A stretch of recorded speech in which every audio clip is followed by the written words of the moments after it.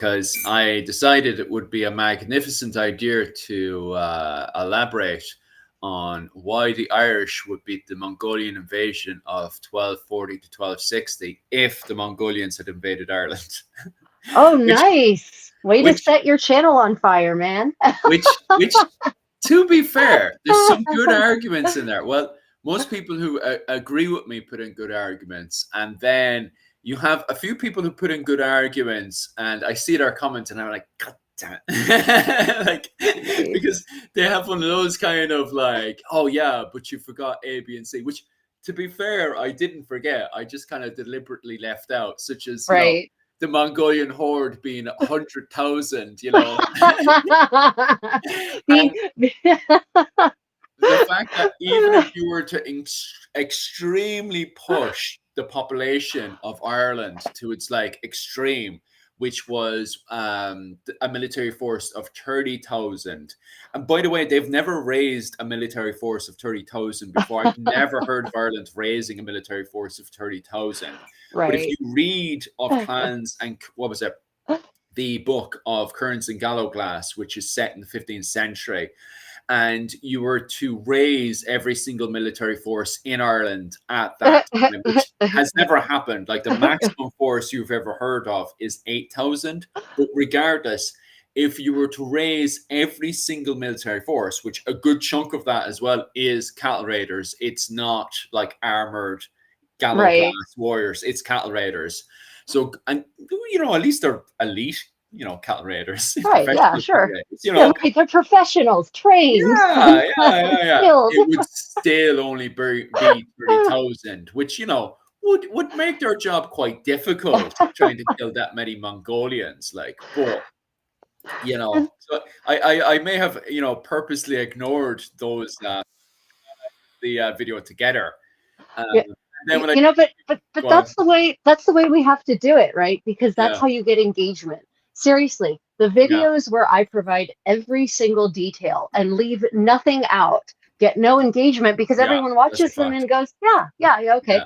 But if I put these little Easter eggs of omissions and maybe slightly not correct information, then I get engagement. I mean, it's So like bold this but is such true. a garbage ecosystem in which we have to operate if we want Mm. our content to be seen by anyone.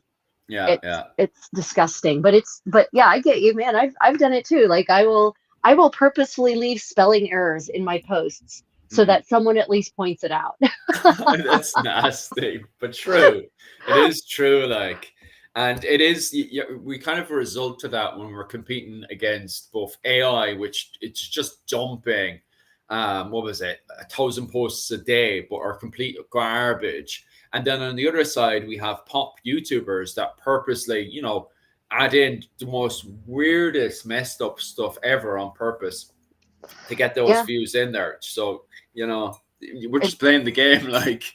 we have to because Mm, literally if we hadn't played the game, you and I would still be in the hundreds of subscribers and no yeah. one would be watching right now. So Mm, mm, mm, it sucks and it's disgusting, but there it yeah. is. But I wouldn't say it's disgusting. When you're putting a shirt together, it is, you purposely don't put in all the facts because you want Oh, to have a yeah, no, no, no. conversation. No, no, no. I meant the ecosystem is disgusting. Yeah, That's disgusting. yeah, It's yeah, it's yeah. it's horrible that that's how we have to operate. Like I just played around this morning with my latest short on which is a spin-off on my medieval rings video. Mm, And at mm, first I had a really academic sounding title, right? Like yeah, how diamond rings became the de rigueur choice in wedding engagement options or something like that, right? yeah, yeah. Then I changed that got like 30 views. Okay. Mm, So I changed it to diamonds aren't a girl's best friend and suddenly it's got 1,500 views. mm. You know, Uh, it's I see the lads over in my comment section are like, you should bait them in with WWE style content, like Ring of Death match, Nile of the Nine Hostages, and King Arthur. Who would win? Yeah, I suppose that would work all right. Somebody was yeah. asking me as well that I should use AI videos to make, the Mongolians versus the Irish possible. Like, those AI videos, God, they are getting too realistic. When I'm like scanning through, it's getting to a point now where I have to look at it for a few seconds and I can't tell if it's real or not. especially the more kind of disturbing content. It's really, really difficult to tell at this point. Like, there's, have you seen these AI videos where they're cutting up cakes of animals and they have the Oh animal yeah, necks yeah, yeah, panicking? yeah, Those yeah, yeah, videos look so real. It's yeah. crazy. Yeah, but I have yet to see a single historical AI anything that was accurate. Yeah. Every historical AI, historical, and I'm using big quotes there. Every historical AI anything I've seen is fantasy garbage. Yeah. It Yeah. is not, I mean, I can't even imagine what the AI would do for Mongolia, like the Mongolians. It would give them so much fur and so Yeah. much leather, and their arrows would have like 30 strings and barbs and all kinds of weird shit. It would not be even a little bit accurate. Yeah. Sorry. I Weirdly enough, if I type in Viking, it pops up with the classic Victorian interpretation with the horns and Of all that course it stuff. does. But interestingly enough, if I type in 9th and 10th century Jorvik, like as in it's Viking spelling Jorvik, it's actually not that bad. Like I've been able there to manipulate it and play with all that kind of stuff. That's kind But of shocking. yeah. But if you play around with the high Middle Ages or the late medieval period, no, nah. Yeah, It's just complete fantasy. Like, and the women are always like super like busty, like breasts up to their chin, oh yeah, and the men have like these big muscles, and they've got this really modern yeah, chiseled cut that doesn't look anything like the medieval silhouette. It's like, yeah. okay. And Or leather, of course, the men are always depicted in leather, leather, oh, leather, leather. for anybody who's watching us at home, first off, welcome to Irish Medieval and Creative Contessa's Medieval Buzz. And secondly, what Rachel was talking about there is, I think it was last summer, wasn't it? I was sending on the photos to you. I was putting them together and I was sending them on to you. And you were just, oh my God, you were just, especially the Scottish ones. Do you remember when I was trying to put together a Oh 15th yeah, oh century my Scottish God, it dress? was terrible, Yeah. terrible. Oh God, it was painful. It was hard for me to look at. I had to look away. Yeah, I yeah, had to yeah, avert my eyes. It was just yeah. yeah, it was basically like they took, I don't know, the garbage that they put the women in the Tudors, which is just like nonsense, utter sartorial nonsense, and Mm. the AI pulled from that as that's got to be, that's got to be authentic and correct. What's actually crazy about that as well is that was the intelligent AI, and they had to dumb it. What was it in the last few months? They had to dumb that down because they had done a series of experiments. It was the politics experiment where they got 5 of the same, I think, slightly adjusted AIs of that intelligence. And they told them that eventually they were going to be shut down and an update version was going to be brought in. And 3 of the AIs that were in that experiment started to plot to kill the actual person that had constructed the experiment Right. and stuff. And when they realized this, they had to make the AI that's now in our phones dumber because they realized that this AI kept plotting. And it wasn't just God. that experiment. They had done series of experiments. And every single time, I think it was like 60% or 70% of the AI started to plot. Anytime it was literally the same scenario, it would come down to the same sequence of scenarios where they would honestly tell, or the AI would find out that they were planning on updating the AI, which would kill the previous AI. So it started to plot Shit. to kill its owner so it could survive. Oh my God, we are so Yeah, doomed. Like, yeah, no one, why? If, okay, I understand that people don't want to read because they're lazy. Okay, so you mm, don't want to read Ray Bradbury and mm, learn the lessons of 1950 science fiction. Fine. yeah, What about watching some more recent movies like The Terminator? Like, mm. can't we learn from our own freaking media that maybe we shouldn't just be uh, bequeathing all of our mental capacities and control of our lives to machines that are starting to be able to think? No, no, no. We're going to make things even better, right? So the solution, guess what the solution is right now, and the updated God. version that we have. The Oh my updated God. version that we have right now is dumber, but it's more biased. They Fantastic. purposely made it more biased. I can't remember what the excuse was on it, but it's certain, like, it's biased towards anything that's like non-pro government and stuff. So it's anything that the government is pushing right now, it's very biased towards on purpose. And but we can feel safe because it's dumber.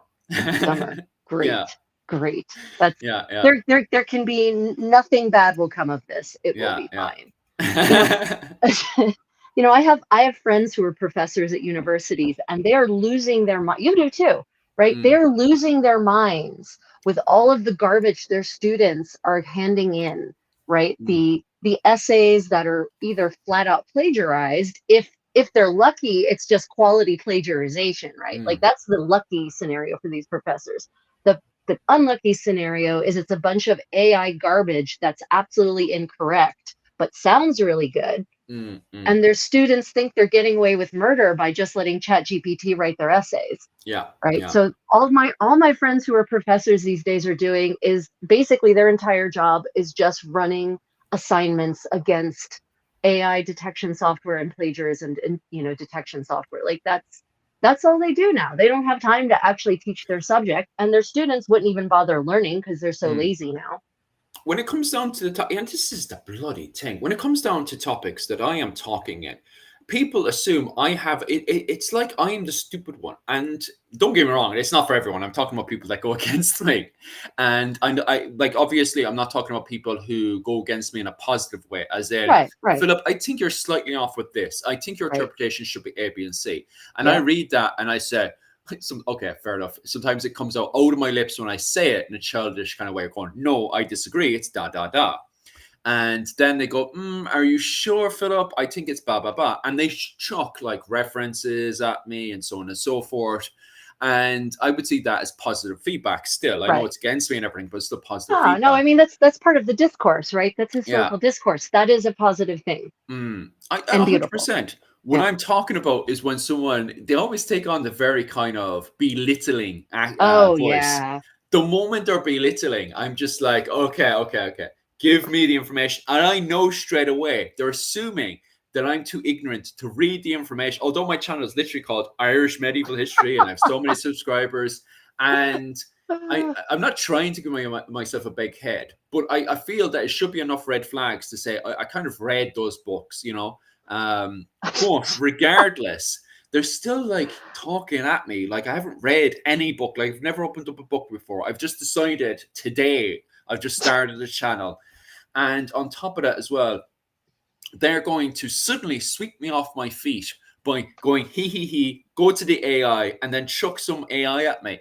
And I'll quickly just look at it and go, all right, first and foremost, you can tell by the way it's talking that this is an AI answer. The AI always talks in a specific way. And Right. on top of that as well, it always gives you that default Wikipedia answer from the Oh Victorian yeah. era. It does. It Yeah. does. And so did you share that? Did you share that thing you shared the thing from the professor about the whole Latin text that was invented out of whole cloth? Was that you who shared that with me? I don't think I've shared that one, but I Okay, did so hear something about that. right, so this professor, he Mm, has an Instagram, and he just had this crazy, scary interaction with Grok. Um, and because there was a discussion in some forum, as there are, about the mm, history of certain implements of torture, mm. specifically in the Passion of the Christ, the historical aspect. Well, did they have a flail made out of? Did the Romans actually have this thing that is described that people think Oh, of, right? yeah, I remember. Right? Yeah, I did think I sent that on to you. Right, Yeah, yeah. right. So did the Romans actually have this horrifying torture of Mm, punishment? Basically a stick with wire and barbs hanging from the wire, or sharp pieces of metal or stones woven into the ends of the ropes, and then that is used to whip someone until their backs basically have no flesh left on them, right? So the mm, debate was on whether that was actually real, and this mm, historian was saying he hasn't seen evidence of that actually being a real thing, rather than something invented by medieval artists and storytellers, right? mm, And so he went to Grok. He apparently, someone sent him some stuff from Grok. They went mm. and quoted a whole bunch of, went to Grok and said, Grok, is the flail used to beat Christ real? historically accurate, authentic, or whatever. And it came back with this really authentic sounding answer. Grok invented Latin text, entire Latin text, attributed it to Seneca and to Pliny the Elder, quoted chapters and pages from the original source text, provided a breakdown of the Latin to English. You know, this word means led, and because it's in the accusative case, then it's being used to do something to someone, right? And and this historian, who is thankfully a real historian, went and actually looked for the original passages as cited in Seneca and Pliny the Elder, and found that there are no such actual passages anywhere, but that Grok invented ancient Latin, classical Latin, to prove its point. Yeah. Because that's what the person looking for the information wanted. They wanted an answer that affirmed their belief. They didn't want an answer that challenged their belief. So that's the world we're living in, where know how many people, most people, even critically thinking people, would read through that and they would see all this Latin and think, oh, this has got to be legit, right? They wouldn't. I'm not even certain I would necessarily do it if I weren't already super skeptical of AI. But anyone who's not super skeptical of AI is definitely not going to go and check the sources. And they're going to believe that what Grok told them is 1,000,000% true. And so I wonder how long it's going to be before we start seeing floating around social media a post about how the flail that was used in the Passion of the Christ was absolutely authentic. And here's all this primary source evidence that they had such a thing in ancient Rome, right? Oh, it gets worse, because I've already seen on Facebook people are already posting onto sites dedicated to Irish medieval history and stuff. You know, the Celtic people, blah blah blah. But in it, I've read some of these things that people have been posting up, and it's the equivalent of the Galloglass were the samurai or something like that. And it gives complete bias. Yes. This has been a thing for a while on Facebook as well, about these arguments that the Galloglass were the samurai of Ireland. This has been going on for a while as well. It's not even a thing of Galloglass were the samurai of Ireland. Then they clearly have no concept of what that relationship meant.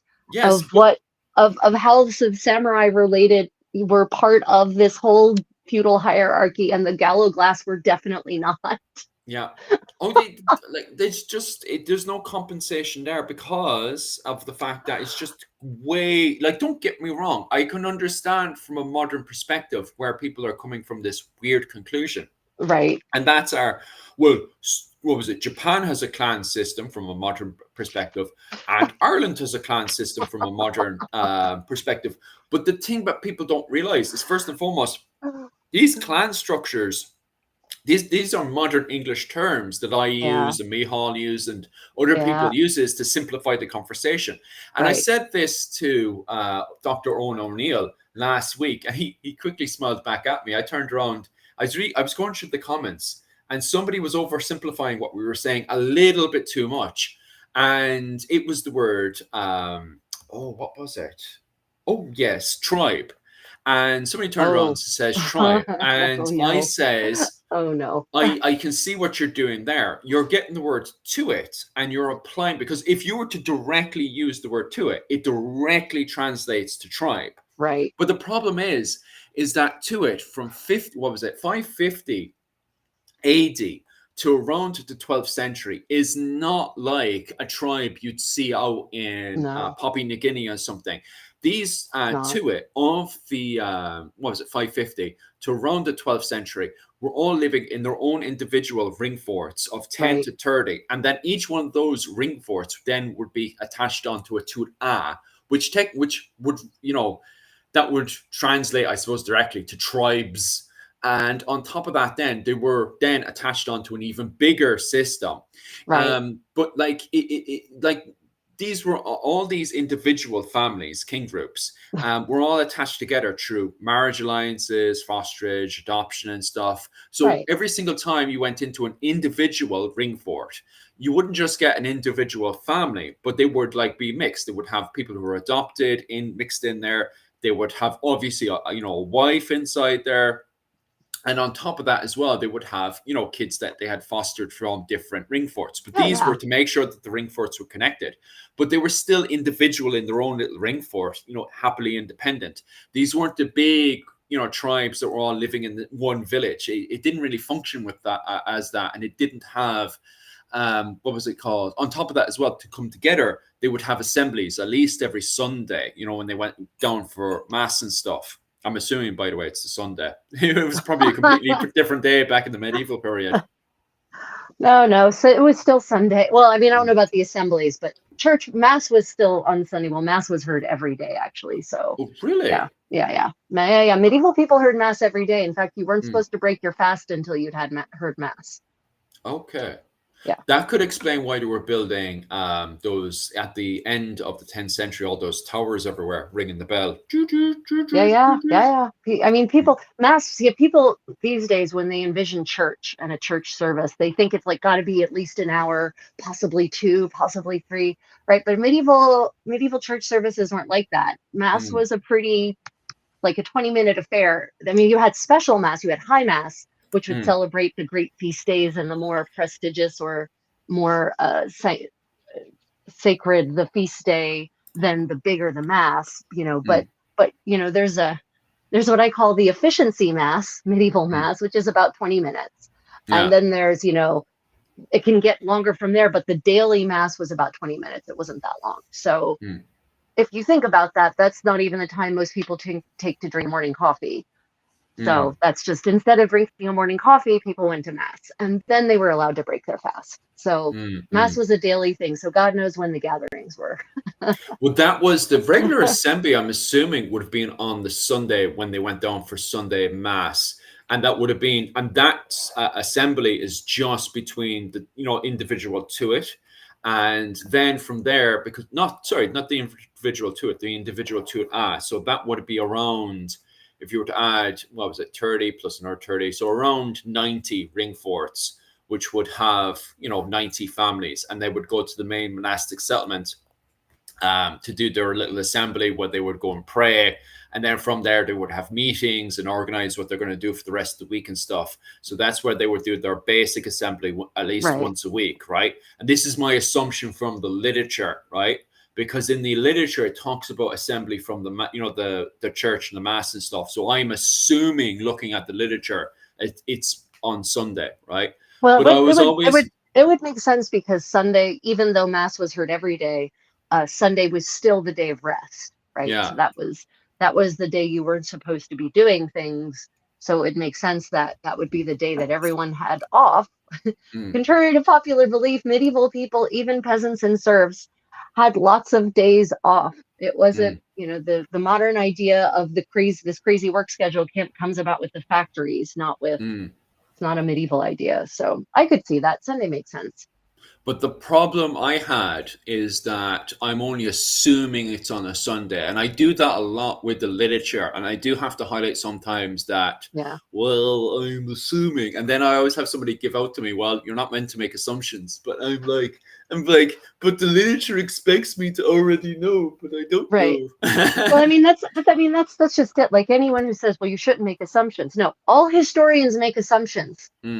All historians make assumptions because we don't have time machines, right? So we're always going, any given aspect of history, any given episode of history is going to have holes in it, and we will have to fill them in by making assumptions. Now, the honest thing, as academically honest thing, and I try to do this whenever I know that I'm making assumptions, is that you say, I assume this is what they were doing because of these other factors that make sense, but we don't know for certain because we haven't found evidence, right? That's what all historians do. And anyone who says you shouldn't do that basically says that history shouldn't exist as a subject, I guess.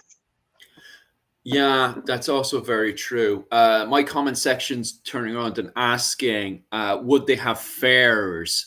And I'm assuming you're talking about on the Sunday. Like, obviously, like ultimately, overall, they did have big, massive fairs. And it does highlight the fact that they would have had big, massive fairs for the main assemblies, especially the ones that would have popped up 4 times a year. which is for the main festivals. My brain has decided to turn off because I know you have the main summer festival in August.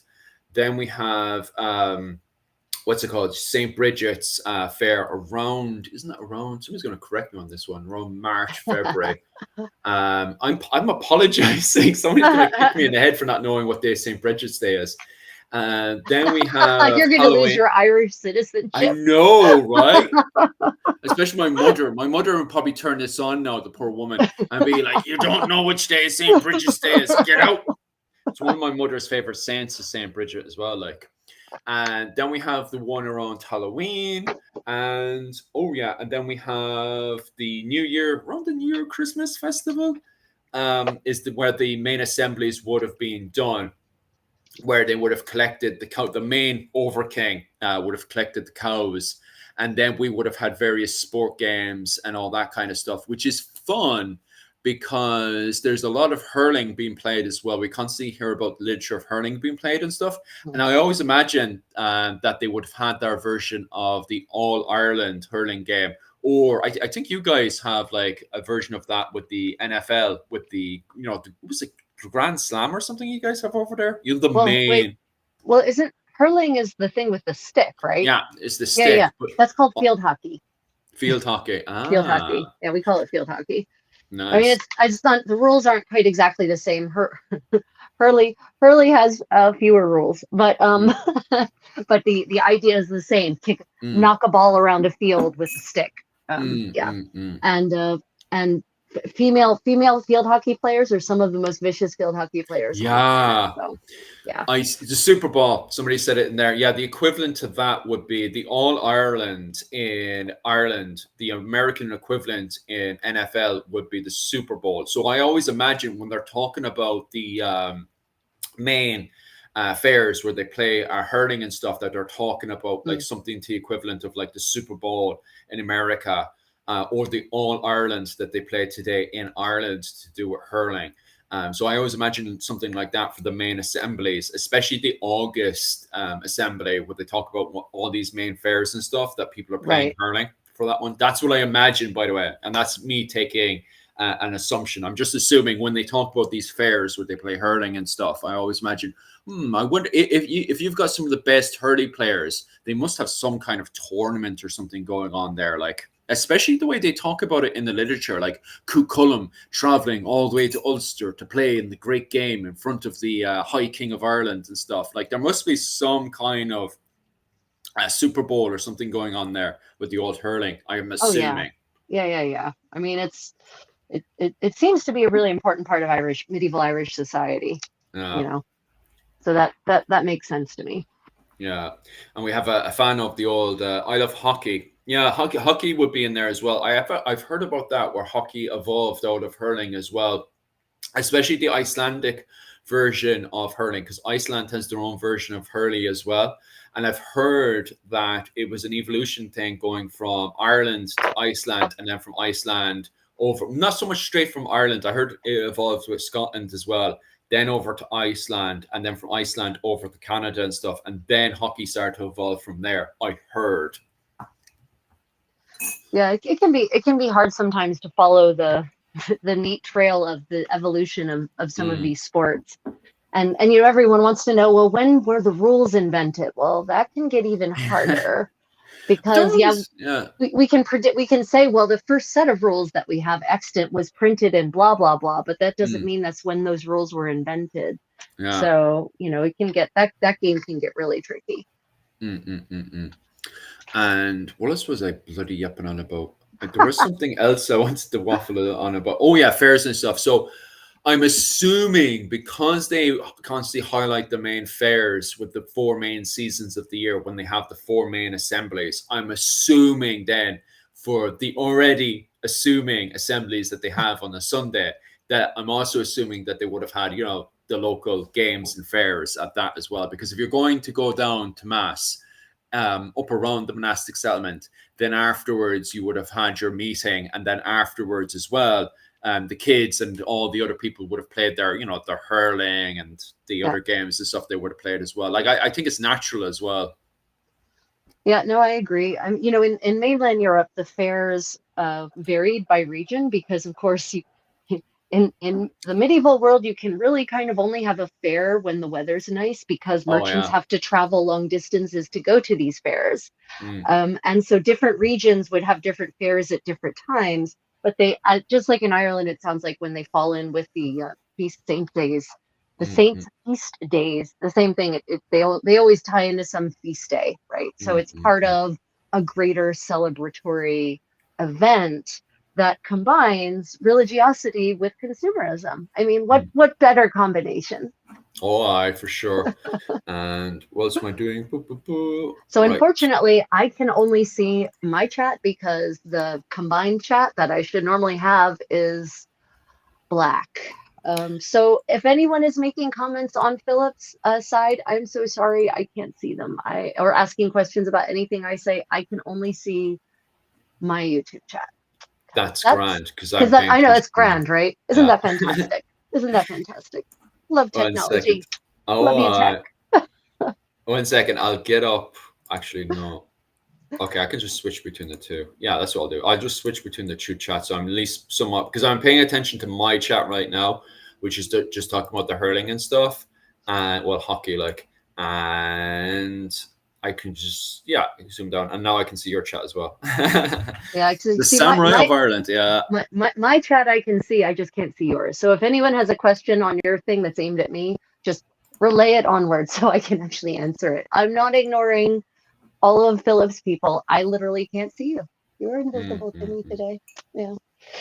Technology for the win. So yeah, there's Oh, been we've got some buzz. So I mean, we have some buzz things planned, but I thought I'd actually lead off with what might cause a tempest, and I hope so because the algorithm doesn't really like peaceful conversations.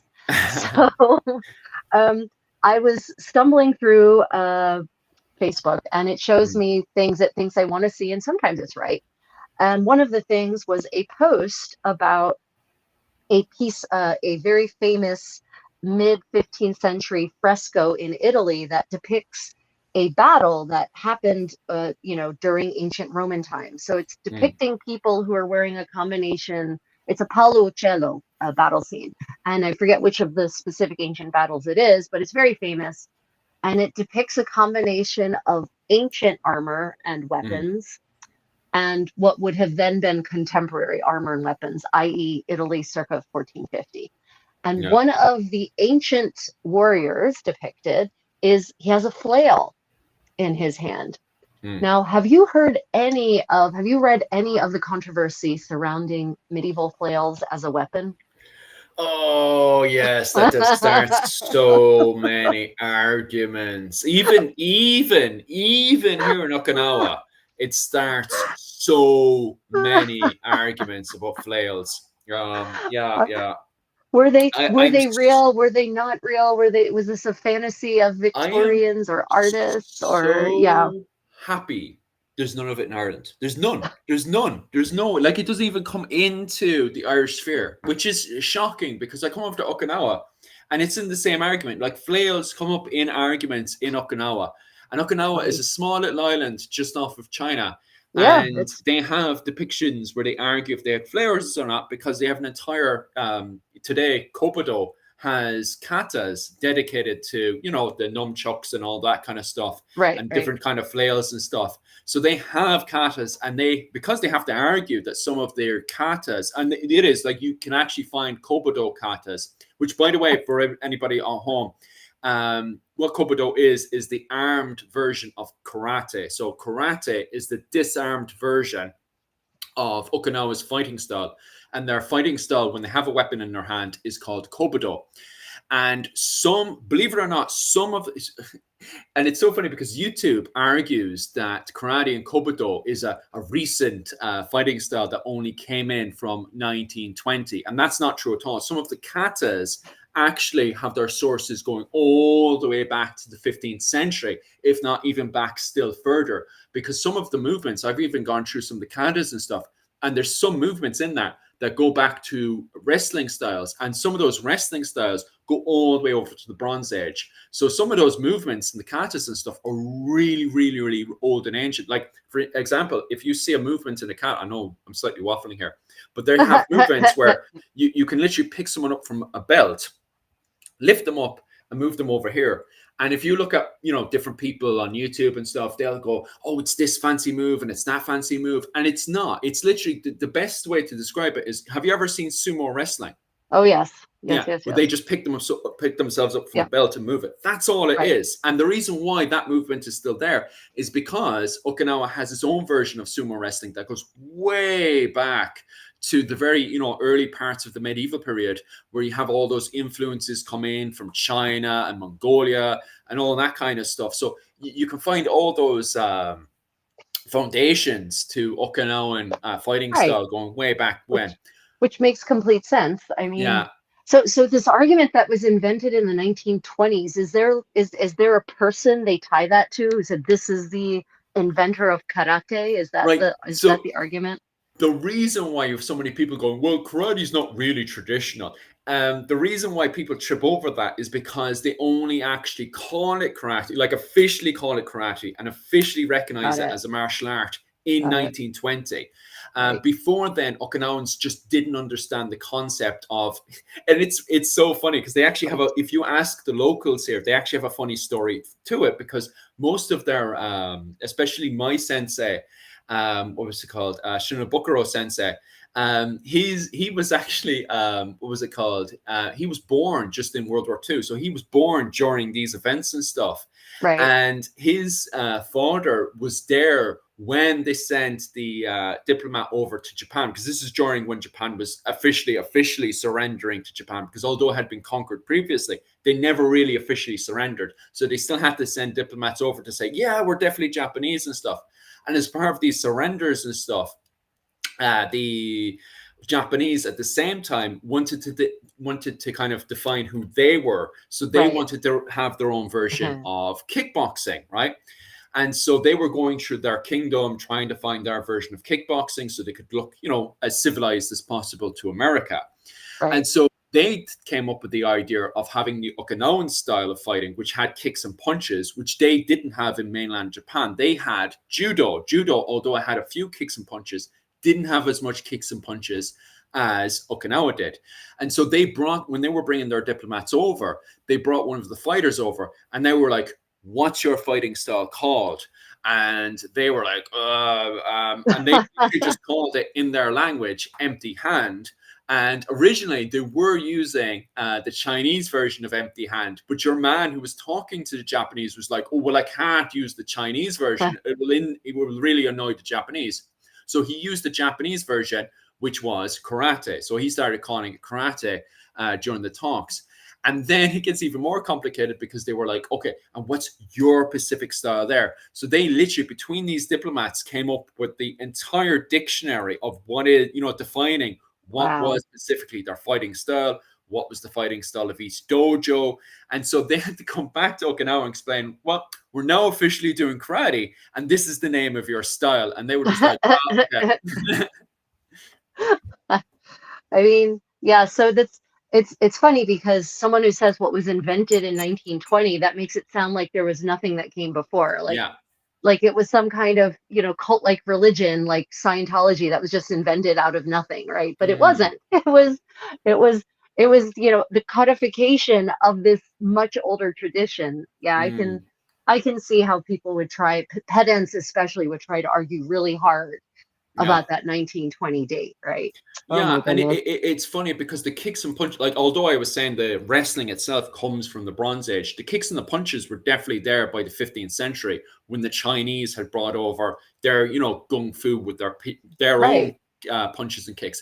And that's also funny, because when you had, although they had an idea of fighting styles and all that stuff, and the term martial arts from the Italians back in the medieval period as well, they didn't also define themselves as gung fu or kung fu until Americans started come over and started going up to the Shaolin temples and saying, oh, is this the kung fu we've heard of? And they were like, huh? What the hell is that? Do you know? Oh my God. That's yeah. How on earth did we get on that topic? Flails, because in some Flails, of the flails. katas Yes, that go all the way back to the 15th century, the Okinawans, the likes of my sensei and stuff, argued that they did have flail katas and stuff, that they did have these weapons and stuff. So even in Okinawa, which is way far from Europe, they also argued that they had flails and stuff, and they would have used it in the 15th century. right. So for those who aren't tracking, there is a big debate in the historical European martial arts world of whether the medieval European flail was a real weapon or whether it was just a fantasy thing that appears in some art. And there was a person who published a paper a couple of years ago. It's available on academia.edu. That his position was that the flail was an invention. It was a medieval fantasy weapon. And that triggered a schism over flails in the community, and that schism has been reignited because someone posted, one of my fellow medieval creators posted this, what is actually a 15th century Italian historical fantasy image of a battle, and tried to use that as evidence that flails really existed. And I hate it. I hate it when people try to use fantasy medieval art as evidence that something existed in the Middle Ages. And someone even commented further down, it's so annoying that the only depictions we have are these really questionable sources. And I'm thinking there might be a reason why the only time flails are depicted is in fantasy scenarios.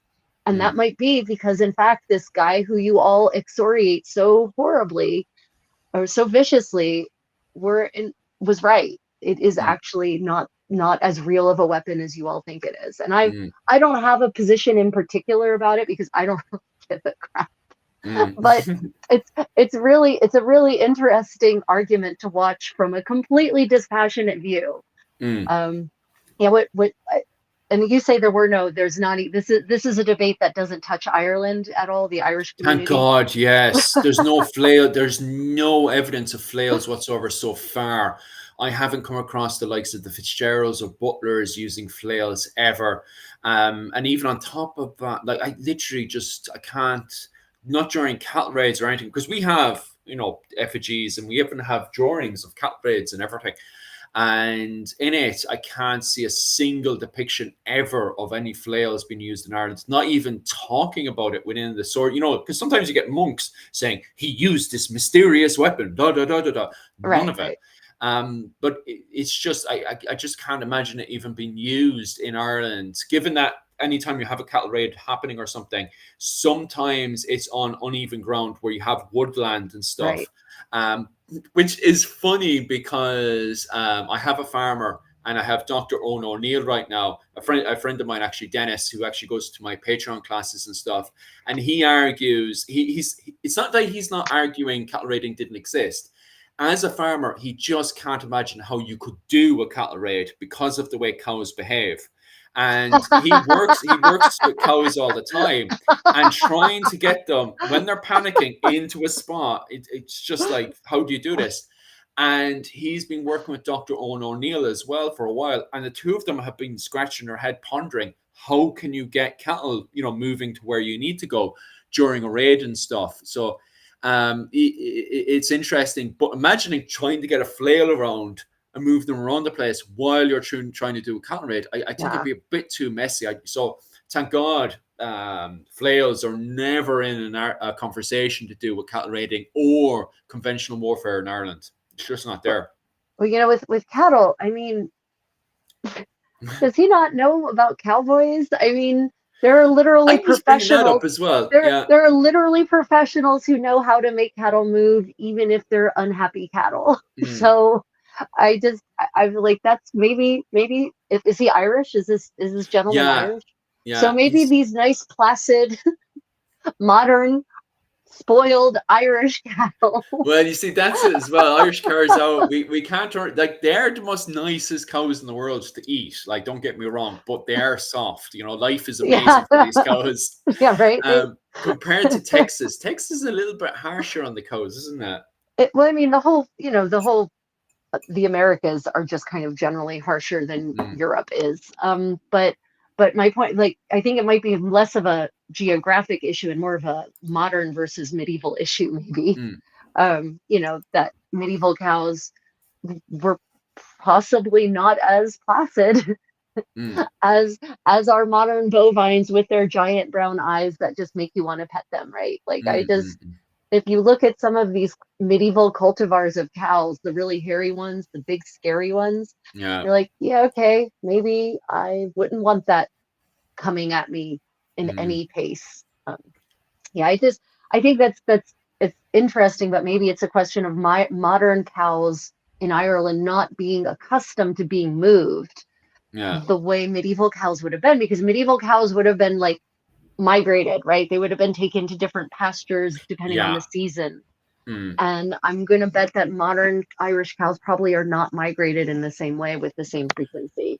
Yeah, that's because they're always very channeled. You can see that by the way the ditches are around Ireland and stuff, going between one, what was it called? One field over to the other field. They always have, those traditional country ditches and stuff where they just move the cows into it and then they move them on to the next field and stuff. So Right, you're definitely right compared to the big open spaces that we see in the early medieval Ireland, where you've got your traditional ring fort, and then you've got a few farms around it, and then outside of the farms, then you've got your cattle pasturing right. close to the ring fort during the winter, and then way out in the uneven ground during the summer months and stuff. So yeah, you're definitely right there. Definitely a different way of thinking when it comes down to cattle raiding and stuff in Ireland, for sure. Like, Yeah, I think it's a question of the modern. It's hard for us to mm, really fully imagine uh, how different certain aspects of the medieval or the pre-modern world were. We just sort of imagine, well, farming has always been farming, for mm, instance, that cattle have always been cattle, and that they've always reacted the same way. But have they? yeah, Like, yeah, thinking about pigs, especially, medieval pigs were basically boars. yeah, They were just yeah. And that's a different ball game altogether, isn't it? Like dealing right. with boars. Right? So, Mm, yeah, and modern pigs are not as nice as people think they are. mm, So, yeah, I think sometimes if when we're trying to recreate medieval scenarios and recreate medieval life in some sort of realistic manner mm, or understand it, we have to try to separate ourselves from our modern experience as much as possible. And that can be really hard. Like when I'm redacting a medieval recipe from an original medieval source, it's very tempting, and not even at a conscious level, for me to just use the techniques that I use in my daily cooking life because they're just yeah. part of my DNA at this point. Mm, mm, But then I have to step back and say, but wait, did a medieval person have access to equivalent equipment that could have achieved this texture or this density or this size, right? I have to stop and pull back and think, well, actually, they didn't have whisks, so they couldn't have turned egg whites into this beautiful foamy thing, mm, for instance. mm. So it can be hard to really separate ourselves from our daily lived experience. Oh, for sure. And I definitely agree with your comment section there saying that boars are very scary. They are for sure. Especially when they're coming straight at you. Like to have the skill to even go hunting boars is something else. And if you get into even Irish literature is full of so many times when the main protagonist or character within these stories of boar hunting are killed, or we even read about nobles and Oh kings yeah, being killed by boars as well gored, during the boar hunt. Yeah. gored gruesomely. Yeah. Yeah. Did you see that there was a German aristocrat died a couple of years ago at the age of 80 boar hunting? At the age of 80, Yeah, he got he Jesus, got that's he something got else. taken. He lost. The boar Yeah. won. Mm. Um, so I mean, but honestly, for a German aristocrat, like that's kind of the dream death is to Fair is to enough, just like. is to die on the hunt. Maybe not the goring part specifically, but Mm. to be out there doing the most aristocratic thing you can imagine, spear hunting with a boar. Yeah, yeah, I can imagine it. I knew an English fella as well. What was it, a few years ago when I was doing the reenactments and stuff, and he was so proud of his boar kill years back. because of the fact it was so dangerous. He went out there with a spear, and Yep. just as it was coming in, he said he never felt an experience like it before, because it's so terrifying. You don't. He was describing to me, you don't realize how terrifying it is until it's charging right at you, and your brain sort of just freezes up. And he was so lucky; he just had the spear just at the right angle and everything for it to just impale itself onto his spear. And he said he'd never felt an experience like it before, because of the complete. And he said he'd done everything else before, because he had the money to do so. And he went up for boar hunting, and he didn't realize it would be that terrifying to have something charge at you the way it does. And he's gone hunting in South Africa and various other spots before, so it's not like he hasn't gone hunting before and gone hunting against other stuff before. But having something charge at you the way that the boars do, especially with the sounds and stuff, is just something else, you know? Yeah, everything about their demeanor says, "I will kill you." Yes. Like, there's, and the kill it, and the scariest part, I think, because I've also encountered. I lived in Germany for 12 years. I used to ride my bike through the woods. I've come bike to face with a boar. And I literally thought, oh my God, I can't pedal any faster. I'm Yeah. going to die. Thankfully, the boar was not interested in me. I think she was surprised to see me as I was to see her along the road. And she went back into the forest. But for a moment, I thought, this is it. The same thing. Yeah. I, The almost near death experience happened to my wife Yuki as well. Her ball fell into, this is back in Hong Kong, and her ball went into a bush, and like a little innocent child, she ran running into the bush. And as she goes past the bush, there was three of the most poisonous snakes in the world. Suddenly, their head popping up and was just rattling in front of her, and she was like face to face with three of them. And it's at this point that what you normally hear in a lot of stories is them just going, and you're dead. And she doesn't know how, but she just went, her brain knew she was dead as a little baby. But she just started walking backwards calmly and just walked away, just calmly. Just abandoned. It's so funny. She looks back and she's just literally, as a small little baby, because she was only about 3 years of age at the time, she doesn't realize how her brain just suddenly clicked in and went, I'm in danger, and then just gave up on the ball, started to calmly reverse back and walk away from the situation. She does, looking back at how young she was, she just doesn't realize how her brain just naturally kicked in like that and just, calmly got out of the situation. Absolutely, like her looking back, and it must have been the same with yourself as a little baby on the bicycle. Your brain just naturally kicking in and going, oh, I'm in danger. I need to get away. yeah, well, I was 30 something at that Oh, point. right. I was pedaling. I was riding because I used to commute by bike 17 kilometers each way to work every day, and go through this forest. And one day, I was riding back and going up the hill where the road went up, and suddenly this boar just pops out of the forest and is running 12 inches from my knee. Mm. And I can feel her. Like, I can feel the heat from her body, and I'm pedaling uphill, and this is a hill, not a hill. And I'm already in the lowest gear I can possibly achieve. And That's I'm insane. pedaling for all I'm worth. And all I thought is, I can't, there's no more to give. If she wants me, she's going to get my leg. And thankfully, she looked at me. We made eye contact. And she said, nah, not worth it, and went back into the woods. Same thing happened to me in Kenya when I was doing my military service and stuff. We were in the forest because I was in with the Rangers and stuff. We were in the forest doing recon on, this is a practice, by the way, this wasn't a real thing, sort of practice. The village knew we were watching them. So it was just to practice our own skills. So it's not like we were actually like, stalking this village or something. They knew we were there. We just needed to practice our skills and drills. And we went up to the forest, into the forest, and we put up our recce stuff, and we started watching this village in Kenya. And we were nice and relaxed. And suddenly we were like, oh yeah, this is so funny. Because it was me this happened to, by the way. We went into our typical formation, the circular formation where we're looking out. Yeah. And in the middle was our corporal, and he had the radio stuff, and he was basically saying what the village was up to, going around having a, because they were, this was only a Wednesday and stuff, so the village were just doing their bits and bobs, and then they were going off to bed, and they were watching TV and stuff. So it was not exciting or anything.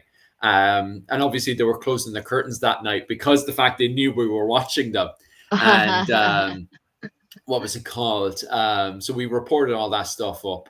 Nothing exciting whatsoever. And then what was it called? It was one of the lads next to me turned around and went, "Did that tree just move?" And I was like, "Huh?" So I went on the what was it called? The night vision, and I suddenly was just, I wasn't terrified or afraid. My brain just couldn't digest that there was an elephant in front of me, because you have to remember, I'm Irish, I'm from Ireland, I'm not used to seeing elephants. And my brain was digesting the fact that I was in Kenya and there was an elephant in front of me. And I was just like, so I was like, what the hell? And I gave it over to the guy next to me, and his brain started freaking out straight away. He was like, what the hell? And he gave it to the corporal. He was like, corporal, corporal, corporal, gave it to him. And he started freaking out. And he was like, okay, guys, slowly but surely, let's make our way out of this area. So we started slowly stepping out, but at the same time, very quickly trying to make our way out. And then suddenly we just started rushing out. And we looked at each other at the end of it. We were like, if that elephant wanted to, we would have been gone. And it was literally, it's only the fact that the elephant, it was a female elephant, was just curious. And we even said it to the professional Kenyan ranger. Our professional Kenyan ranger is somebody who specializes in the wildlife in that local area and is trying to keep poachers away, which we were also aiding in, by the way. So while we were doing all this stuff, we were also supposed to keep an eye if there was any poachers about. Obviously, there was no poachers that night. But he was saying if that elephant wanted to, if it was more territorial, or if any of its babies were about, that was it. We would have been out of it. Like, the force of nature that is a pachyderm is terrifying. Oh, absolutely wild. And I can't say anything, because even yesterday, myself and the wife were watching a TV show on hippo attacks, and the amount of times hippo attacks happen in Kenya is wild, and it's all gruesome, just absolutely gruesome.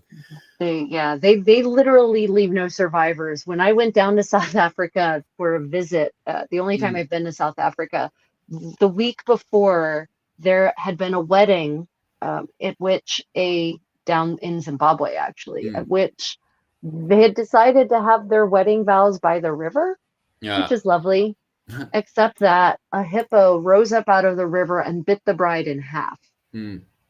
Just like that. No more bride. I mean, oh my God. Yeah. Oh, Africa is something else. And I remember every time something goes wild in Africa, somebody always turns around and went, well, that's Africa. It's like, what?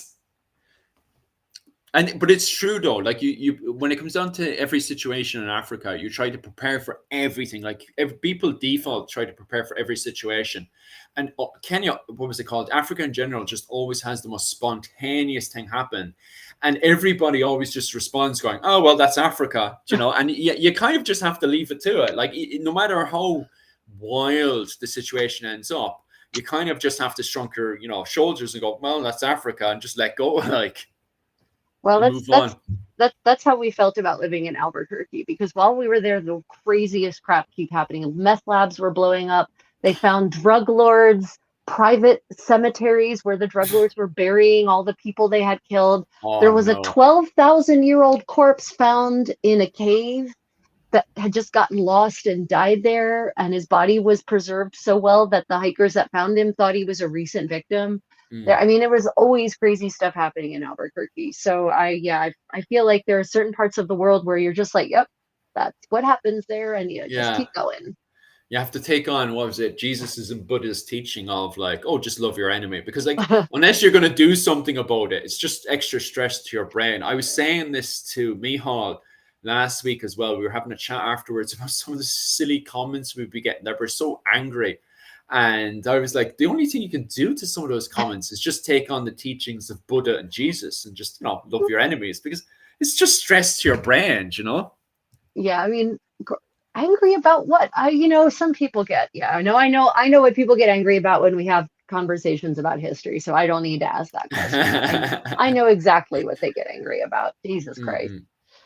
Okay, well, let's go ahead and kick this party off. So we've got some buzz today, don't we? Other than Oh, medieval flails, which if any of you want, go and look up the debate on medieval flails. Just look up, did medieval flails really exist? And enjoy the polemic. oh, Um, so we've got some fun stuff. well, there we go. Yeah, Medieval buzz. that was not what was supposed to happen. What the Yeah, heck? it's bouncing all over the place right now. Why are you like this? Oh There yeah. we go. Okay. So, what is the first thing? Oh, interesting. I hate technology. I don't do medieval living history because I love technology. Oh, Oh, how's oh, all well, my American followers doing? Any Irish Americans in there? it will not. I hear it. Maybe if I maximize the screen, put that in a different Kansas place. City. Yeah. Kansas City, that's north, isn't it? Or is that Midwest? Kansas Oh, City's in the Midwest. middle. Kansas City's in the middle of the country, my friend. Ah. Yeah. Is there many Irish Americans out there, I wonder?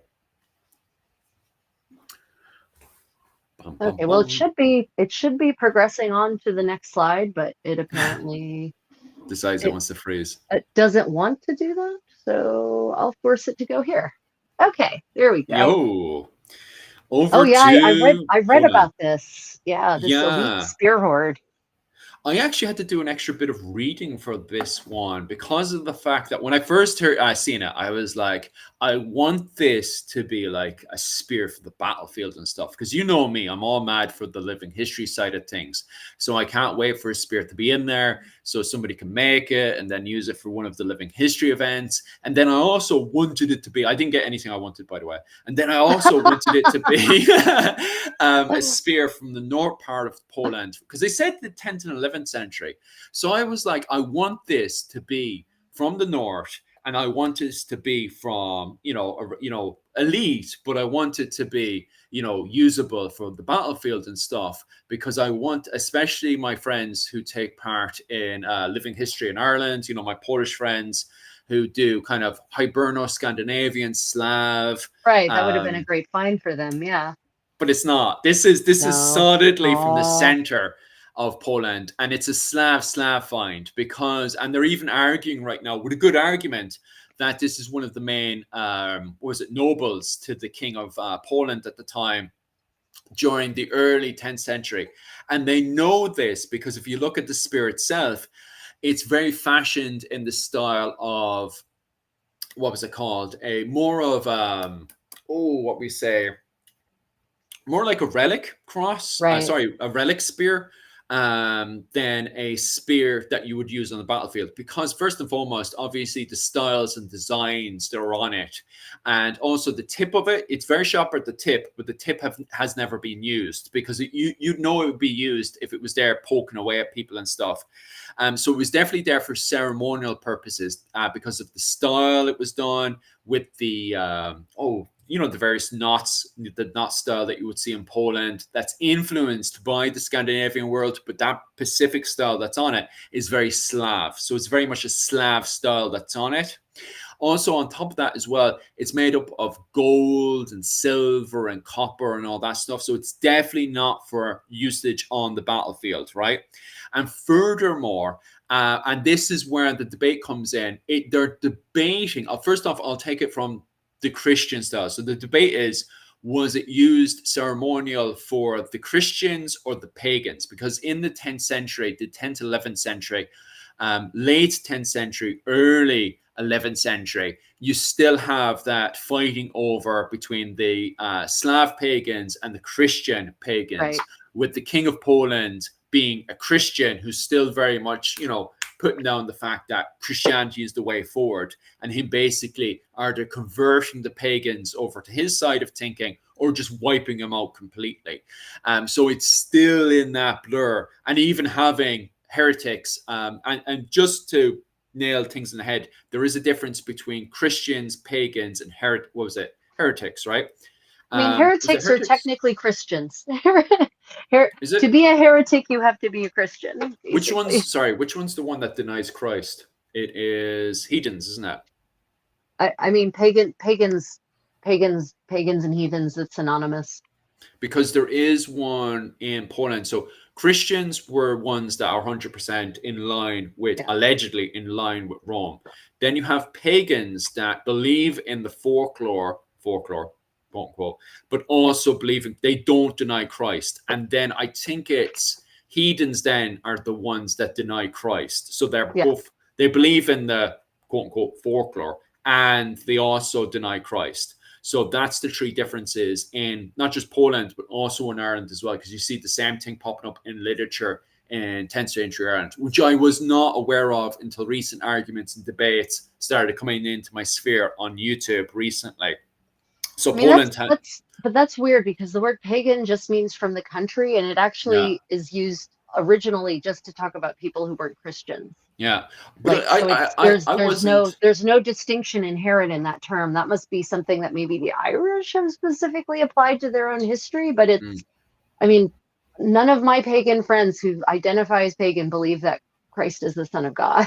mm, mm, So that and heathen just means that you're a non-believer, and yeah, that can be anyone. But the word heathen doesn't it is neutral. So, for instance, the Muslims will call Christians heathens because we don't believe in, that Muhammad is the prophet, right? mm, Or mm, mm, the Christians will call the Muslims heathens because they don't believe that Christ is the Messiah and the Son of God. So mm, heathen mm, mm, kind of is a more general purpose for you don't believe what I believe, but mm. pagans are not Christians at all.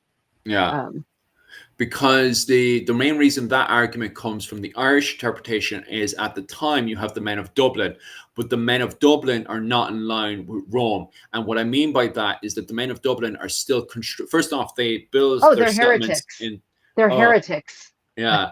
Well, that you see, this is the thing that you do have literature that does call them heretics in Ireland. But anyway, I'll get into detail about that in a second.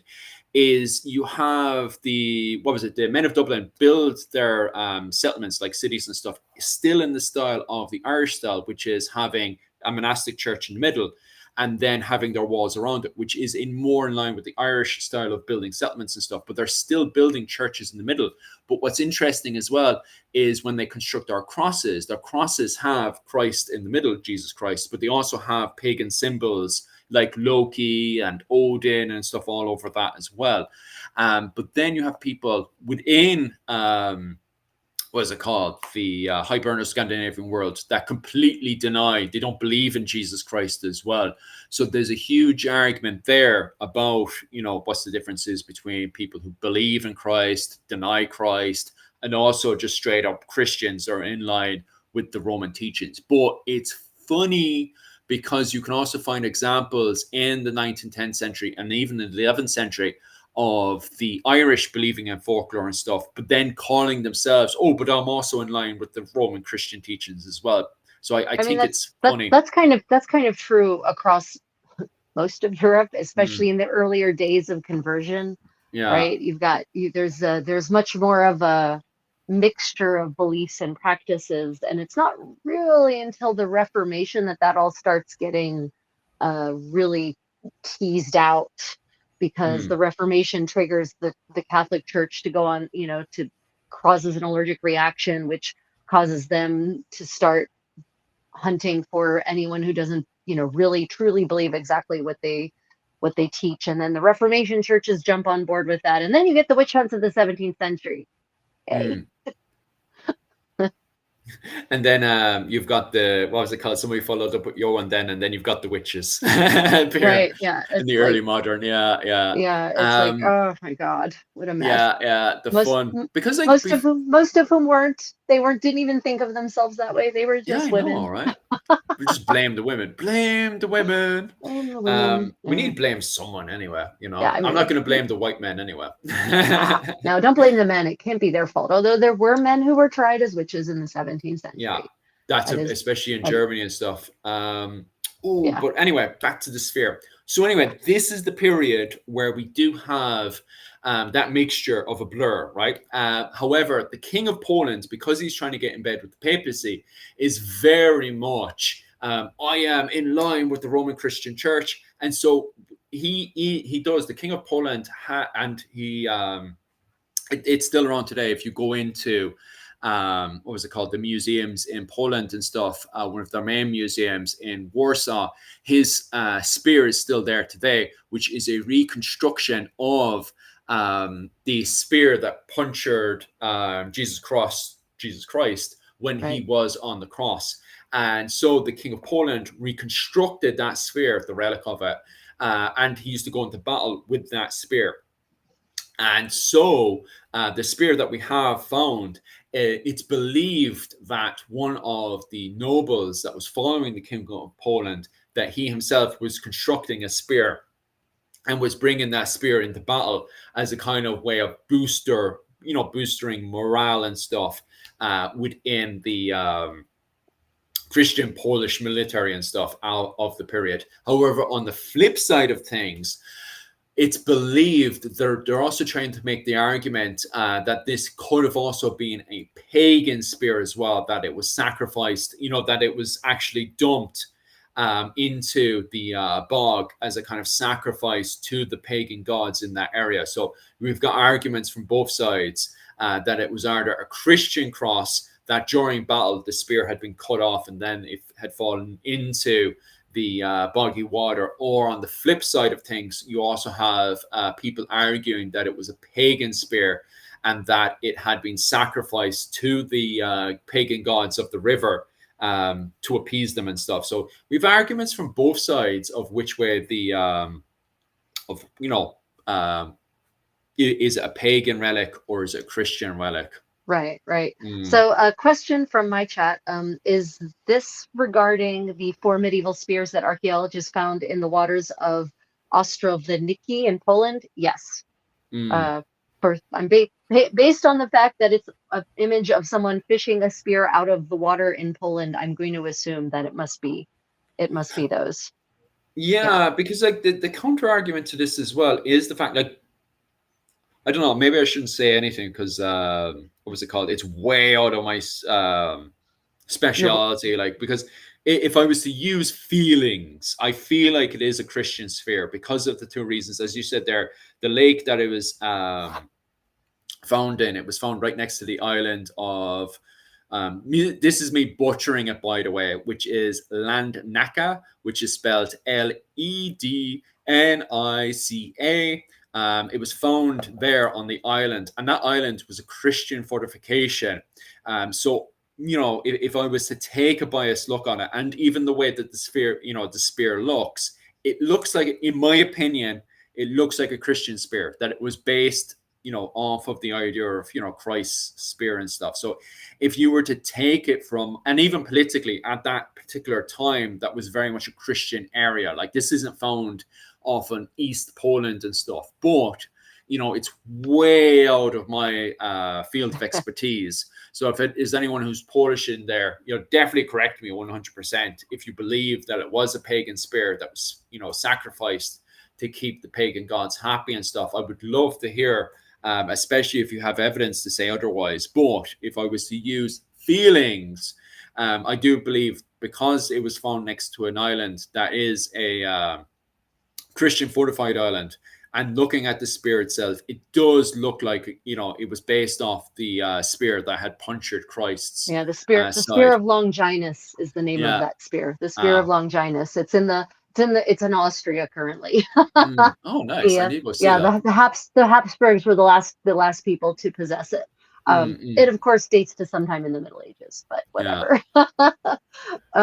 So Takeda wonders, do you remember in the article, are the spears, do they have an iron steel core and then they're gilt or silvered, or are they bronze with silver and gold plating? I'm going to assume they're probably of an iron steel core. Because I actually have it on my notes here. I've got written in my notes saying plated gilt with gold, silver, bronze, decorated with motifs. I don't have the style of the motif written in my notes or anything. I just have it like in Slavic style. So it doesn't say specifically. I don't have in my notes specifically what it is and stuff. But in my notes, it just says plated gilt with gold, silver, bronze, and decorated. because the thing is as well is that it would be interesting if I was to do further investigation into it. It would be definitely to find out if there's a difference between pagan style motifs and stuff and Christian style motifs, especially if they're trying to bring in, the idea of Christ and stuff. But in Ireland, the problem is that everyone around this period is kind of using the Hiberno Scandinavian style motifs and stuff of Rinarica, and then what was it called? I think we've got Rinarica, and then later on, I can't remember the older style that we have around the 12th century and stuff. Regardless, for the Irish, there's no massive differences between the what was it called? The motifs that we have in Dublin and even in the eastern side of Ireland and stuff. So when I was doing research into this, I wasn't really thinking, but now that I am thinking, maybe there is a difference between the Eastern Slavic style that's probably more pagan and the Western Slavic style. So I don't know.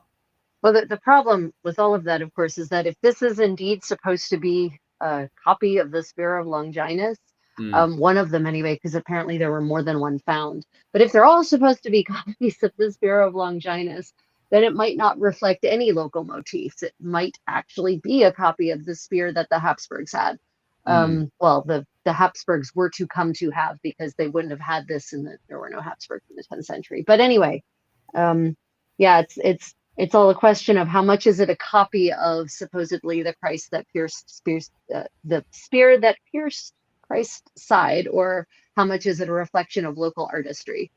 It's local. It's definitely a local interpretation, in my opinion, because it doesn't look, because compared to the kings, so the king who was mostly around the area, who's Christian, his copy is very much in line with the Austrian version of the one that punctured Christ's side. But this one, in my opinion, because it doesn't look like the one that punctured Christ's side, in my opinion, it just doesn't have some of the bits and bobs, in my opinion. But regardless, it seems to be more of a local interpretation, in my opinion. You could tell it's definitely not my field of expertise. Well, they've been finding. So just before we went live, I found a news article tripped across my desk. Another thing that was found in Poland, I didn't have time to add it. They found this beautiful jewel, an amethyst cabochon, pretty big actually, set in a beautiful setting from the 13th century, and they found it in the moat of this castle that was basically abandoned by the 18th century. And it's like they're just finding all of these amazing things in Poland. And I'm wondering, is the archaeology in Poland just now really kicking off, or recently, like the last couple of years, has the archaeology really been kicking off? Or is it a question of these findings just weren't being published in non-Polish sources? It's a question of the bias, right? Is it that the archaeology is kicking off, or that the news is finally reaching non-Polish speakers?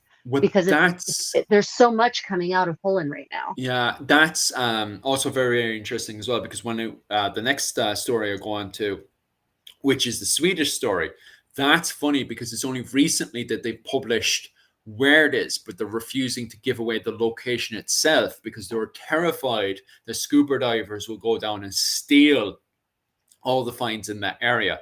Right. Because they've known about a lot of these finds, like the coins and stuff, for the last 10 years, but they haven't made it public because they were terrified of people stealing it. And they still will not, even in the article and stuff, and also the publication, reveal exactly where the location is. They'll say that it's just off of Stockholm, but they're not saying exactly where it is. And they've made it like that. This is to prevent people from stealing from that area, because there's so many finds in that area. And it's the same thing with this lake as well, that they were terrified for, what was it called, a good few months, that people would go into the river and steal it, because this river, that's also a big massive area where they're finding tons of stuff.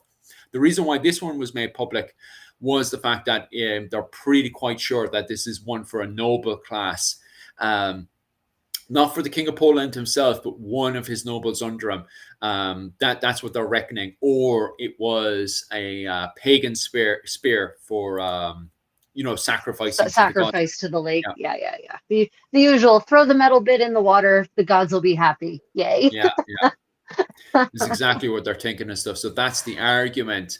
But I can see why, because like even in Ireland and stuff, metal detectors and all, although it's you'll go to prison, and people do go to prison if they're caught in Ireland with the old metal detector coming out, because archaeologists go patrolling around that place all the time with tour guides, so on and so forth. So they will get reported if they're caught. So there is people either getting fined or doing their time in prison because they were going around with metal detector. And it's the same thing in, from my understanding, going through this, because it was also an argument that some English, YouTube historians and stuff were making, is the fact that people should have more freedom in Poland and Sweden when it comes down to archaeological finds, that it should be more open to the public, because in Sweden, although when it comes down to the find, when it comes down to the coins and stuff that were found just off of Stockholm, there's English historians on YouTube arguing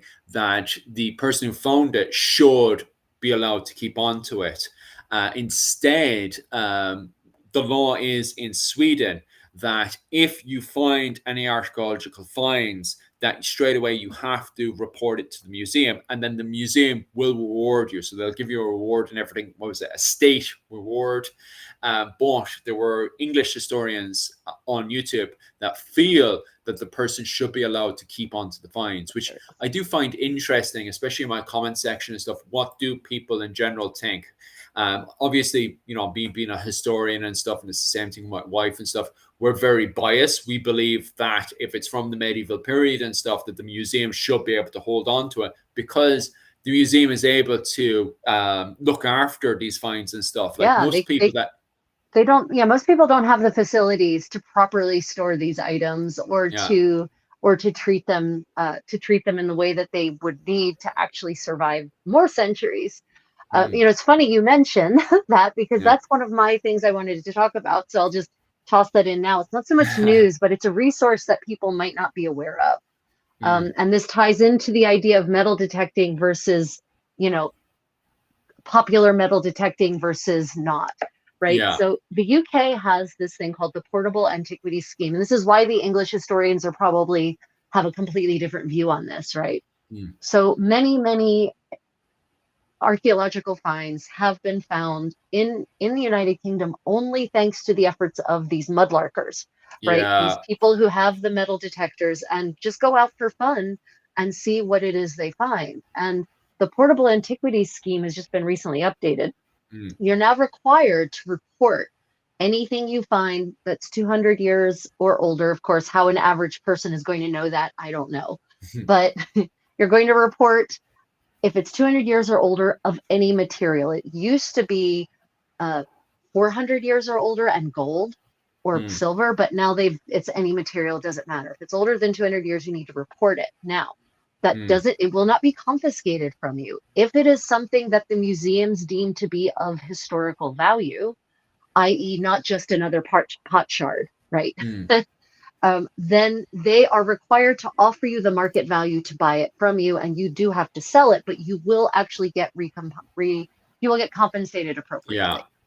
So they have, thankfully, because of this, there is actually a portal, and it's finds.org.uk, and you can go and look up objects by type and era to see what has been found. And this is yet another digital resource for looking for medieval artifacts. So that ties in really well with, so what should we allow? Should we allow them? Should we not allow them? I tend to think that we should allow them, because there's only so much money for archaeological excavation.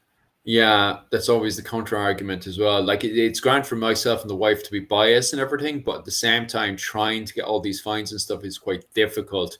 The problem, though, is that I just hate the idea of a lot of this stuff going onto the black market rather than going into a museum, because what happens, they go onto the black market and then they're just never seen again. So many finds just go missing left, right, and center when they should just be in a museum to even start with, you're not wrong. It's just, the question of, is it better for it to be discovered and end up in a private collection, then someday it might end up in a museum, or to go undiscovered? Because I think in most cases, that's what we're talking about, because the finds that are found aren't being found at castles, right? They're being found in the middle of a field that no one would have looked two ways at.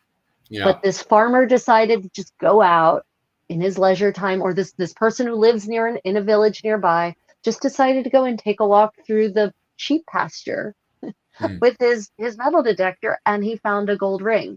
mm. Like that would never have been found. So it's, either we increase funding for archaeology by like 1,000,000%, and Yeah. then there's just archaeological excavations everywhere. Mm, Or maybe it's better because we do get pieces. We get a lot of pieces. The UK gets a lot of good pieces that these mm, mudlarkers find to their collections. mm. And often they find that we don't want yet another 15th century posy ring, right? Yeah. Yeah. So they let the person keep it, and that person can then sell it at Christie's and get some money for their effort. So Mm. I guess I'm more on the side of better to risk some of it ending up on the black market. But with the portable antiquities scheme, it's much less likely to happen because Yeah. people know if they find something, they will be fairly compensated for it. Yeah, that's also very true, which kind of be what you want as well. That was kind of the thing in Sweden where you have to automatically hand it over to the museum, but you are compensated. But then you had English historians on YouTube arguing that they should have the same, Sweden should have the same system as they do in England, of course. So there's that kind of argument going on YouTube right now and debate and stuff. And definitely people in the comment section, and I'd love to know what our comment section think as well, is should people be allowed to keep these fines as it is in England, or should it be more like Ireland and Sweden, where by default the government, belongs to the government and has to go into a museum, which, I prefer, to be quite honest with you, because the fact, like, what's the chances of you being able to look after it, as you pointed out earlier, Right. compared to the museum? Like, the museum has those facilities there. Yeah, it's always a question of, what's better, for it to keep moldering in the earth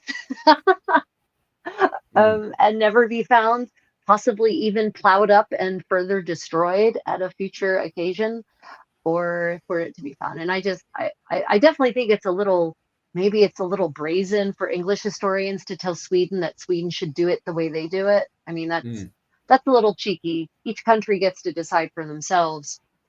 On the other hand, any system that brings more antiquities to the attention of the public, to academia, I feel like that's an overall win, no matter what. mm. Yeah. And this portal is really great for any of you who want to look at these pieces that probably have ended up in private collections, honestly, or have ended up in museums, but they're in storerooms and they're not part of the digital archives of that museum. So that's the benefit of this portable antiquity scheme website, is that many pieces that probably aren't in other museum digital collections and not even visible to the Mm. public, you can actually go and find them. So I wouldn't even surprise me, honestly, if they didn't have some Irish pieces in there just because of things. Yeah, it's already like in the main center part. It's meant to be the Anglo-Saxon part, and yet they have Irish monastic finds from Right. Ireland, like the Clonmacnoise Crozier and stuff. And it's like, this should be the center of the Irish Museum. Why is it in the center of the Anglo-Saxon part of the London Museum? Like, what the hell? Like, especially the Yeah. Clonmacnoise Crozier. Like, that's one of the most important finds in Ireland, and yet the Irish never, never, never talk about it, although it pops up in literature multiple, multiple times. And it's in the middle of the Anglo-Saxon Museum, sorry, not the Anglo-Saxon Museum, the London The Museum, London and Museum, put in the yeah. center of the Anglo-Saxon finds. Like, the Anglo-Saxons had, created this themselves. Like, and it's not even the only one. Like, it's, where the helmet is with the Sutton helmet. It's Right, just yeah, around yeah. there, and it's like, what the hell is this doing here? And you read the sign, and it says "The Finds of the British Isles," and it's like, oh Jesus, The like, finds of the British Isles. yeah, they can't even turn around and give any credit where credit is due. Like, it's like, But how no, did it end up in, is it something that normally the Museum of London are objects that were like excavated in and around London? Was oh it no, it was brought there? stolen. It was stolen. It was Oh, stolen. it was not. Yeah. So what the hell is it doing in the museum? It should be in the British Museum. All stolen artifacts go to the British Museum. Mm. That's No, where it should be. yeah, no, it's in London in the center, and it's not the only one. Like, don't get me wrong, the reason why it's still there right now is because the what was it, the museum in the center, what was it called? The oh my god, the Irish Museum of Archaeological Finds and blah blah blah doesn't have the resources for all the finds, especially to put it on display and stuff. So a lot of times the argument is that it's better on display than just in the back, hidden somewhere. Which in some regards, fair enough, but I don't know. And it's like literally when it comes down to the relationship between Britain and Ireland, could literally just as an Irishman argue and get mad about it all day. But I'll say no more. Bum, bum, bum, Holy bum. wait, Thomas. Oh my God. Thomas, my Swedish, one of my most devoted Swedish followers, just Mm. says, I'm not going to hand anything I find over to a museum in Sweden, as the museum often sends finds to a smelter for destruction. That seems a bit strange. What? No, no, Thomas is a reliable source. He knows whereof he speaks. Mm. So is that because, so this could be like my other Swedish friends. I have friends who have a farm in Visby, on Visby, the Yeah, the famous place of the Battle of Visby, right? And the yeah, farm has been in their family for like 600 years. yeah, yeah. So they have a jar of things they find every time every season when they plow the fields and find more things. And these objects date back to, uh, you know, the Scandinavian migratory period. Mm. um, and they, the local museum has looked at them and said, look, we've got so many of all of that we don't need more. So maybe, Thomas, is this a case of the Swedish museum saying, well, we already have lots of those, so better to just get the use out of the metal than to preserve the artifact? I mean, Uh, that's a pretty garbage attitude to take. especially, I think they would definitely get in trouble with the wider Viking community for that one. Though I'm not saying they wouldn't do it because the government is silly like that, but they would definitely get in trouble with the wider Viking community because of the fact that some of those finds in there is allegedly Hiberno Scandinavian coins, Wow. which would be the coins in Ireland and stuff, but then obviously the wider world around that as well. Wow. Yeah. Yes, Thomas, that is literally the wrong attitude to take. Yeah. Oh my God. Oh, oh my gosh. Okay. Yeah. So, any final comments about, or thoughts about, whether, random plebes like me, technically, and technically Philip, because you're not actually a trained archaeologist, are you? No, the wife is, Yeah. but I'm Yeah, not. yeah. I'm a You're not, historian right. with the old So like literature. random historians like us should just be allowed to go out with metal detectors and, wherever we want and find things. What are your takes on that? No, it shouldn't be allowed. It should be like if you well, you shouldn't be going out with a metal detector, but if you do find anything, you should definitely report it to the local museum where they can actually look after it. But if they're allegedly doing what they're allegedly doing in the Swedish museum, well, that's funny. That is Yeah. very, very funny. But if you're living in Ireland, for sure, hand it straight over to a museum that can actually look after it and build a bigger picture for the rest of it, because then they can publish various articles that we can all work together and find out the bigger picture of what's exactly going on, especially with these finds here that are dated to the 10th and 11th century. God, I Yeah. know I need more finds, especially in Ireland and stuff, because of the fact that the soil in Ireland is so acidic, which destroys Yeah. so much stuff in Ireland. Yeah. Yeah. It preserves human flesh beautifully. Yes. But it eats most and fabrics and textiles. Yeah. Textiles are wonderfully preserved, but human flesh, or other materials, just, yeah, they don't do so well. Mm, mm, mm. Anything Like, that's skin-like seems to do well. Okay, let me see if yeah. I can get us back to, okay. Back over Uh, to Sweden Sweden. with Yeah, my this so one. this ties into what we were just discussing, doesn't it? Hmm. These are my Swedish coins anyway. Well, the ones I haven't found. It was a Swedish fisherman. He was just fishing just a wee bit out of Stockholm. For the time being, they're not revealing the exact location because they're afraid more metal detector, well, people fish, well, divers who are finding loot and stuff will dive in there and steal everything else that's in that location. So they're not revealing exactly where the location is for the time being. However, they have studied this in the local museum in Sweden, in Stockholm. And this is a massive find. The loot box that they found is full of dozens and dozens and dozens of coins, mostly dated to around the 12th century, where most of them have the picture of the Swedish king at the time. That's how they were able to date the loot. But it's also very interesting because it's a mix of a lot of stuff from the wider Swedish Viking trade network. From the perspective of an Irish historian, it's very exciting because I'm hoping that finds from the Hiberno Scandinavian world, which, by the way, they have been promising. They turned around and says that there is finds from Hiberno Scandinavian world in there. So I'm very excited to see what silver is inside there, specifically coins from Dublin. What standard were the coins at the time, especially from the 12th century, because we do know that going into the 12th century, the coins in Dublin are starting to get more poor, especially after 1103, because of slavery. Slavery is allegedly removed in Dublin in 1103 because of pressure from the papacy and stuff. And with that, Dublin isn't as successful as it used to be once they remove slavery in there. And then it's also competing against the likes of London and stuff. So the standard of coins inside of Dublin starts to allegedly get weaker and weaker in there. So it'd be exciting to see what coins there, what standard of coins are in there from an Irish perspective, and then what other silver they have in there as well.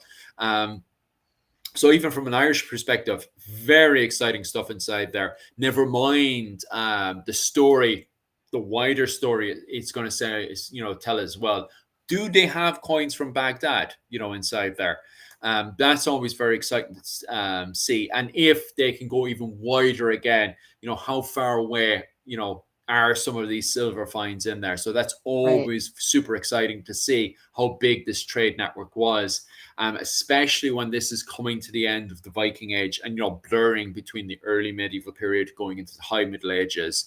And we're sadly starting to see the end of that economic golden age that was, the Viking Age, because a lot of people do view the Viking Age as just them going off raiding and marauding and stuff. And yet there is that bigger, wider story of people going out there and building this massive trade network of traders and merchants and stuff. Yeah, that part of the story is, sadly, economics are never nearly as sexy as violence is, right? Yeah, so, talking about, look at all the well-heeled, Hiberno Scandinavian merchants in Dublin. Everyone's like, but we're talking about, Norse going a Viking, raiding monasteries. Well, that's good family fun right there. Yeah. Violence sells. Economics definitely do not. But I mean, you're right. It is a golden era, economically speaking, for the northern part of Europe, like from Iceland through to Finland. It's modern day, speaking in modern day terms. And it's the part of the story that always gets forgotten. Everyone talks about Lindisfarne, right? Like, oh God, poor Lindisfarne. And then they talk about, the raids on Paris but then it's like, well, eventually the raiding stops because it becomes, there's nothing left. People develop defenses, right? Everyone, the first time everyone's like, oh crap, we weren't prepared. And then the second time they have castles. So the raiding basically stops, but the traveling and the network doesn't. And that's, you're right. That's the part of the story that always gets forgotten.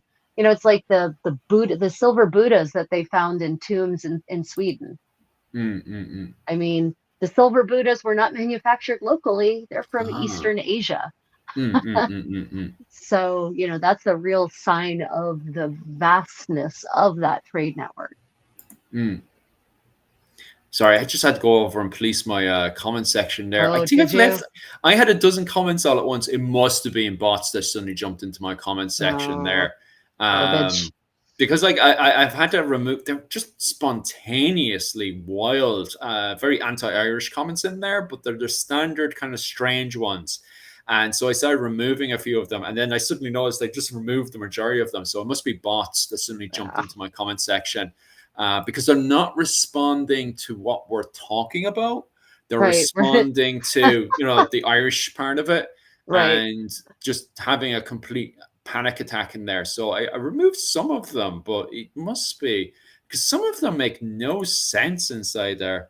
I honestly, Yeah. the bots, I don't understand, other than people who just like causing chaos, which I understand that, but Mm. I don't understand the economic benefit or the way people can profit from these bots.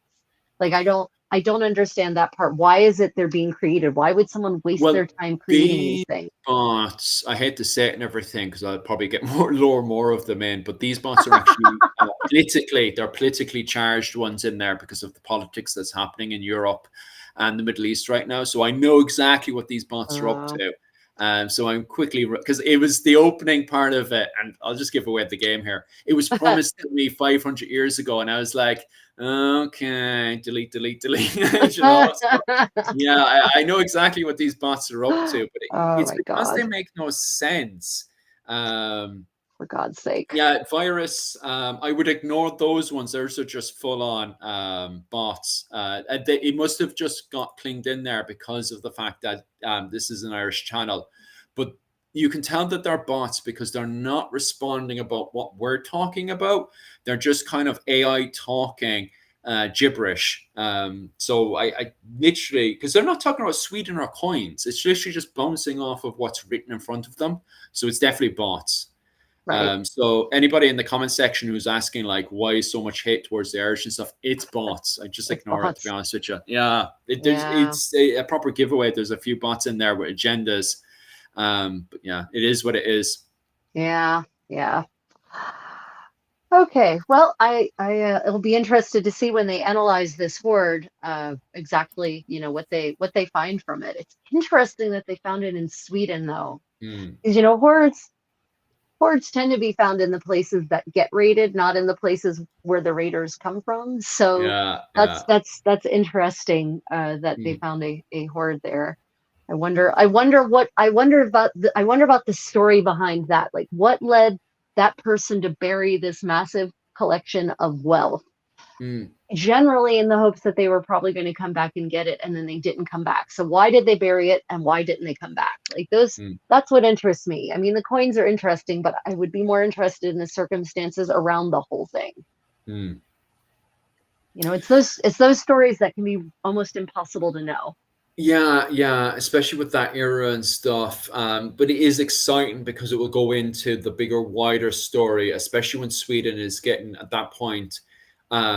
Which ways? Because I said there, and they said, when I was looking through the stuff, that there is promise of finds from the Hiberno Scandinavian world. But overall, where is majority of these coins from? Because the thing is, the switching from the end of the Viking Age to into the High Middle Ages is the fact that we're going to see more kind of Slavic coins in there rather than coins from the likes of Constantinople or various Baghdad and stuff, especially when it comes down to Sweden. But on the flip side as well, you're going to see less coins, especially after 1169 when you have the Norman invasion of Ireland, where you suddenly see the complete decline of Irish coins completely at that point. Right. So it is exciting to see which way is the trade going, because we're assuming that this isn't a horde from. I'm assuming anyway that it's not a horde from raiding, that this is more or less from trading, that they're keeping it all together. Oh, thank you so much for that one. I am a coin collector. Oh, sorry, I just got a fiver there, so I'll actually answer this one if you don't mind, Rachel. Yeah, go for it. I am a coin collector.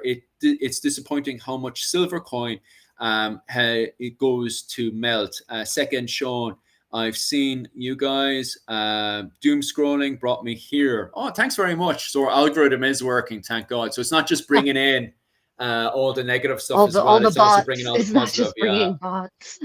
So tell me with this one as well, Pierre, is it the fact that in Sweden that they are melting the coins over there? Because myself and Rachel were getting that as well in her comment section, that the Yeah. reason why people are reluctant to giving their coins in is the fact that they are melting the coins. I have heard of it happening in Ireland before during the Victorian period and going into World War One, that people were literally going into sites, taking out the various metals and stuff, and instantly melting it down. I have heard of that happening in Ireland during the Victorian era, which is, oh my God, especially with the descriptions of people describing this kind of stuff. I literally depresses me like there's no tomorrow. So I'd love, Pierre, if you don't mind answering that one, is it the case in Sweden, if you are living over in Sweden and stuff, is it the case that they are melting the coins down?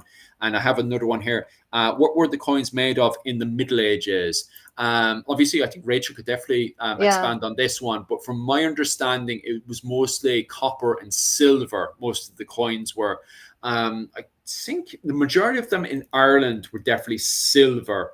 I can't think of anyone specifically that were copper made, but I do know of silver. Do you know of copper coins? It's usually, I mean, silver and gold tend to be Oh, the well, yeah. go-to the go-to in medieval, in most of medieval Europe. I mean, so I know that they did have copper coins in various parts of Italy.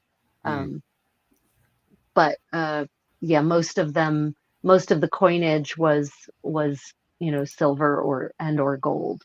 That's kind of, but one of the little known things about the medieval banking system is that there was a medieval banking system, but B, that they actually had letters of credit, and this is the origin of the credit card.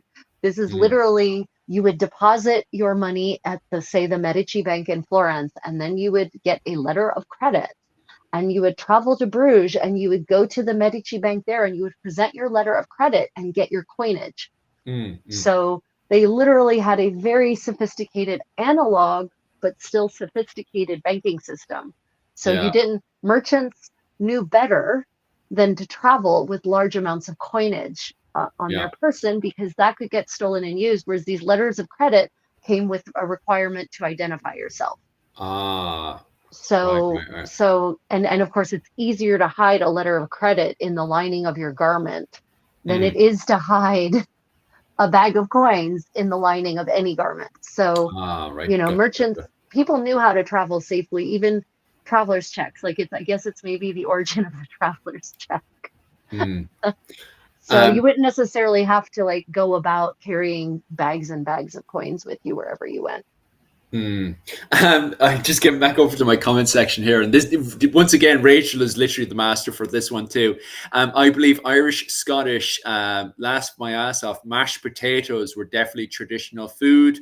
In was England, Ireland, and Scotland. No, mashed potatoes were not around during the medieval period. Sadly, no, I know it definitely gives the feel that mashed potatoes would be around during the medieval period, but believe it or not, mashed potatoes don't come over until after the Tudor era. That's where we start to get the potatoes over.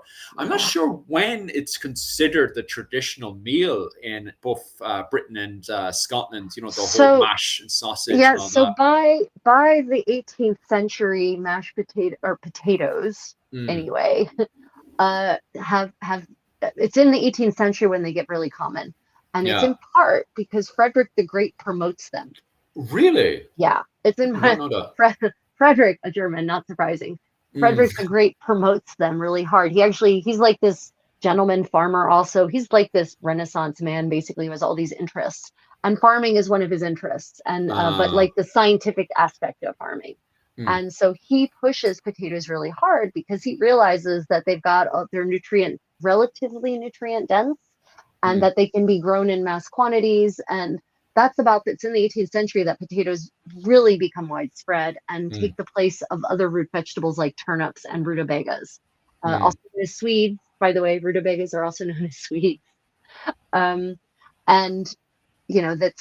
that's the point they take over. Unfortunately, that's the point at which they take over, because they supplant those other crops. And then when you get something like a blight that goes through and kills this monoculture, then a lot of people starve. So potatoes they're from the Andes originally, for those who are wondering.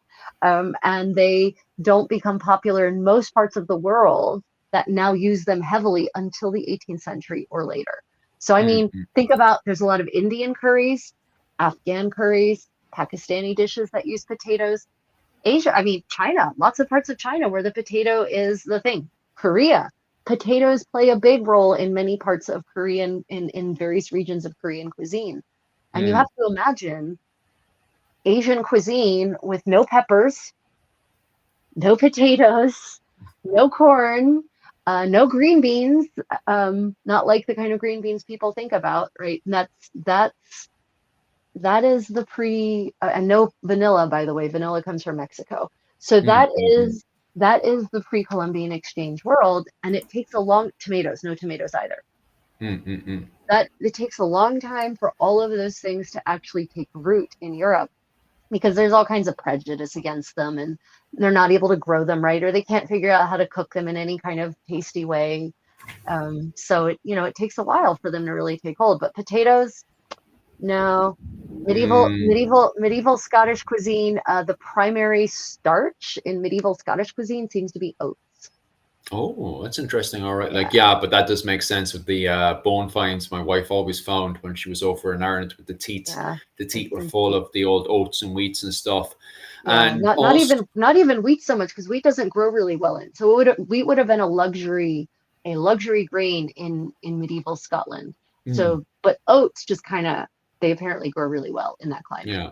So, Because I remember, all right, the wife always talking about the fact that it would destroy the teeth, didn't it? It would wreck up the teeth, yeah. And but on top of that as well, though, one traditional food that does survive in Dublin that you would see Dublin people still eating today, and it's I can't remember. I think it's called bangers or sausage or something like that in Dublin. I can't remember specifically what they're called. If someone's from Dublin in the comment section, definitely correct bangers me and with that. mash, bangers and It's mash. not that one. That's the British Because the one. There's one. bangers are the sausages. Yeah, there's one though that specifically I can't remember what they call it, and it's only in Dublin Ah, that I they have see. it, and it's a sausage. What it is a sausage stew, and its roots go way back to the medieval period because in the medieval period in Ireland they kept pigs in the cities, and then in the countryside it was mostly cows. So in the city side of things, and even going up to World War II and stuff, this kind of traditional food kind of stayed there inside of Dublin. And I can't Right, remember what they call it, but it's kind of a stew that's made just in Dublin, just the way they make it and stuff. And how it's made is exactly how you would see it in the medieval period, where they would make the stew in the early morning. And as people from the family would come in and out, and also anyone else that was living in, because it got to a point, Dublin got very, very bad during World War II. People ended up, it was multiple families who were living in the one apartment right, because Dublin started to get more and more poor during the First World War and the Second World War. And then also in between, Ireland had a civil war as well because it was also fighting the British and stuff.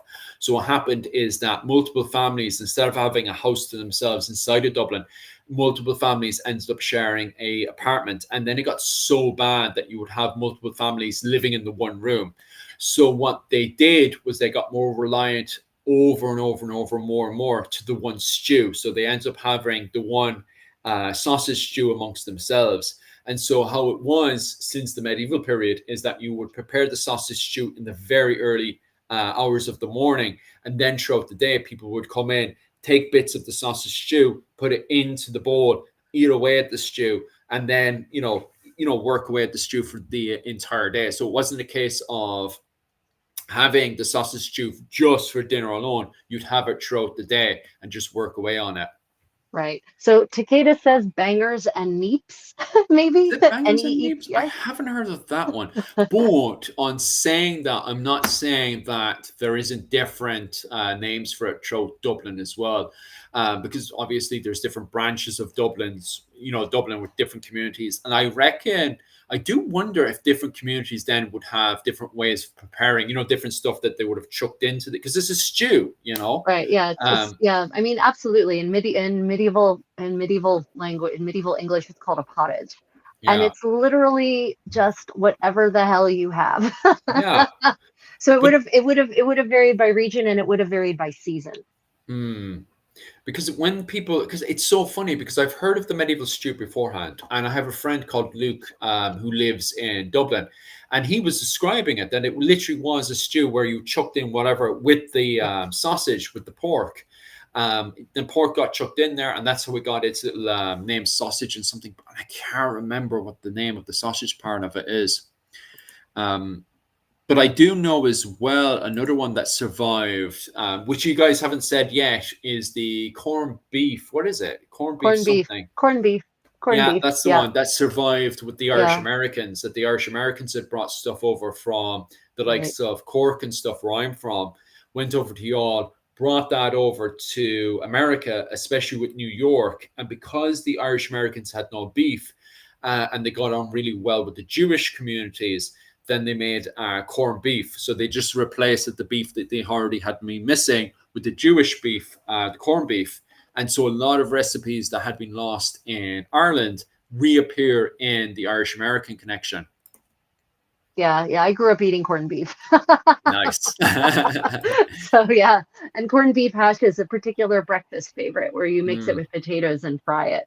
And then the fat from the corned beef infuses the potatoes and the potatoes absorb the flavors, and it gets all Oh, crispy on the nice. bottom.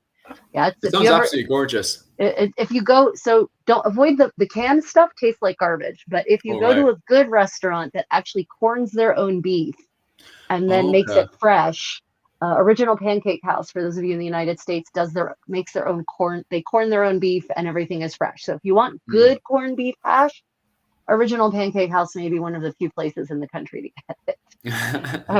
Anyway, I'm not a Coddle. shill for That's it. Original Sean said Pancake it. House. Coddle. Coddle. It's Caudle, called coddle. Yeah. CODDLE. Coddle. really That's the one. Yeah. interesting. That's the Ah, one. Yeah, so that coddle, and interesting. it's just found in Dublin, and its Got it. roots go all the way back to the medieval period, where they would make the stew first thing in the morning. And the reason why it was pork and not beef is because they couldn't keep cattle inside, the walls Right. of Dublin and Yeah. stuff, but they Too could keep crowded.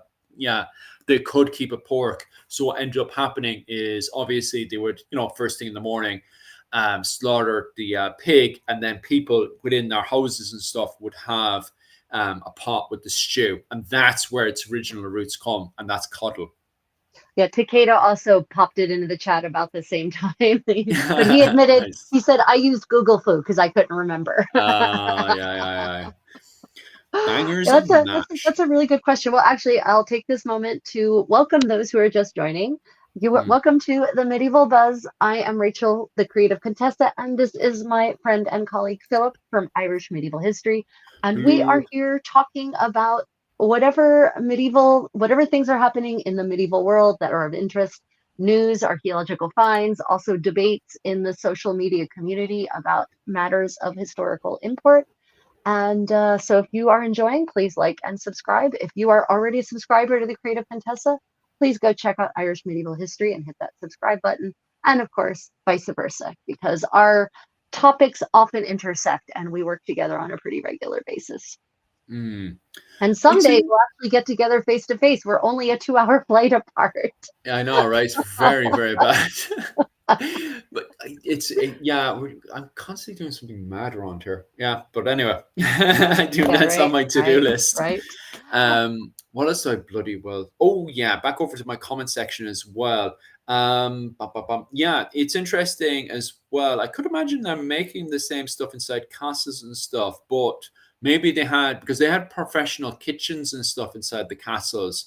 So I think the food would have been way more fancy inside the castles compared to the common traditional foods that we had in the medieval period.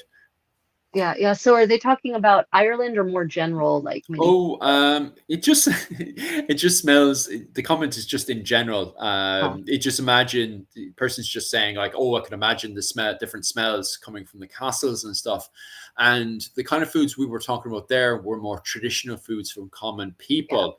Yeah. So I think, the common people, so spices mm, were indeed accessible in medieval Europe, but they were expensive. yeah, So yeah, the castles, the smells you would have had from the kitchens at the castles, as you say, these very professional, very mm, well organized, highly sophisticated kitchens, mm, would have been very rich. It would have smelled more like an Indian restaurant, yeah. honestly.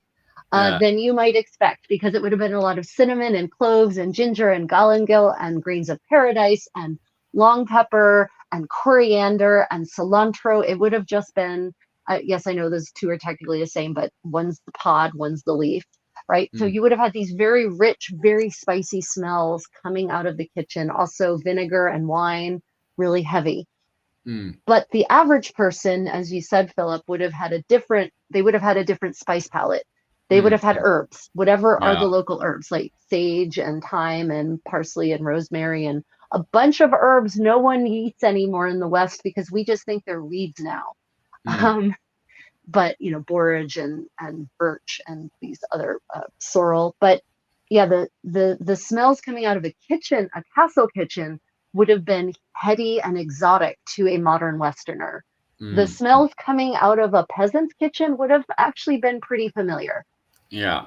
That's interesting. All right, for sure. Yeah, And people, Jen, just who literally just joined us the same time as you said it, they're just asking, how are you keeping, Rachel? And also to myself, I'm doing very good right now. Pretty much enjoying myself this evening and stuff, just chatting away to you guys and covering the medieval news for this week. We're just moving on to Rachel's news there. So yeah, Rachel's going to tell us all the kind of things that happened this week. maybe we'll Um, see. I already talked about that. and for everybody who's joined us today, have just enjoy yourselves for sure, and definitely tell me how you guys are doing this week. Any plans for this week for sure? Rachel, how are you doing? What's your plans for the week? Oh yeah, it's Tuesday. I'm just reminding myself because my schedule means I don't really have a weekend. I just have life. So Yeah. it's Tuesday, which means tomorrow I'm not flipping anyone off, but um, I get to go to see the surgeon, the dermatologist, and hopefully he'll tell me what this infection that I contracted probably in Athens Mm, actually is in my always joint. the Yeah. mm, I had a punch test done last Wednesday, so I've got stitches in my finger.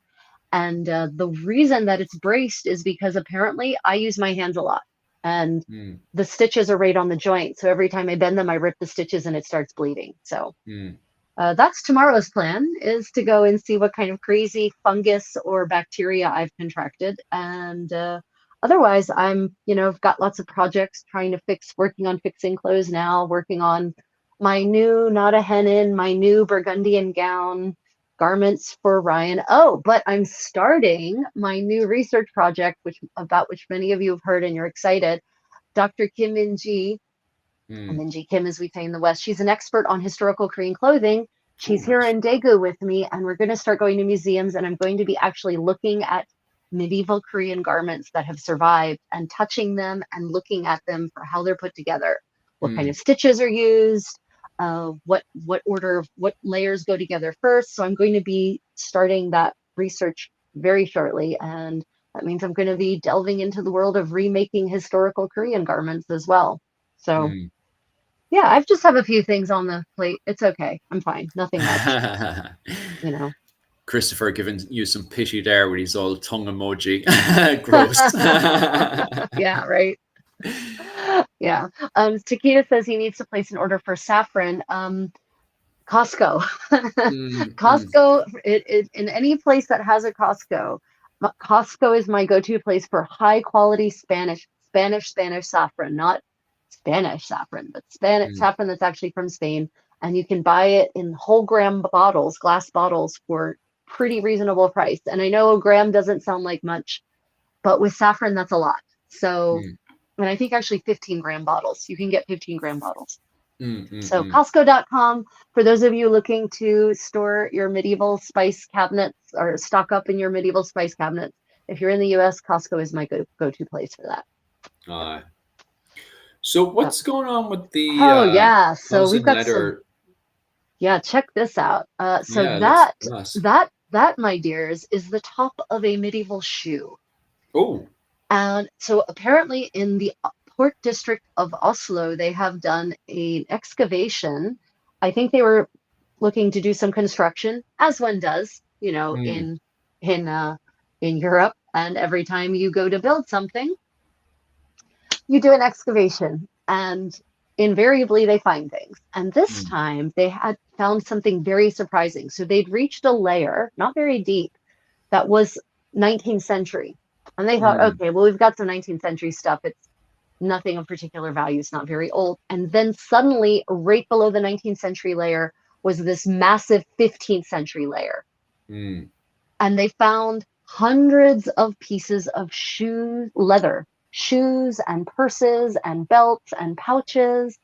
And it completely adds to it. It revolutionizes the knowledge of medieval Norwegian footwear.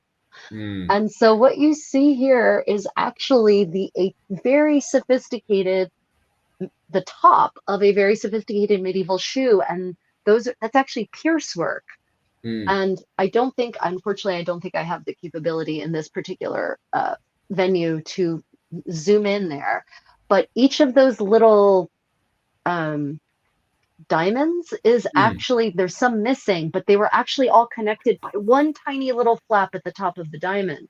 Jesus. So this shoe would have been this really sassy, zesty, sophisticated piece of footwear because it Mm. would have all these little flaps on it that, you could see the peaks of color from the wearer's stockings kind of poking through.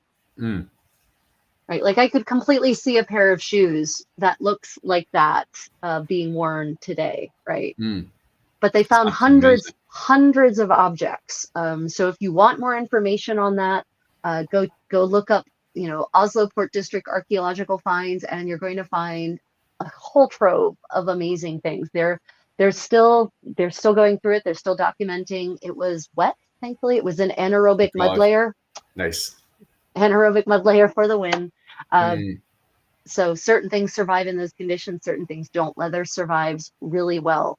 So this leather is still soft and supple, and in many of the pictures, it's still wet. Mm. Yeah, so big for those of you who are into medieval leatherwork, big news from Oslo. And they've all kinds of shoes. And for those who don't know what a medieval shoe is, and if I'd been really well prepared today, I would have actually brought one of my reproduction pairs of leather shoes from this era. Yeah, because my comment section was asking about that because Right. they're saying it looks very rubbery. Yeah, so it's supple leather. So Mm. medieval shoes were not made out of thick, heavy leather. Like now we have this what's called shoe leather, and Mm. it's this really hard, hardened material, right? Medieval shoes were soft and supple, more like European anyway, more like what people would consider slippers. Like an average modern person would look at my medieval shoe and think, oh, that's a slipper. It's not Mm. a slipper. They're actually sewn inside out. And then they're so soft that you actually turn them right side out so that all the seams are then on the inside. So it's called a turn shoe. Yeah. And they were generally single soled. Sometimes they would actually glue another sole on or sew another sole on after it had been turned. But for the most part, people wore wooden or leather overshoes over top of them when they went outside to protect Yeah. their soft leather shoes. So it was the kind of shoe that wouldn't distort your foot in any way. Like, Mm. Philip, your modern footwear, it's probably done weird things to the shapes of your feet, right?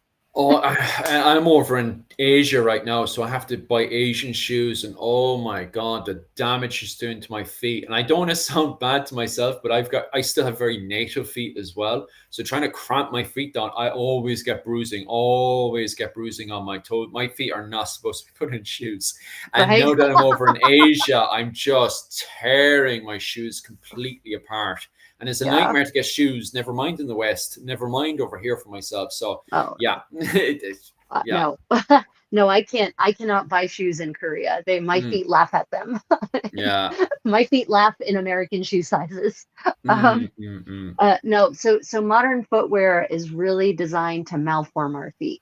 Yeah. It's designed to make our feet be shoe shaped. Our shoes are not foot shaped. They just aren't Yeah. for the most part. There's a few exceptions. Some more modern brands and lines have come out that are actually foot shaped, but most of them aren't. Medieval shoes were the opposite. Medieval shoes were soft and pliable. They were designed to be more or less the footprint of your foot, and then they would stretch comfortably to fit your foot. So it Jim, wouldn't malform your foot. Jim is just asking here. He's just asking, is the English tanned leather heavier, especially with this Norwegian find here? Is the English tanned leather heavier? No, it's not. Okay. Medieval. Wait. You're talking about modern or medieval? I think he could be just talking about in general, because he didn't actually specifically say. The comment is English tanned leather is heaviest leather I think I've seen. He thinks so. He's Oh, just yeah, no. inquiring. No, so actually, if you're talking about medieval, I can't talk about modern because I don't really know much Mm, about the modern tanning industry. But medieval leather, the best quality medieval leather was actually made in Spain for a good chunk okay. of the Middle Ages, Mm, specifically in Cordoba. And that's yeah. where the term cordwainer comes from. That's why cordwainers were called shoemakers, Yeah. because the best shoe leather was this special goat skin from Cordoba. And Mm, so they were the people who made the Cordoban leather into shoes were called cordwainers. uh, So no, the leather, you could get leather in pretty much, you see leather in all thicknesses all across Europe. So I'm not familiar with any association with, say, English leather being heavier than some other kind of leather. In all the books on medieval shoes I've read, I've never read that personally. mm, So mm. maybe, but I haven't seen that evidence. Uh, sorry for the funny reactions on my face there. I'm just paying attention to the comment section, and every once in a while, people. Poor Jim wrote up a comment, and then he suddenly corrected it on my comment section and deleted it. And I was just Oh, smiling to the movement and reactions of it, because I was looking at the comments, and I was like, "Oh, what do you mean by that?" Kind of saying in my head, "Can you elaborate?" And then I seen it change and delete, and I was like, then "Okay, it's gone. yeah, Yeah. yeah, yeah," I mean, but because it it's a sounded yeah, it's a because fair question, you know. yeah, because it said something about burqa, and I was like, that seems like it's a really good one. And then I seen it being altered, and I was smirking to myself about it. And then I seen it completely delete, and I was like, maybe he answered it for himself, Well, or the maybe burqa as you were talking there. the burqa finds predate this by a long shot. You Oh, know, yeah, I was just wondering Burka's that as ninth, well. 10th century, right? Yeah. So this is 15. What we're looking at right now is 15th Ah, century. which is So they're not, funny yeah. because Kevin turned around and says, and I actually thought the same thing as well, Kevin. So don't feel bad about this one. Is the fact that what was it called? What was it called? It looks like a 15th century Irish axe. Well, it's Scottish Irish axe. And I was thinking the same when the picture first Right, popped the up. I shape, was like, yeah. yeah, I was there thinking to myself, is this a 15th century? Because he says Sparta axe is literally talking about the find itself. Right. And I agree, it does look like a 15th century Scottish Irish axe when it first popped up on the screen. I was like, oh my God, especially when it said Norway, because then you think to yourself the influences Norway has into Scotland and Ireland, that, oh, we finally have that link between Norway, Scotland, and Ireland. No, it's a shoe. Okay. But don't I get me mean, wrong. You still could find a link yeah. there between Norway, Scotland, and Ireland for sure. Absolutely. Mm, And so for people who are interested in medieval footwear, this medieval leather accessories in general, mm, especially if you're looking to do a Scandinavian impression, like, right, everyone's like, well, I'm Scandinavian, so I'm going to be Viking, yeah, yeah. right? But there, hear me out, everyone. There is civilization after the Viking era in Scandinavia. What? No I way. know, I know. And it's valuable to perhaps do medieval living history in those eras as well. Mm, So mm. if you are interested in not being the usual freaking Viking, gah, and you want to actually do a civilized century like the 15th century, Ireland's in the then middle of a golden age there. there's new finds to help you have a more accurate interpretation. And the finds are fancy. There's some Mm, really fancy bit, and one of the things about the pouches they found is they were all different. So there seems to be a great variety of items, which makes sense. It's the port district of Oslo, so it's going to be the place where there was the most interaction with people from all over Europe. mm. So yeah, there's probably going to be some really interesting, once they really start digging in deep and analyzing, I think it's going to be some very interesting results that we're going to have. Mm, mm, mm. Um, some of it, some of the comments are you guys just deleting your comments because of poor spelling, or is the algorithm just seeing it as bad? Because sometimes I'm scanning through and it just suddenly pops up. Deleted. Yeah, Yeah, I'm getting a yeah, yeah. couple of those too. Yeah, it's Yeah, a and I'm little not weird. sure because I'm not turning around and saying it's a bot because it's actually some of my followers, and I'm not sure if because I'm scanning through and I'm like, was I meant to read that bit for you guys? Because you guys are deleting it just before I get to read it, so it's probably like, oh shit, bad spelling. Da, da, da, da, da, da. Yeah, which is fair enough. Like, but some of you guys are using emojis, guys. I can't understand what you're saying with the emojis. What's going on here? So Takeda says, I'm pretty sure that the English leather comment is meant to be on modern leather. Modern English oak tanned leather is beautiful to work with and very strong. Good for belts, but it does not stretch out. So not good for medieval footwear at all. Okay, okay. I need to keep that in mind, especially when I get back into doing living history and stuff in Ireland. Got a load of people writing to me saying, you need to go back to Ireland and go back to doing living history. I'm like, I know, but you know, I'm not. And yet not. Yeah. I don't know. I want to go back to Ireland, and it was the same thing with Rachel. You'd love to go back as well, but the housing crisis and the pricing and of everything, it's like, and it's over in Asia. You just wake up in the morning, and you can get any drink for 100 yen, and you're just, you know, which is the equivalent of $1, and you're just like, well, I'm sorry for the day, you know. Yeah, the price. Let me tell you, living in Korea makes me really appreciate how overpriced things are in places like the U.S. and Europe. You know, it's like we went out for a lovely meal. Dosat bibimbap, hot stone bibimbap with posam, steamed pork belly. So meat. It was not a vegetarian meal. There was 3 kinds of meat. And we walked away stuffed. Yeah. And the total cost for 2 of us with dongdongju, which is a rice beer wine thing like makgeolli, was $23. Yeah, it's the same thing. Like literally, myself and Yuki are doing the same thing, role playing that we're rich and stuff, compared to everybody in Europe right now that's scraping to get by. And people are like, you start to get this feeling that, oh, we're rich or something, and it's not. We don't have any kids, and we're living in Asia. That's where we're getting away with so much stuff that we normally wouldn't be able to get away with. Right? But exactly. It's wild. Yeah. Oh, it's and you're in Japan, which is not, you know, Japan and Korea are highly developed countries. Yeah. Rich countries. We're not living in Thailand where there's some kind of, you know, currency effect causing things to be cheaper here. They just are. Yeah. So Celtic, just come out here, man. Just because Celtic is like, oh, I always wanted to go to Asia and stuff. Just move out here. Like, I swear to God, it's like putting life in. It's like going back to 80s Ireland and America. Do you know, remember where in America and Japan, you had $1 and you could get the world? It is, I swear, it's like that. It's like just come out here. Just as long as you have like accommodation for yourself sorted, or even like I have friends that came out here as was it teachers and stuff for the few months or so that they were on their visa and stuff, and they never regretted it. It's so, because everything is so cheap out here. Oh my God, it's so easy. And you can always apply to do the Philippines. Pretty much all of Asia right now are looking for English. They're not teachers, English teachers, but we're kind of more like English helpers. You just help the kids learn English and stuff, and just talk to them. It's such an easy job. You have a co-teacher is usually is often the system. Yeah, it's not like being a teacher in the U.S. where you have to lesson plan. Yes. 300 days in advance, right? It's not like that. Yeah. Well, anyway, moving back to the topic of shoes and coat leather. For sure.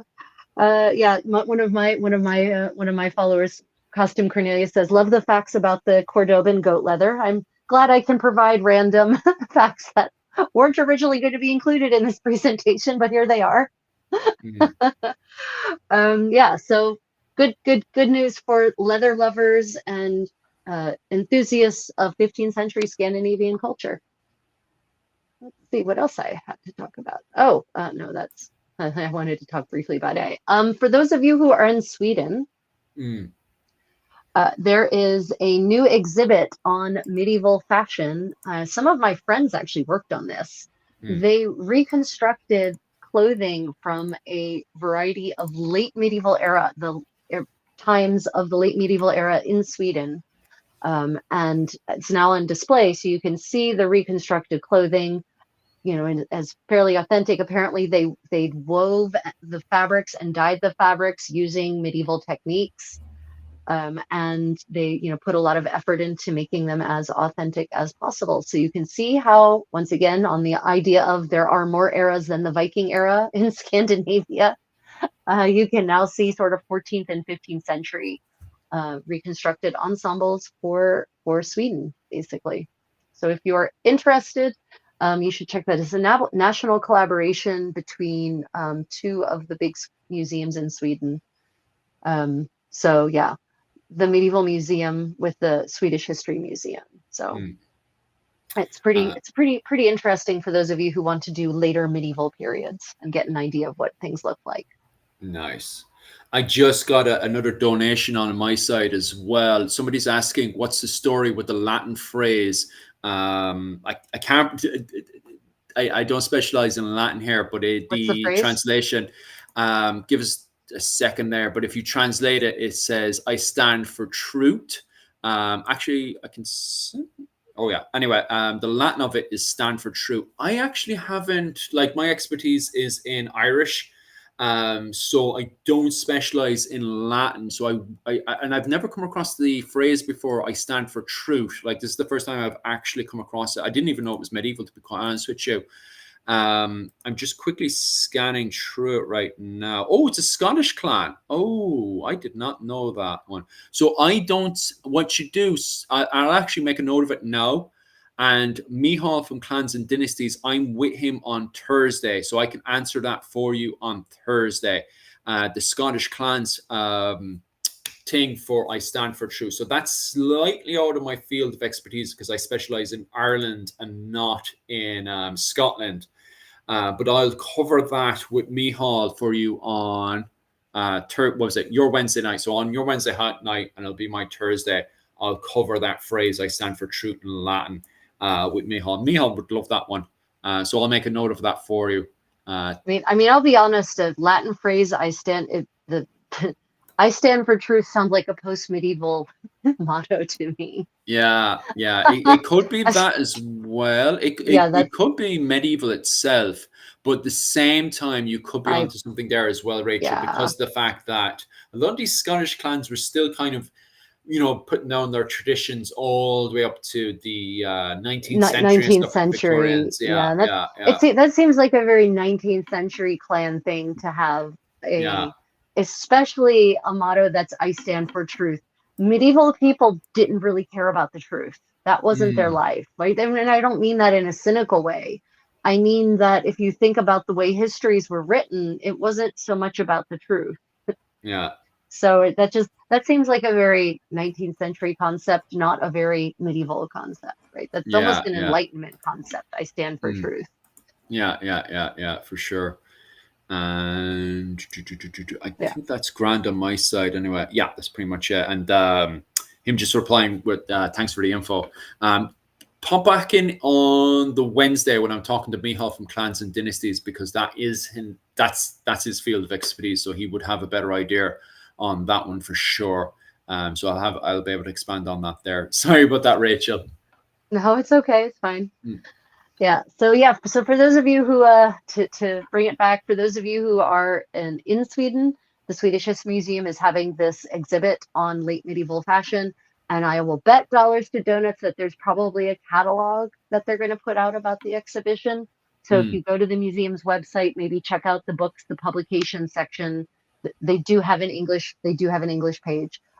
Check out the publication section. Keep your eye there. You might be able to buy a catalog. Remember, museum catalogs exhibit catalogs tend to be pretty inexpensive while the exhibit's on. But after the exhibit, their price goes up exponentially generally because they're out of print at that point. So if you're interested and you can't get to Sweden, but you still like the catalog, I recommend checking out the Swedish History Museum's website. Oh, for sure. Definitely worth hunting over, because those things are absolute gold mines, aren't they? Yeah, they really are. And usually in those exhibition catalogs, it's not just a picture book, right? They actually provide primary source quotations, excerpts from original texts at the time that place these objects in their context. So it's almost, you're basically getting a textbook sort of that's about a reference book that's about these objects. So for those of you who are interested in late medieval Scandinavian clothing and knowing what the resources are, what the sources are, what is known, what isn't known, then I recommend checking out the Swedish History Museum's website and specifically their publications. But know that a lot of my colleagues, a lot of my friends in Europe are in Sweden. Some of them worked on these projects, and they are very meticulous generally in their research. And they in some cases they wove the fabrics using medieval looms and medieval techniques.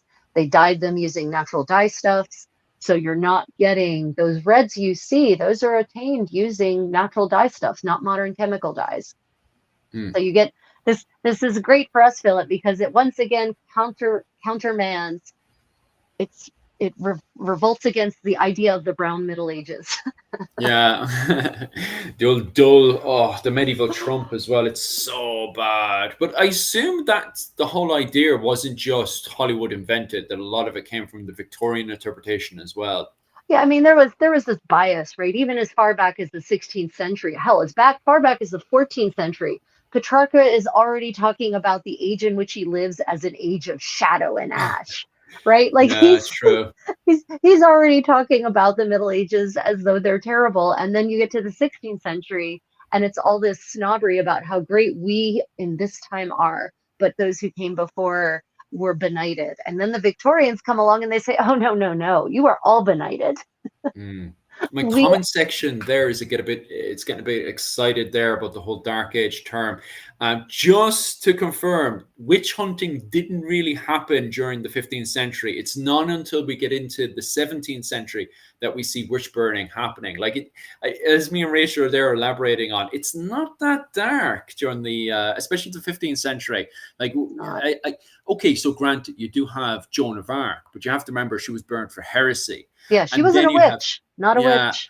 no, at the same time, the Ellis Kettler case is very, very blurry, but officially, just by a little thing, she is technically speaking burned for heresy. So even on top of that, technically just slightly off, but the language, if you look at the Ellis Kettler case, the language is so similar to later witch burnings of women. And even the fact that she was using, spells and all that stuff is the language that you see reappearing in the 17th century in Scotland and stuff. So we're starting to see the foundation of witch trials, but the witch trials themselves don't pop up in the medieval era. They're popping up in the 17th century during the period of the early modern period, where you think people are starting to, see the light and stuff. The Like science. Enlightenment.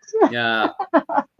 Yeah, it is there just aren't that many witch trials in medieval Europe. There just aren't. And it's, the witch hunts definitely are not a medieval thing. Now, Yeah. Jewish hunting, pogroms are a medieval thing. They were happy to hunt the Jews down as part of the Crusades, but it wasn't, witches, the wise women were sort of allowed to do their thing. The medieval magic in the Middle Ages was not viewed with fear and skepticism, but was embraced as part of Christianity. In many cases, spell books we have from the Middle Ages use a Christian sympathetic magic. Like they literally rely on the saints and Jesus in their incantations. So we're not talking about a satanic cult or anything like it. It was something that was it was a practice that was accepted and encouraged in many cases. The only time you really have trouble is where you are suspected of using sorcery against the king, which is what happened in the case of one of the few royal peers, the only royal peer to ever be tried for witchcraft, one of the few royal peers in England to ever be tried for witchcraft, right, in the early 15th century. She was accused of plotting against the king, right? And so it wasn't a question of the witchcraft. It was a question of you're using this to do harm to the king. Yeah. So, you have to look at it that way. Yeah, and then my comment section elaborates on. So when exactly did, at what point are we looking at, especially medieval England, I suppose, where, magic equals bad? At what point does that change? Because I'm assuming that, it started to change around the 17th century. Well, the blur of the 16th going into the 17th century. I think my feeling is that it starts to change in the 16th century with the Reformation. Yeah. Right. And it's at the end of the 16th century that we really see it solidly, because James the First of Scotland, right? He goes to get his bride, Anne, and his ship is struck, and this is still in the 16th century. His ship, he's James the Fifth of Scotland, first of, or sixth of Scotland, first of England. While he's still just James the Sixth, while he's still the Scottish king, he goes over to get his bride, Denmark, I think it is. Yeah. And their ship is struck by a storm, and then this woman gets accused, and I forget her name, and I'm sorry that I've forgotten her name. She gets accused of conjuring this storm to toss his ship about it. And at first he denies, like, this. He doesn't even believe in witchcraft at that point. Like, I don't think so.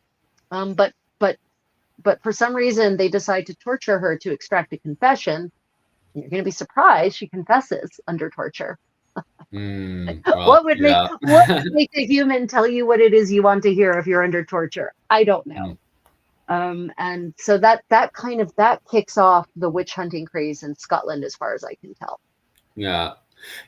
Because there is, as my comment section said there as well, there's also the craze in America as well with the Salem trials and stuff. That I'm assuming that's linked into the European craze as well, is it? Yeah, it's all contemporary. It's it's 100 years. That's 100 years after. So Salem is like 1691, something like that, right? So 1694. Those two dates are stuck in my head for some reason. American history isn't necessarily my specialty, but it's the end of the 17th century, which kind of makes it extra surprising because, again, that's supposedly the era of the beginning of the Enlightenment, right? But it's not.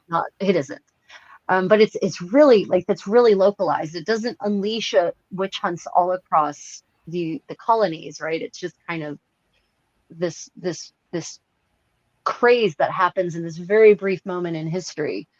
But it certainly coincides with a bunch of witch trials that are happening back in Europe, because they're just, although by the end of the 17th century, there's a decrease. There's a lot of theories that tie in that the height of the witch trials and the witch hunts coincides with the 30 Years' War in Europe, which of course led to famine. It led to disease, and there was ergot poisoning, right? Because the crops were rotting in the fields, but people were still using it to make bread because they were starving. So they were consuming ergot infected rye. The main grain at the time was rye. It wasn't necessarily wheat for bread, especially in Central Europe. And so they're eating this infected rye, and they're literally starting to hallucinate and get, these fevers that are just making them see things that aren't real. Okay. And I have two more questions that then bring us back into the 15th century again. So Joan of Arc, she was burned for wearing men's clothing. I think, obviously, Joan of Arc isn't in my field of expertise, but when I was looking at it, because I had to look at it for Alice Kettler, she was burned for heresy. But I do know men's clothing was in there, wasn't it? Joan of Arc? She was being accused. Yeah, Joan of Arc. Burned for wearing men's clothing. Yeah, so for being and for being inappropriate, right? Like, that's, how dare you dress as a man? But she kept trying to dress as a woman to get compliant. They kept trying. She kept trying to dress as a woman to be compliant, because she's okay with standing up for her faith, but she doesn't want to get burned. Yeah, right. But and they keep forcing her to wear men's clothes anyway. So they set her up. Like, she was doomed to be a political pawn, right? And the French king, of course, abandons her like the ass he is, the ungrateful ass. Like, she's made him king, basically. She's gotten him his kingdom back. And he decides he doesn't want to share that glory with her. So there's actually on the medievalist.net about a month, maybe two ago at this point, there's a really great podcast that Dr. Cebulski has with an expert on Joan of Arc, who's just published a new book that brings a lot of new evidence to light. I can highly recommend that podcast for anyone interested in learning the true story of Joan of Arc's trial. Oh, and I would just like to, I just got a fantastic super chat from Music for Earthworms. Nice. Thank you. Appreciate it. And Susan says, because I couldn't remember the name of the duchess who suffered, who was tried, and I was right, it was Henry VI. She looked it up. Ah. It's the Duchess of Gloucester, Mm. is tried for conspiring against Henry VI. Now, Ah, yeah, right. yeah. Gotcha. She ends up not being burned, but two of her co-conspirators get burned. Mm. They're found guilty of witchcraft, of Oh, wizardry. wow. They're men, actually. They're not women. They're men. By the way, Ah, not women, men. They actually get burned okay. and I don't remember if it's technically on the charge of witchcraft or technically on the charge of treachery or treason. Sorry, treason, Mm. or if it's because of heresy or all of the above. But I do know they get burned. She does Yeah. not. She's basically, she walks away without any penalties, more or less. Mm. but Ah, but she was probably the person who probably paid them to do some things. Now she claimed she was working for Henry VI, that she had paid these men for enchantments to work in his favor to help him heal, ah, because mm, Henry mm, mm. VI is, of course, the grandson of the crazy French king, and so Ah, he's inherited this mental illness, and he goes through these phases of catatonia, that we would mm, call it now. And so she claims that she was trying to, have these enchantments done to help him restore his powers, right? But the political situation being, it was she was on the wrong end of the political situation, and so mm, her mm. her co-conspirators pay the price. For sure. Jim, will you be careful what you say on the internet? You get bloody completely banned off YouTube. Jim O'Neill's pushing what was it called? The algorithm thing there. I seen his comment there. Jim, remove that there before you get us all in trouble. Yeah, normally, Jim, seriously. normally you're very good now for getting up right up to the line with an old joke or something. Jim, that's way past the line. Will you get rid of that? Well, yeah, Jesus Christ, Jim. Yeah, we could literally talk all day about witches or something. And I Yeah, want to get back to yeah. somebody asked there. Oh, sorry, the previous photo. Somebody asked about the previous photo. What's the dresses in the previous photo? What are they looking at? And Yeah. what Okay, hold on a minute. Let me go back to yeah, it. Okay, hold on. they were just asking. I Okay, don't so know. yeah, Yeah. no. So let me go through this. So if you actually, the far right is the earliest, and then you move kind of forward in time as you go Mm, to the left. So you're looking at layers of garments, is what you're looking at. mm, And you can't obviously see all the layers. So mm, at the base layer, and I'll show myself for now just so they can actually get an idea of what they're wearing underneath, is what I'm wearing here. So mm. you're wearing a smock, a linen, what's called a smock. This is Elena. By the way, everyone who thinks Elena has to be a ginormous yellow linen something, it doesn't. This is a smock Elena, a camisa, a chemise, a camisa in all the various languages, hempt in German, right? And it's made of linen, and it's the layer that's worn against your skin, and it gets laundered because it gets, Mm, you probably can't see on this camera, but it gets a little bit of ring around the collar. And then you get it to the laundress, and she washes the hell out of it with fermented urine and lovely rinsed with water that's scented with lavender so you don't smell the fermented urine. And then it's laid on a green to dry and to mm, bleach in the sun. Okay. Then under that is going to come another layer, something like this. In earlier periods, in the 14th century, it had long sleeves. By the 15th century, they have short sleeves. This is called a kirtle, and it laces up in the front or on the sides. This is the foundational support garment. This is what provides bust support, and is sort of the interim layer. This is the layer, this is the work layer. You would generally, as a woman, not wear this. A lady, capital L, would not be wearing this just out and about. You might wear this in the privacy of your own apartments amongst your closest companions, but mm, ladies, capital L, would generally not just wear this outside, out and about, mm, mm, mm, except perhaps in plague times where the rules don't apply anymore. mm, Over top of this comes another layer that is these. You see, these layers are all the top layers that would go over top of these two bottom layers. And from left to right, you've got the evolution basically of that top layer is what you're seeing. On the far right, you've got, it's called a robe or a cotte hardy in French. And I don't know what the Swedish words are. If my beloved Tomas is still there, he might be able to mm, provide the Swedish words for these top layers. That's That's a gown. It has long sleeves, and that one probably buttons in the front. You can't see it because she's facing the other way. She's got a linen headdress on.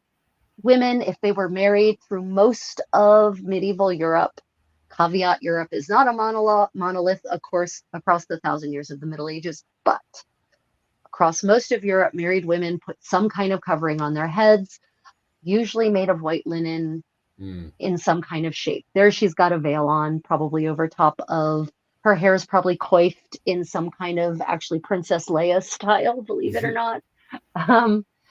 Then to the right, one step to the left, rather, the next, in the early 15th century, the sleeves get really big. And this is called in French, the style of gown is called an hupelande.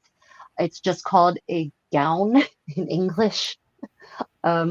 And this is just the next layer. She's wearing a hood that's open in the front over top of her head. Her hair is probably coiffed in braids, or coiffed in braids, excuse me. The sleeves start to get narrow again by the mid 15th century. And you've got, in both those two layers, you have the high belt, right, which is worn relatively high above the natural waist. And this can create the effect, the visual effect of the women being fecund because they look pregnant, even if they're not, right? That was just the style. It was, men found women who were fertile attractive, right? It was a look. Even naked women, when they're painted in this era, are depicted with rounded bellies that look kind of sort of pregnant, right? So that was just what the beauty standard was in this era. And she's got a more complex linen combination of linen veiling over top of shaped hair to create that particular look. And then finally, we have, this is kind of looks like the 1460s to me, actually, that gown with a belt where the waist is a little bit more natural. Isabella of Portugal is depicted in a very similar gown, actually. It's lined in fur, probably all of those gowns are probably lined in fur, or should be if they're not entirely lined in fur. At the very least, it's trimmed in fur around the neckline. But that panel that you see, that V, if you look in the far left gown, the one that's closest to us, there's this yellow V, this yellow triangle, right?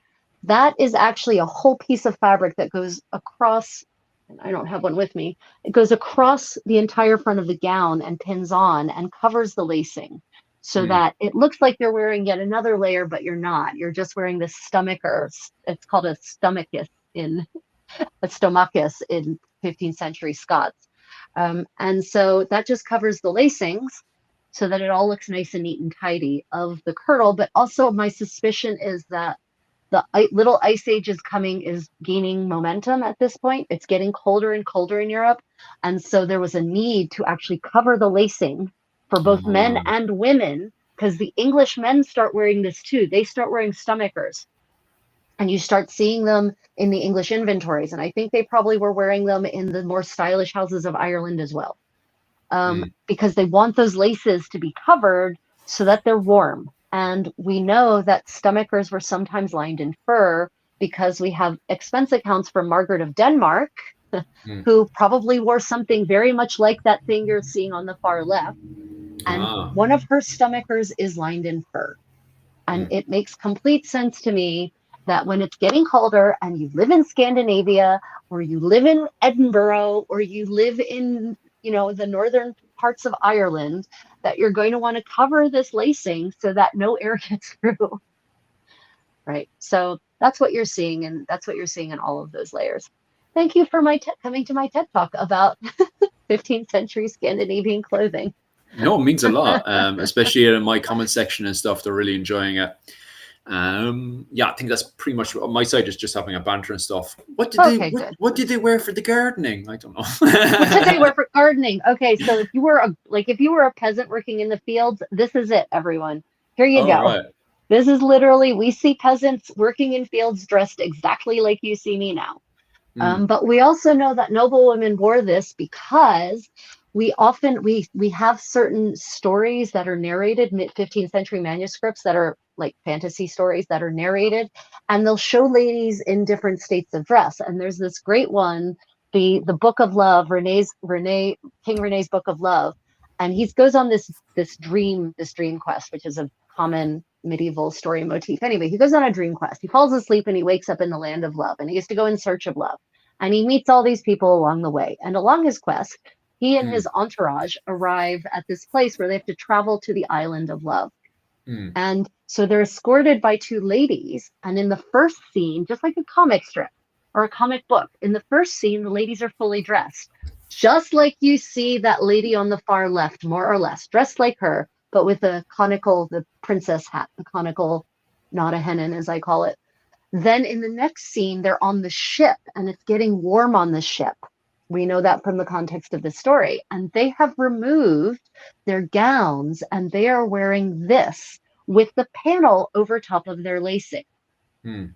So that's how we know that even though you mostly just see peasants depicted in this clothing, that this was actually what the noble women were wearing under their fancy gowns also.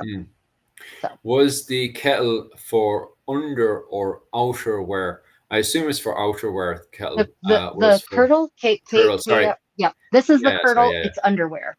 Okay. It is for noble women, for well-heeled merchantesses. This is underwear. And we know that it was actually considered underwear because there is a court case from the 1440s in England, and it's an abduction case. And this woman is abducted, and of course she's recovered, and charges are brought against her abductor.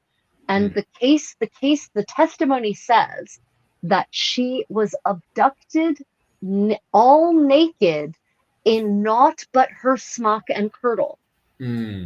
Which means that in the 15th century mindset, this is still naked. So you're welcome, everyone. You get to see me naked. Don't get too excited, no, lads. Don't get too excited, right? So this was definitely, absolutely considered underwear. But of course, the modern idea of underwear is so pared down to almost nothing that in the modern idea of clothing, this is like a lot of layers. Like most modern people look at my smock and think it can be a dress on its own. Because Lone then asks, like, when did we start gendering our clothing like that? Like when, like, I think that's way past medieval. Yeah, that's way past medieval. Yeah, no, that's well out. So in terms of clothing names, that's mostly past the medieval period is where you start to see that, because the words are used interchangeably in Italian clothing, medieval and 15th century. Giornea is a garment worn by both men and women. The cota is a garment worn by both men and women, depending on where and when in Italy. The robe is a gown. A robe in French is a garment worn by both men and women. The gown in 15th century English is a garment worn by both men and women. So the gendering of garments, for the most part, is a post-medieval creation, is a post-medieval development. Sure. Lone then follows up because they are asking about what was it called, these questions, and he follows up with, "Oh my God, I've been walking around was it Renfest in my underwear?" You have like a peasant.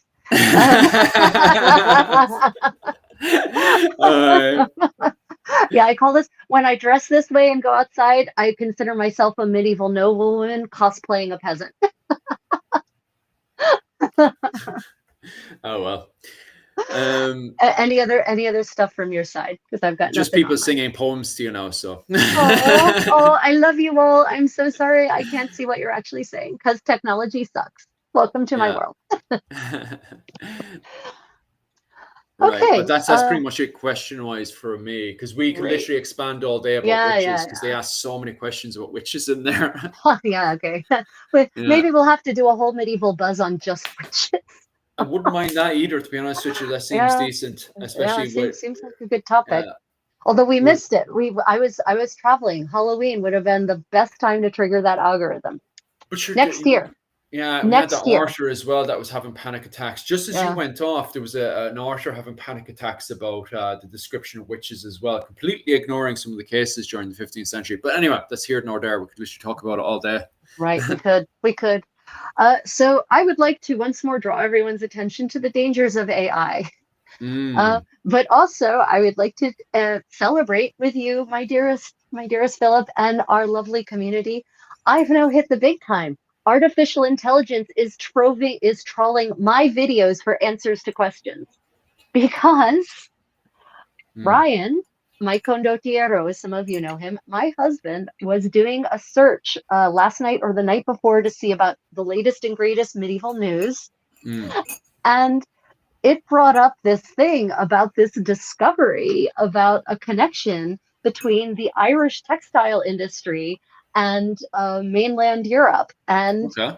it turned out it was literally, it took the voiceover from a video I did Mm. about the discovery I made over No. the summer, and it pulled it word from word for my video. Yeah. So what you're seeing there is the quote that the AI engine found and the video that it took it from. Mm. And it was not cited. It didn't cite me in any way. The second Ryan looked at it, he recognized it because he remembers me writing the script. Yeah. Yeah. Yeah. And so it doesn't, unfortunately, the AI answer did not provide any citations for anything. It Mm. didn't, no evidence that what it was saying was true or not. And, I trust my research. Mm. But no one getting that result should just blindly trust that it's true. Yeah. Yeah. Yeah. So this brings us back to, ladies and gentlemen, Philip and I have been harping on this for a while now, but we'll harp again a little bit. Please don't trust the garbage that AI kicks back at you when you do a search on Grok or ChatGPT or Google AI or whatever. Mm. It could be right. It could be so wrong that it's literally inventing Latin script and attributing it to Pliny the Elder. Real story, actually just happened. Mm. Mm. Mm.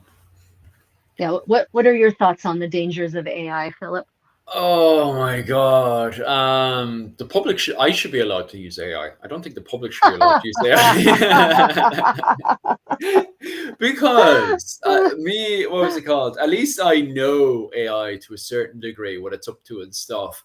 But I don't think anyone else is even, in the realm of both the danger of what AI is capable of doing, and also on top of that as well, because it's plotting against you. The moment you're Right. having a conversation with you, it is plotting against you.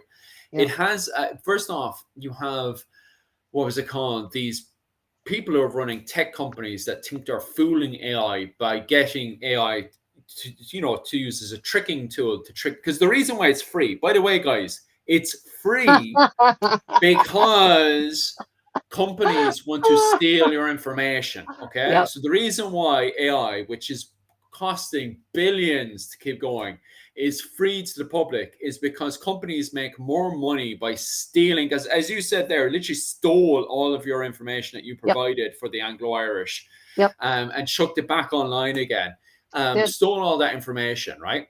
But Yep. also, the reason why it's free is because of the fact that ultimately they're trying to steal your information Yep. for various different bad agendas. But also, on top of that, as well, is trying to feed, while, by the way, feed you gaslighting and manipulating information to Yep. gaslight you and the public into having their agenda, Yep. from politics to what you buy. So that's the reason why AI is free. Now, only just over the summer, these companies also, by various experiments, realized that AI was also trying to kill them, and decided, well, we still have an agenda, so we want to push forward with our agenda while also, what was it called, making the AI dumber so it stops scheming against us. So yeah, AI is a funny device with its agendas and the fact that it's also scheming against us. And that's, by the way, to start with, you Yeah, know. yeah, exactly. That's just scratching the surface That's the of what's introduction. wrong with AI. Yeah, that's the introduction. That, Yeah. by the way, if this was any other service online, right, we would have these terms and conditions, and then we would agree to at the very bottom, which, by the way, would be in very small writing, which isn't given to us even to start with before we even start using AI, which, it's hilarious, like, in itself. Right. So I have a good question that follows up on, okay, well, Takeda says, first off, I hope it's not much longer before we have an option to exclude AI from our search results. That would be great. Mm, And honestly, the default should be to exclude it because most people don't have the training to use the tool properly yeah, at all. yeah. Um, then tangential to that, from Music for Earthworms, who very generously gave me a tip. He said, "Are there any books or sites you could recommend? I guess what I'm looking for is these direct writings you quote read from that are everyday sort of moments from the world. I only find broad sorts of overview recaps, but where do you find all your direct account type tales? Okay, that's a great question. So I have a carefully assembled personal library with a lot of books in it that I found from that are of primary source accounts. But where you find them, so here's my general tip. A good history book, and I'm certain Philip will agree with this, a good history book on any subject is one that has lots of footnotes. Yes. Yes, By default, lots of footnotes. If the book does not have footnotes, put it back. If it doesn't have footnotes, it's a pop history book, and it will be an entertaining read maybe, but it's not a real history book. Yeah. A good history book is going to have detailed footnotes that will include citations from primary sources, but will also excerpts from primary sources, but also cite the primary sources. So then I go to the bibliography at the back of the book, and they should have a section that's primary sources, and that's where I find my primary sources. That's my big broad tip. Is that what you do, Philip, when you're looking for a primary source? Big time, right? Yeah. I'm not gonna lie here, okay? And you guys, now the problem is when what was it, Pop History on YouTube turns around and says, oh, this university academic, he has an agenda. They're talking about modern politics, which Dr. Owen O'Neill was talking. He was turning around and says, what modern politics? We're too busy arguing amongst ourselves to have any modern politics. Don't get me wrong. Don't get me wrong. Oh, true. Especially academics have agendas, but the agenda is a medieval agenda. Like when somebody's making it, and be fully aware of this, when an academic is making a statement, he does have an agenda, but it's a medieval agenda most of the time. But don't get me wrong, there's some universities and certain cliques out there that have modern agendas. Don't get that completely twisted. But most of the University College of Cork or Trinity College or anything, it's modern, medieval agendas and stuff. Even when people are trying to chuck in money and stuff, like to Sean Duffy doesn't care about money and stuff. He cares about medieval agendas. He's trying to prove a point. Right. And he gets so aggressively worked up on it, but he has a medieval agenda in there. So when I see Sean Duffy, for example, first off, where is Sean Duffy? And Sean Duffy's absolutely amazing. He is the peak. If you want to know anything about 10th century Ireland, he is the master. There's a reason why everybody absolutely loves Professor Sean Duffy of Trinity University, right? But the man, he has something to say, right? First off, I want to know exactly what was his prime sources. Sean Duffy's absolutely amazing at giving prime sources. I know exactly what he's saying.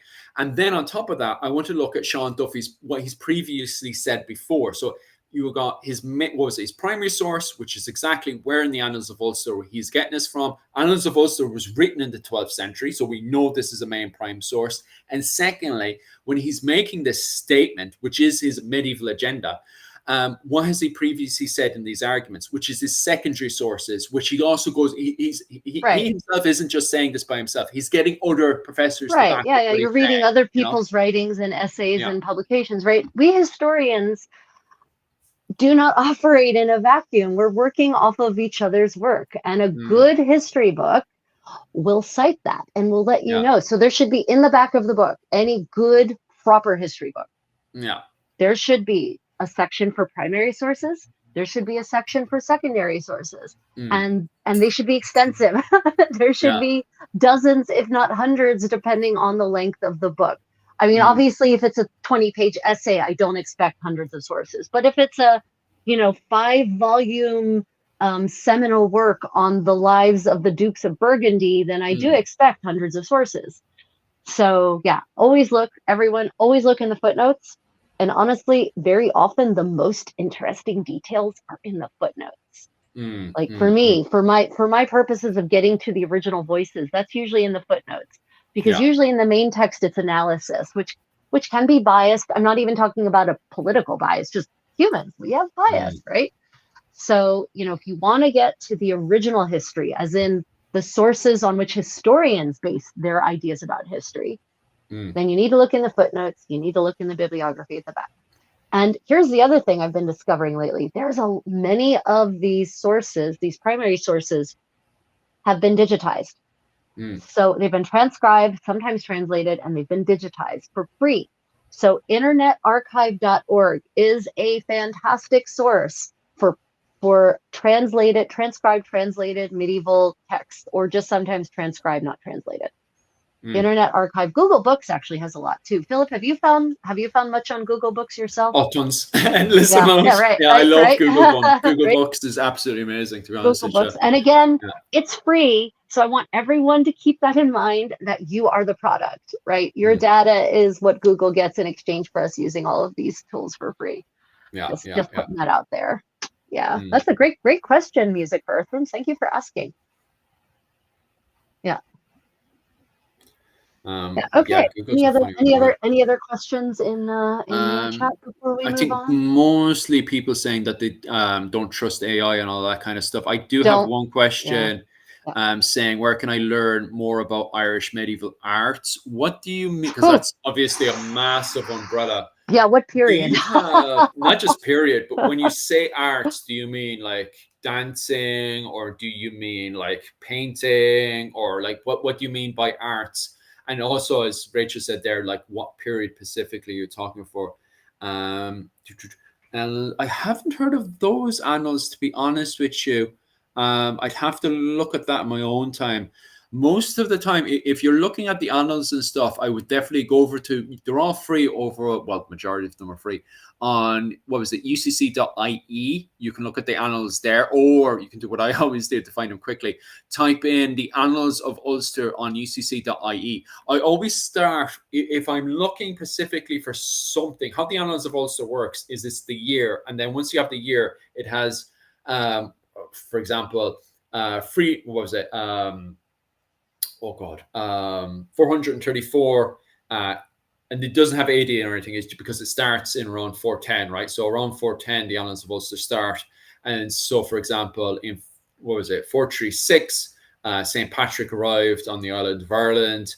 Obviously, I'm just making up this example. Right. But yeah, St. Patrick arrives on the island of Ireland, and it would say like 436.1, 436.2. So it would literally just have 4 things happen this year, and then it would have 0.1, 0.2, 0.3. And then you can just go on to the next year again after that. That's how the Annals of Ulster functions. Really easy to use. But the problem with the Annals of Ulster is it doesn't elaborate on anything, right? And then you'd look into the likes of the Annals of the Four Masters. The only problem with that one then, and this is also very important when looking at the primary source, is first off, when was it made? Because the problem then with the Annals of the Four Masters, although it elaborates on the Annals of Ulster, the Annals of the Four Masters is around the 16th, 17th century, right? So it's made from the interpretation of the early modern era after the medieval era. So although it's elaborating on stuff that happens in the medieval era, it has a very bias, and which is another thing you need to elaborate on as well. Who's the writer during this period? Because they're all biased as well.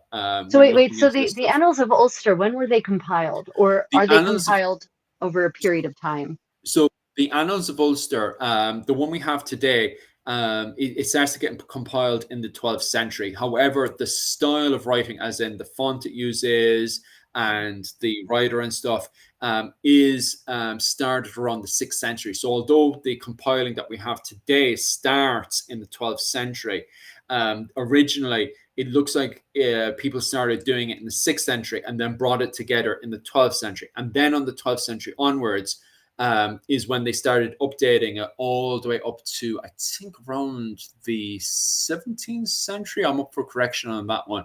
And that's where they kind of, conclude with the Annals of Ulster. And then you have the Annals of the Four Masters. But the Annals of the Four Masters then is elaboration on a lot of stuff that happened in the medieval period, because the writers of the Four Masters turned around and started having a panic attack because they thought that was it. The Gaelic Irish were going to be completely 100% wiped out by the English.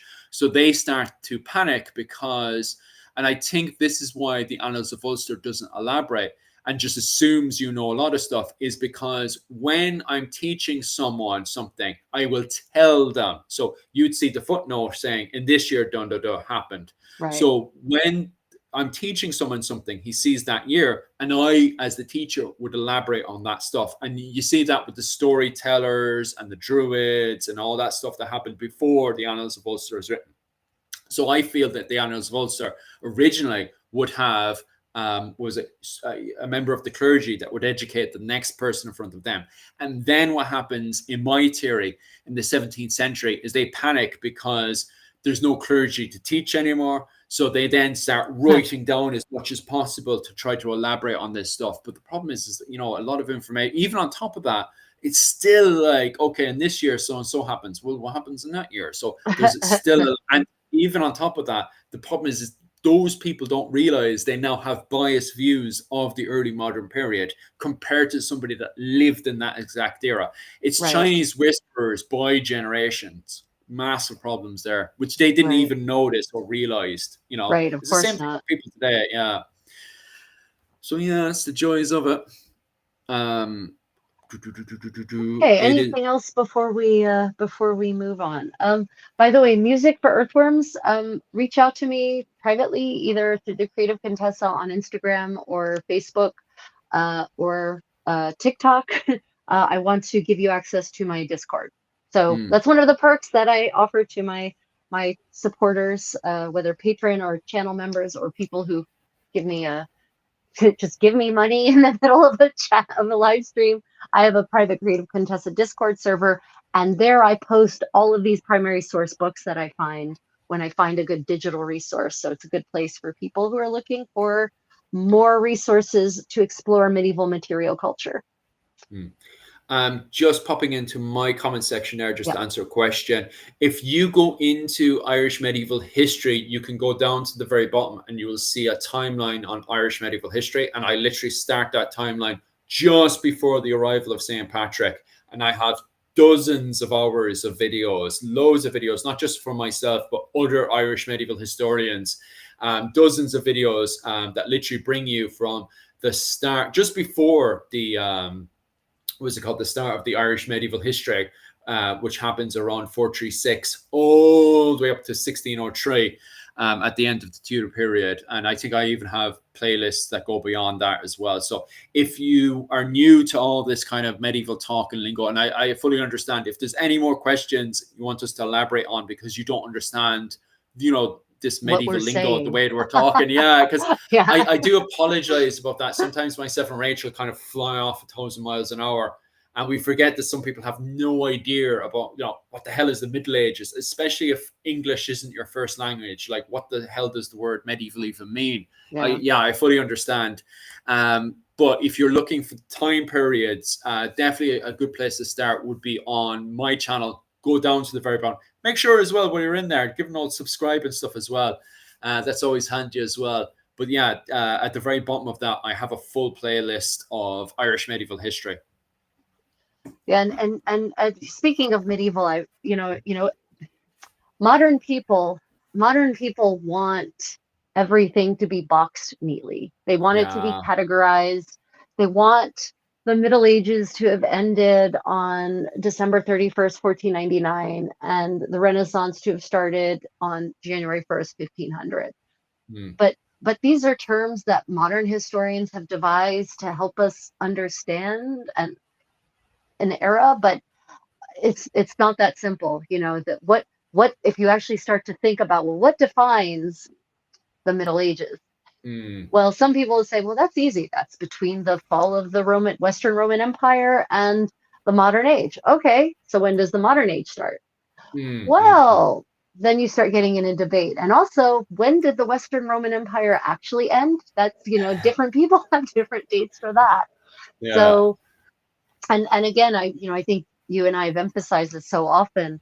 No place in Europe is monolithically the same across the 1,000 years that is literally the Middle Ages. Medieval means Middle Age, the age between ancient antiquity and the modern era is technically when that is. And it's, the word medieval for most Westerners conjures a very specific set of images that may or may not be correct.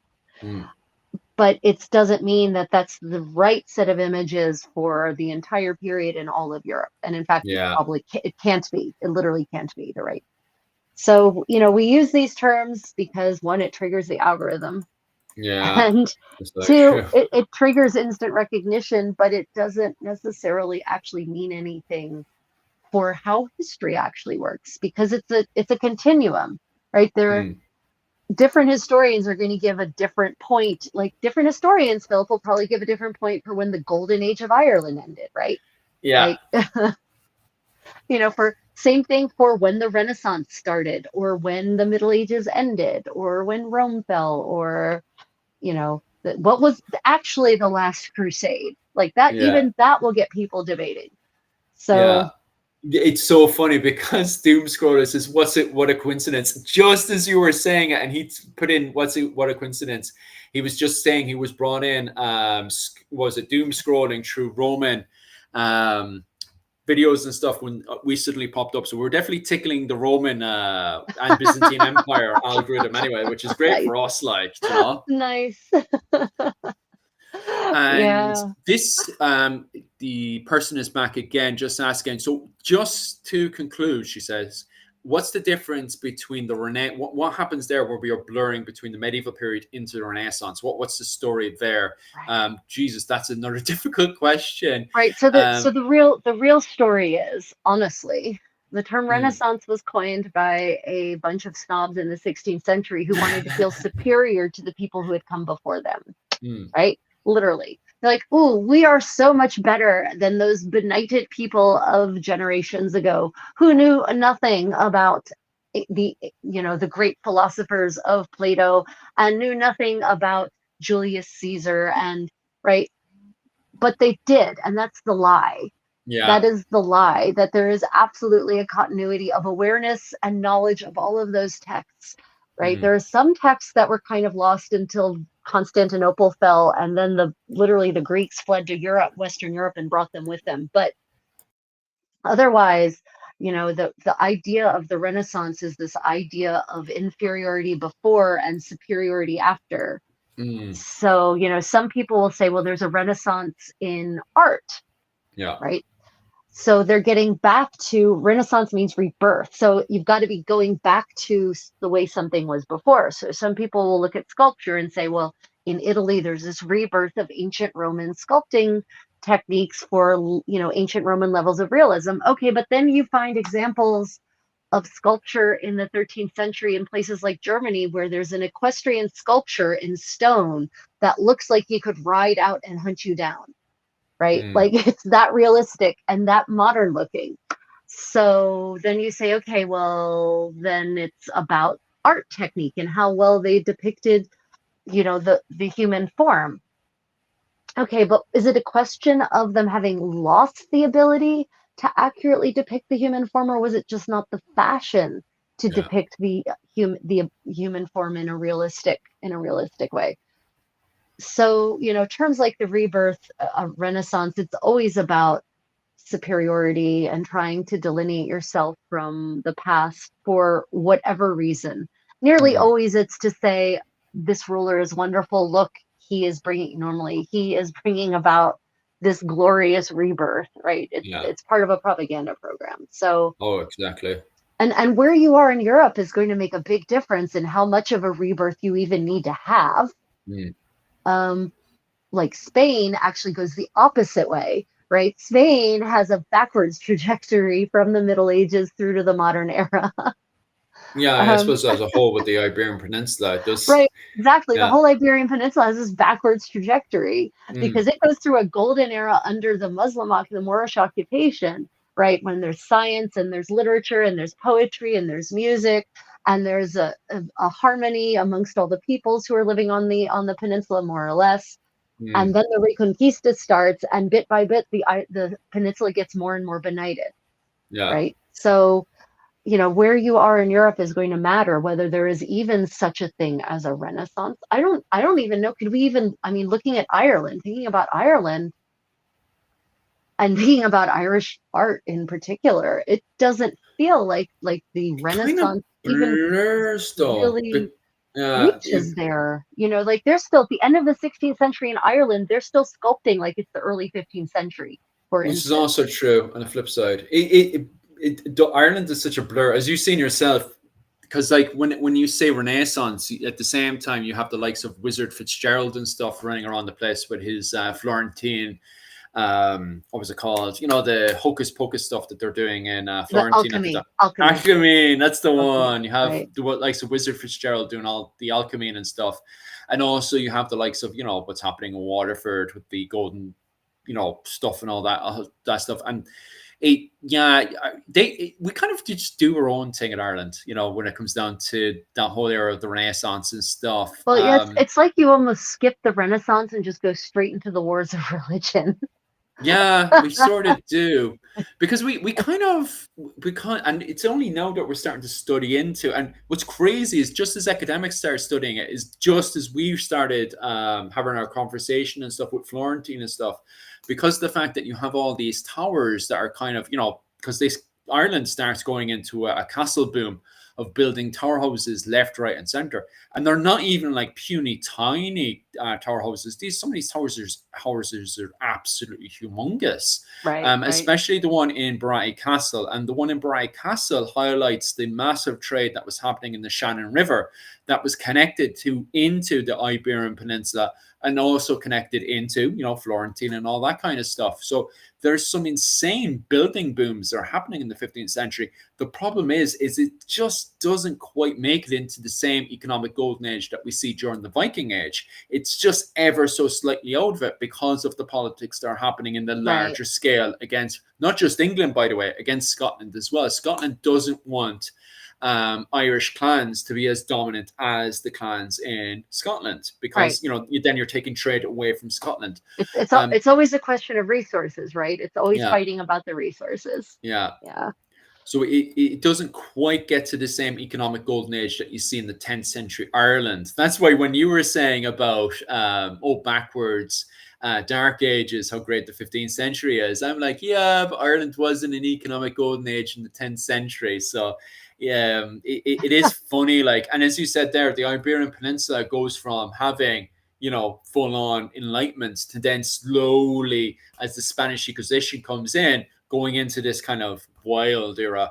That's the way I'm going to brand it. It's going to be wild era. That way I don't get into trouble. Well, I mean, the reality is that the Catholic monarchs, Isabella and Fernando, Mm, evict the entire educated core of their society when they mm. tell the Muslims and the Jews to either convert or get out. And many of them say, adios, Bye right? bye. Yeah. And they take with them their learning, their erudition, their literacy. They take their much more open-minded views of science and the world with them. Mm, yeah. And what they leave behind is a very relative, pretty illiterate society on the Iberian Peninsula, who don't share these grand ideas, these philosophies, this science. And Mm, so it's like you did the stupidest thing you could do for your economy. And then of course Spain goes and mines all that gold, steals all that gold from the New World, and gold and silver, and they flood the European market and create this massive economic depression because mm. the inflation skyrockets through the roof, and they kill their own. The only thing they have is gold. They've got nothing else. Gold and silver. Yay. If only they didn't get rid of all the traders, huh? Right, What? right. All the people who could actually really define their society or accelerate their society, but whatever. Yeah. You see, Um, that's what's interesting about the Mongolian, what was it called, empire, is the fact that they would go in there, but they would leave every single time. They would yep, leave anyone involved with the trade and markets yep, completely alone. In fact, they made deals with people even before they had actually sacked the settlement. They had made secret deals with anyone involved with the markets and what was it called, trade, to leave them completely alone. And that's how the what was it called, the Silk Road went into a golden age.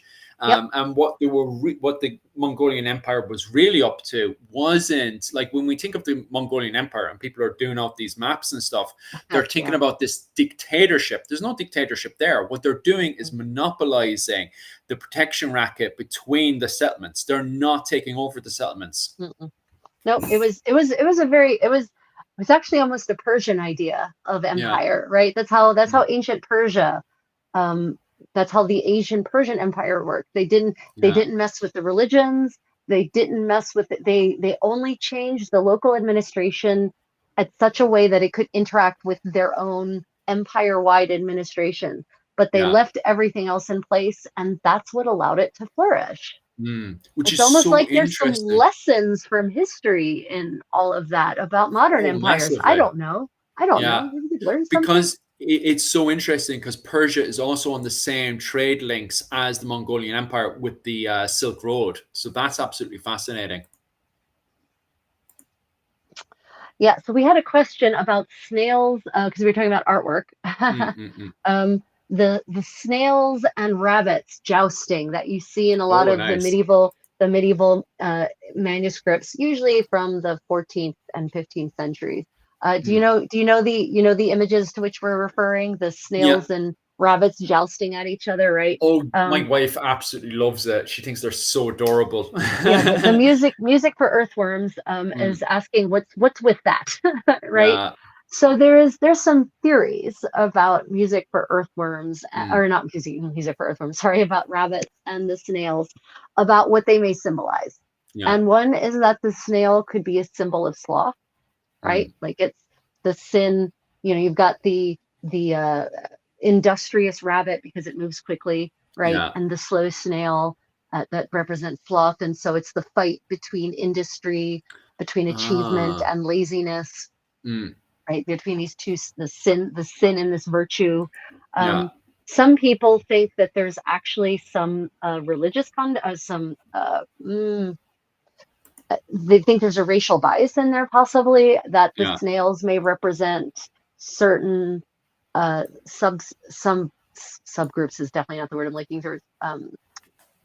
Segments of the population, for example, Mm-mm. Jews. So they Yeah. think it might be a battle between Christianity and Judaism. Mm. Then of course there's always the idea that it was just fashionable and fun to Mm. include these funny characters in the margins, right? And the thing is that there are books of what are called pattern books that medieval illuminators had that they would Mm. actually copy out of to include into they would trace out of often. They wouldn't even hand copy, they would actually trace them so Mm. that they didn't have to draw everything by hand again and again and again, which is why between certain manuscripts from similar time periods, you'll start to say, hey, wait a minute, I've seen that exact face before. Mm. That's because it's from these pattern books.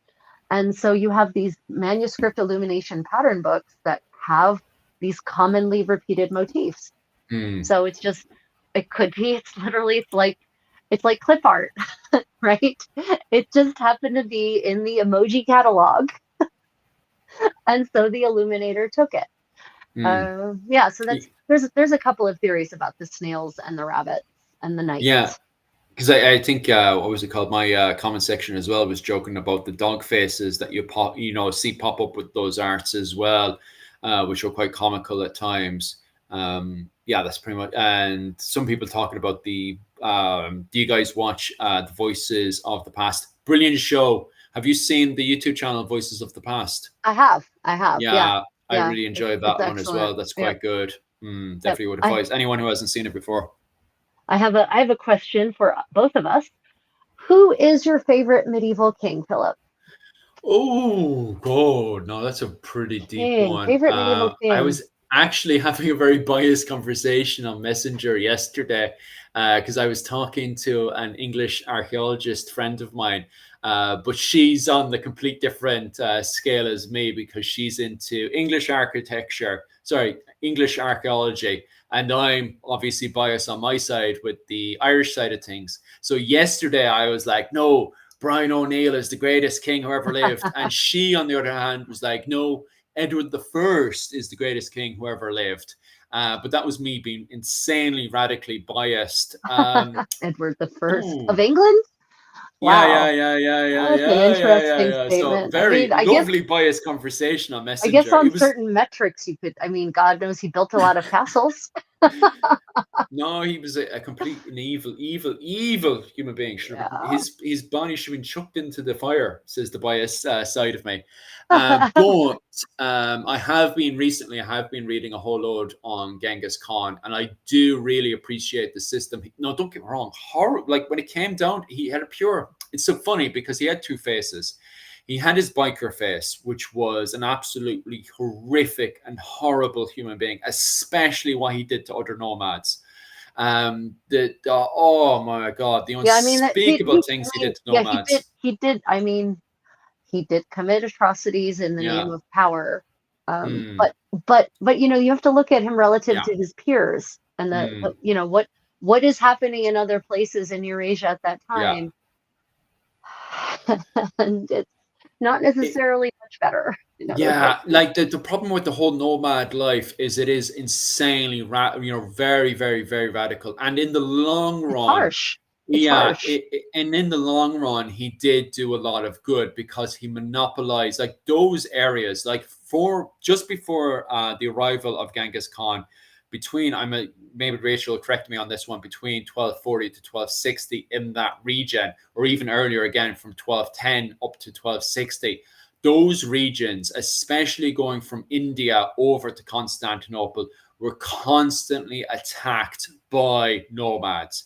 And Genghis Khan, all the way up to Mongolia, wanted to monopolize what was going on in the Silk Road from Beijing over to Constantinople because he's seen the problem. So he wanted to monopolize the protection racket that was going on. So ultimately, everybody could go home making a lot more money than what they originally had. And his approach was it's not like Yeah. he unfairly went up to every single nomad group and just wiped them over. He wrote letters, in fairness, threatening letters, basically said, if you do not submit to my racketeering, I will obliterate, not just suffer, but ultimately, like I look at some of the letters he'd written, and I was like, maybe if you worded it better, like opened up with, "Hey, look, what you're doing is really fantastic, but if you did it a little bit like this, your percentage of making money could go from 20% to 100% if you follow my instructions." Those letters would definitely make him. Instead, his opening letters were like, "If you don't do what I say now, I will obliterate you off the side of the planet." I think there's a difference in Yeah. letter writing. I like. I, it's Mm, funny how the exact same sentiment expressed in different words can evoke a completely different yeah, response. because it's very funny with the when he's writing to the Japanese, because the Japanese, he took over from the Chinese, and how the Chinese system worked was that if you had sent a tribute, which was their form of what was it, Yeah. subscription, you could be a part of their trade network, and that was the original deal with the Japanese. And when he's sending diplomats to Japan, I think that the Mongolian translation was really lost with the Japanese because they seem very confused to what's going on. And then suddenly Japan is, what was it, Mongolia is invading them, and that's it. The Japanese just won't talk to them anymore. So I do think there's definitely a massive miss of translation, and that ultimately the reason why this turns into a complete genocide of half of the planet is miscommunication a lot of the time. I think that's what's going on, and a lot of pride in there as well. And I think a lot of people, well, you have to remember, a lot of people were pocketing money as well. Under Mongolian administration, pocketing would completely disappear. Well, to a certain degree, disappear. Like, Yeah, and I mean, I also think here's the other problem is that a lot mm, of the histories involving the Mongols are, yeah, well, they're not narrated from a neutral perspective. yeah. And Yuki was saying that as well. Is that with the, yeah, because I haven't touched any of, even yesterday when I was looking at a lot of these sources, I was looking at it from, and this is why Yuki was correct, and yourself is correcting me now, is I am looking at it from a Mongolian perspective, where my wife at least had looked at it from a very later Ming interpretation, where they say completely different things, where the Mongolians are the villains in that well, interpretation. the Ming dynasty had to, right? Because they Yeah. were trying to set themselves up to, again, propaganda, to appear better than the people who came before them. And the Mm, truth is that the Mongols ruled China yeah. for a little while, and they did so well. Mm-mm. And so any dynasty that comes after is, in order to maintain the illusion that they are the superior and therefore have the right to have power, they're going to Mm. have to denigrate their predecessors or discredit them in some way. What better way to do that than to attribute all manner of atrocities to them, Mm, mm, mm. right? Yeah, it's always the best way. Demonize the last group before you to Exactly. make yourself We're look better. We're so much better. See, we haven't ripped out your entrails through your belly button. Aren't we great? Yeah, and it goes back to what Jim O'Neill was saying earlier about the previous law, because he made a slight was it a comment about the Renaissance and the interpretation of the Renaissance, that everyone before us is stupid and we're so intelligent. Right. I mean, Jim he's O'Neill right. was making a comment about that. Yeah. Yeah. It's true. That's literally what one of the great Renaissance writers says. So paraphrased, but still. That's Yeah. so funny, Jim, because I actually only had Mongolian milk. What was it? Oh, Last mare's milk? month. You mean Yeah, I only had fermented it for mare's the milk? first time. Where Yeah. did you get fermented mare's milk? Did you go to Mongolia? No, there's a guy bringing it over. It cost him a fortune, by the way. There's a Mongolian living in the south of Japan who's bringing it over. And I had it for the first time. Oh my God, it's so nice. It is so insanely nice. But Yep. Mongolia he, is on my list of places to go visit. yeah, Seriously. but Yeah. we got, I don't know if you've seen the photos online. I posted up the photos online of myself and Yuki on our Instagram. So you can definitely follow me over on my Instagram. And yeah, myself and Yuki were drinking away on the Mongolian food. But and if you are in Japan, please go and visit his restaurant, because he's finding it more and more harder to, because it's from China. Oh God. And this is before China and Japan started butting heads recently. But it's costing him a fortune and he's thinking about closing up the shop. He's made his money from the shop, but the problem is now trying to bring goods over from China and Mongolia is costing more and more money. So trying to keep the restaurant up and going, so difficult right now. So he's in the middle of a, not a loss, but he's starting to get there, trying to bring the Mongolian food over to southern Japan. Yeah, that's going to be expensive because Okinawa Yeah. is an island.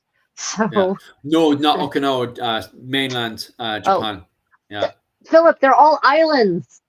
All of Japan is No, islands. we're the Rikyu Kingdom. We're not Japan. Oh my God, the whole damned archipelago is islands. Rikyu Kingdom. I am Rikyu Kingdom. Oh my God. I was right. So would Genghis Khan then be your favorite medieval king, you're thinking? Is that where you're Right leaning? now, I'm very Genghis Khan pro. I just love his idea of like monopolizing the Silk Road. I just thought that was bang on. But the problem is you and Yuki are pointing out that's because you have a biased interpretation right now, Oh no, I Philip. mean, no, what I was actually, when I said biased, I mean I'm talking about the chronicles that talk about all Uh, these horrors. I think mm, they're biased. yeah. I think they're biased and on purpose to Mm, present to depict him in a as violent a light as possible. mm, Especially the Western chronicles, the ones from like, well, Eastern Europe, but still the west of Eurasia, right? mm, They have an interest in presenting him as a barbarian because he wasn't European and he wasn't yeah. Christian, Mm, right? So and that's a big thing you have to keep in mind is these Christian chronicles would never want to admit that there is a ruler who is worth anything who's not Christian. mm, So that's another bias you have to keep in mind. Now, Genghis Khan, yeah, if people stood up to him and they lost, they paid yeah. the most horrible way you can possibly pay for that kind of mistake. Yeah. But we know that anyone who fell in line lived a very, as comfortable as you could in the 13th century, Oh, lived a massively. comfortable, happy life.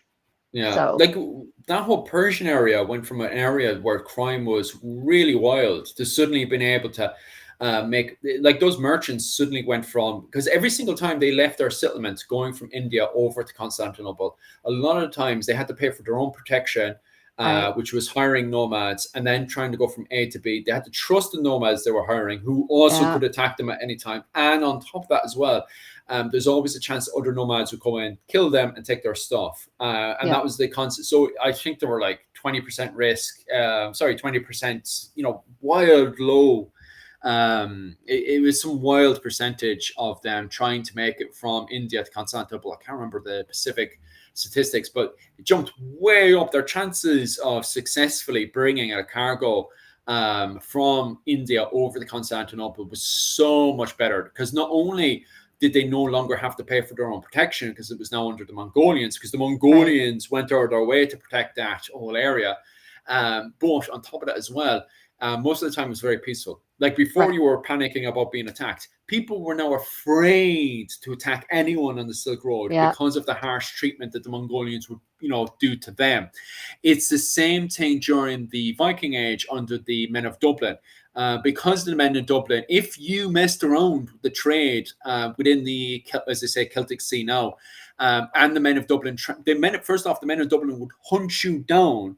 Then they would toy with you, and then they would cut your head off and put it onto a pike in York or Dublin to show, if you mess around with our trade link, we will make you suffer.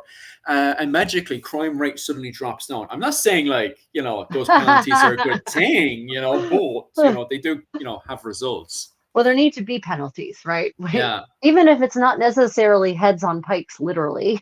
Mm. Consequences definitely encourage better behavior. Yeah. But stability, the stability that Genghis Khan created, that his grandson Kublai Khan inherited, is not to be underestimated. And you could even easily make the statement that the prosperity that resulted from the Mongolian Empire creating that stable Silk Road, the growth in trade and commerce that allowed, and the increased exchange and the stability of the exchange, is what led to the so-called Renaissance in Europe. It's what allowed cuisine to become even more exotic than ever, because all these spices that were very rare before became only mildly rare. And all those silks that came from Iran and from India and from China that were coming into Europe then inspired the silk weavers of Europe to achieve new heights, right? So there's a real argument to be made that we we should thank Genghis Khan for where we are now in Western civilization. Oh, definitely. And getting over to Austria there, what's crazy about that is at the same time while the Mongolians are taking over all those regions, Austria, is the fact that you have the rise of Brian O'Neill, who actually made an agreement with the, the Norwegians, the king of the Norse, to try to take back over Dublin from the English. So they were actually trying to take over Dublin again. And then from there, try to get that trade link reconnected. That's from King Brian O'Neill around 1260 to 1270, trying to get that trade link back into Norway and then connect back into the Silk Road, which, God, that would have gone back into a second economic golden age in the 13th century, which completely would have rewritten history, Imagine the Silk Road getting to Dublin at its peak during the 13th century. Completely Right. different history, Yeah. It's wild. It really would have changed so much. Yeah. My favorite king is actually Susan said him. So we didn't. You said Genghis Khan, so that's not a European king. So I'm going to go with No. Sejong the Great. Yeah, go on. So Sejong the Great is a 15th century Korean king. He's one of the early kings of the Joseon dynasty.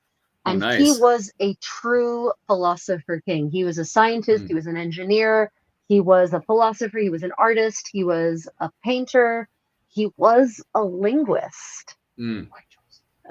And he actually was also progressive. Under Sejong's reign, laws were passed that gave women civil servants maternity leave, that gave male civil servants paternity leave, that guaranteed women's rights, that allowed them to bring suits, sexual assault suits, and actually seek retribution. Retribution is definitely not the legal word. Justice. And he passed all sorts of laws and made decrees that increased the wealth and the well-being of the lower parts, the majority of the population, that being not the aristocracy. And he invented an alphabet that could be read and learned by anyone easily. He's the one who invented the modern Korean alphabet. And he specifically did it because he wanted his peasants to be able to read and write so that they could understand the law and not be taken advantage of. You're going to be surprised, though, when I tell you that the aristocracy wanted no such thing. And after Sejong died, there was a massive counter reaction to all of this progress, and it was almost undone overnight. Oh, And God. it What said, era was he? 15th century. 15th First century. Oh, well. 15th century. Mm, And unfortunately, many of those laws were rolled back. Women's lot in life in the Joseon dynasty took a sharp downward turn. The aristocrats made sure that no king would ever put them in their place again. mm, And they passed laws against using Hangul, this wonderful simple alphabet, for official laws and correspondent court communications, because they mm, wanted to mm, mm. make certain that the peasants had no idea what was going on and would never know.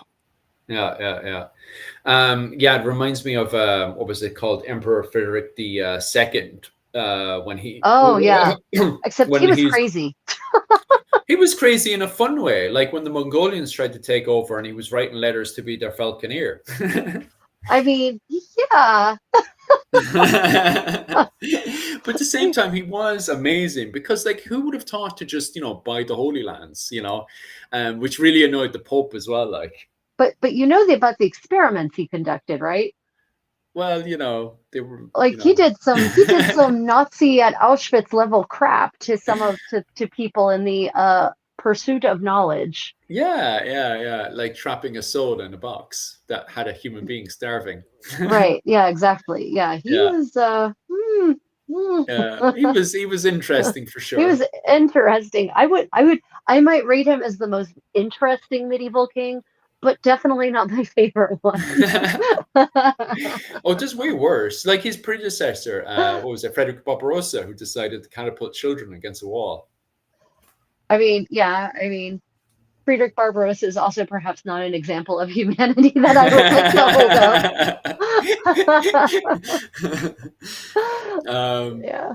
any decent comments on your side? I think most Let of the me see. people are. Unfortunately, I just like my chat is lying to me that I had nothing, and now there's like 1,000 messages that Uh, I've missed. I hate you, chat. Why are you like this? I had it Uh, slightly going on there for a second, but then it kind of crashed. And then when it turned back on again, I had a good few comments just elaborate on what you're saying. Not elaborating, just kind of agreeing on what you were saying about the Korean, what was it, Emperor? I'd never heard of him before. That's the first time um, I've heard about him. about Sejong the Great. Yeah, my comment Yeah. Well, section has heard about him before. I never heard about him. yeah, Sejong. So, a lot of Korean history. Most people haven't heard anything about Korean history. They've heard Yeah, a little bit about Japanese, mostly in the early Edo, end of Warring States Edo eras, when most people are familiar with. But other than that, most Westerners couldn't tell you jack squat about yeah. Japanese history. They know nothing about Korean history. Know a tiny bit about Chinese history, but I sure, unfortunately, no in wonder. My comment Western section is from education, Singapore. That's why. oh, Yeah, I was like, what? Why have I never heard of these people? Oh, greetings from Singapore. Hello. Oh, I was like, oh, right. That's why you guys have heard about it before. oh my God, yeah, I'm just now getting all these comments. I wasn't ignoring anyone. Literally, my chat lied to me. Mm, Let me see if there's anything I need to answer. Jim O'Neill says your life didn't last long in the 13th century, though, did it? That's a misnomer. So, mm, expectancy, if you control when in insofar as we can track age spans, lifespans, because the records aren't necessarily always great depending on where you are in Europe, but in mm. places where we can, when you control for infant mortality, i.e., you cut out all the children who died and the Yeah. babies who died, suddenly the average age goes up to the 60s. Mm, It's just that life expect it wasn't as short. The problem is that infant mortality and child mortality was massive, and that throws off the averages pretty sharply. But if you made it through to adulthood, you were very likely to see your 60s. mm. So it was life expectancy wasn't actually that much less than it is Nice. now in terms of how long adults live to. Mm, mm, And mm. also, life expectancy in Ireland in the 13th century isn't going to be the same as it is in Korea, isn't going to be the same as it is in the Iberian Peninsula. Oh, So, especially in Ireland. 13th century Ireland is depressing because it was on a constant war. Literally, it was literally taking the worst of the Barron Wars. Ireland was, and then it took the worst of the Scottish War of Independence, because we're in the middle of what was it, the Little Ice Age kicking off at the same time that the Scots and the English and the Irish right. lords are all butcher each other. So there's no food, and everybody's sieging each other. Like, no one has food, and everybody's committing cannibalism. You know, Ugh, And this was the siege of what was it called? Carrickfergus. During the siege of Carrickfergus, everybody's eating everybody. All the prisoners are eaten. Everybody's eating Jesus, everyone's prisoners. Jesus You don't want to Christ, be captured. You're going to be dinner tonight. Jesus. Uh, Yeah. And okay, so also stupid wars affect me, but I will say that I would definitely include war as a reason why you might not live long. yeah, So, but very it's not, true. when people say, oh, well, they didn't live long in the Middle Ages, usually they think about disease as being the thing Yeah. that takes you out, but it's actually not usually. Mm, It's usually either you die as a baby or a child or war. yeah. But Ireland, like, if Uh, you jump back over, I wouldn't say to 13th century because this is horrific, but the 15th century Ireland, because we have all that trade coming in from the Iberian Peninsula and Italy and stuff, and 10th century Ireland, Brian Boru was almost going into his 70s or 80s when he's chomped up. There's some people just pushing up to that 80s, 90s mark in 10th century Ireland.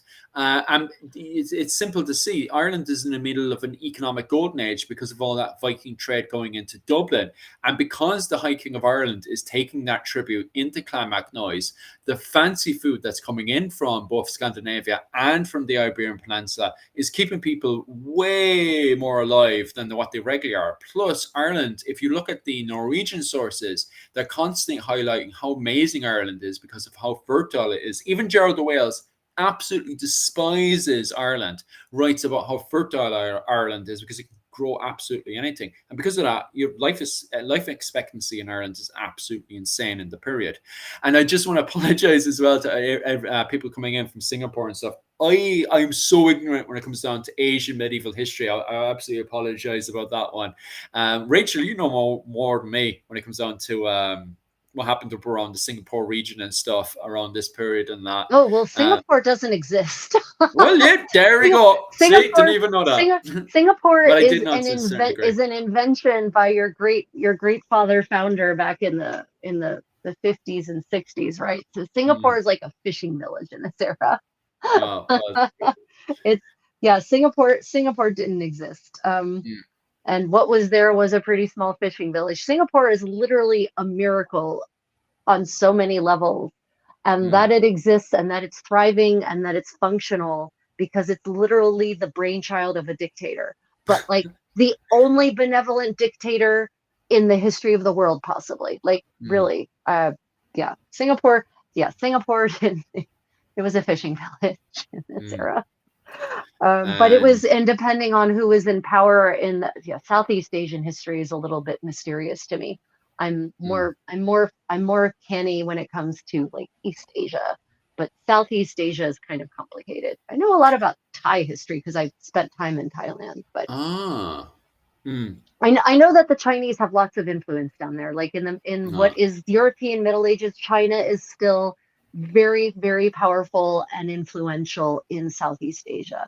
So there's a mhm. lot of tribute being paid, and there's princesses from those various kingdoms making their way up into Beijing or wherever the capital happens to be in the specific era.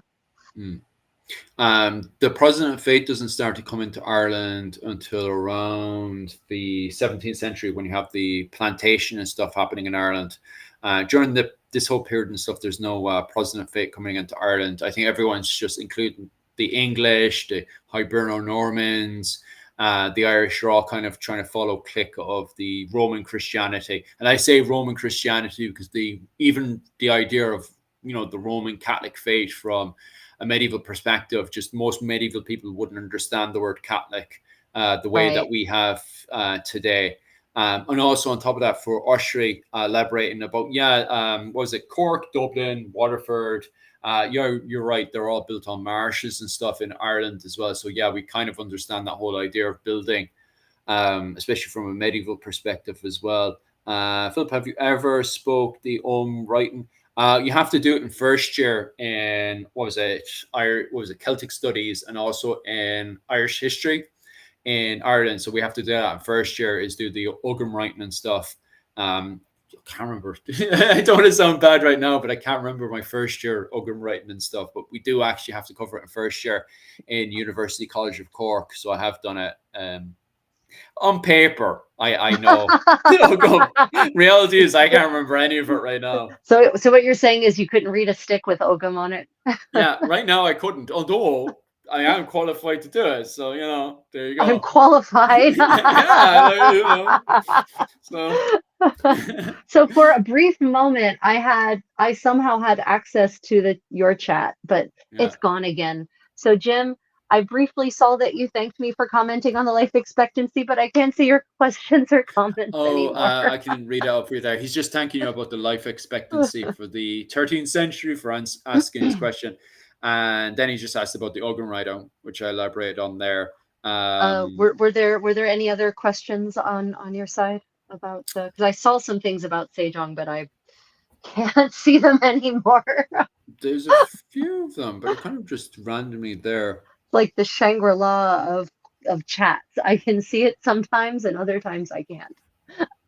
Oh, the Great Schism. You talking about that one? Once the Great Schism, Georgian Reform rolled in. Uh, yeah, I think I know what you're talking about because that's the justification for the Norman invasion of Ireland. It's funny because Ireland actually already reformed its church. This is all like fake propaganda from the English Pope and what was it called, Henry II, to justify invading Yeah. Ireland. But there's even like they recognize that Ireland had a golden age, but then it wouldn't reform because what happens is that in the 5th and 6th century, while Rome is quote unquote collapsing, you have different interpretations of Christianity going out into the world. And the interpretation of the Irish from a modern interpretation is referred to as insular Christianity. However, that's not how the Irish at the time viewed it, because they have the letter of St. Columba. In the letter of St. Columba, St. Columbanus, Uh, is it St. Columbanus? Yeah, St. Columbanus, sorry. St. I, Columbanus writes a letter to Rome, and in it, he literally says that the Irish are a part of, literally, if the Pope says something, the Irish take it seriously. They are Roman Christianity from their perspective.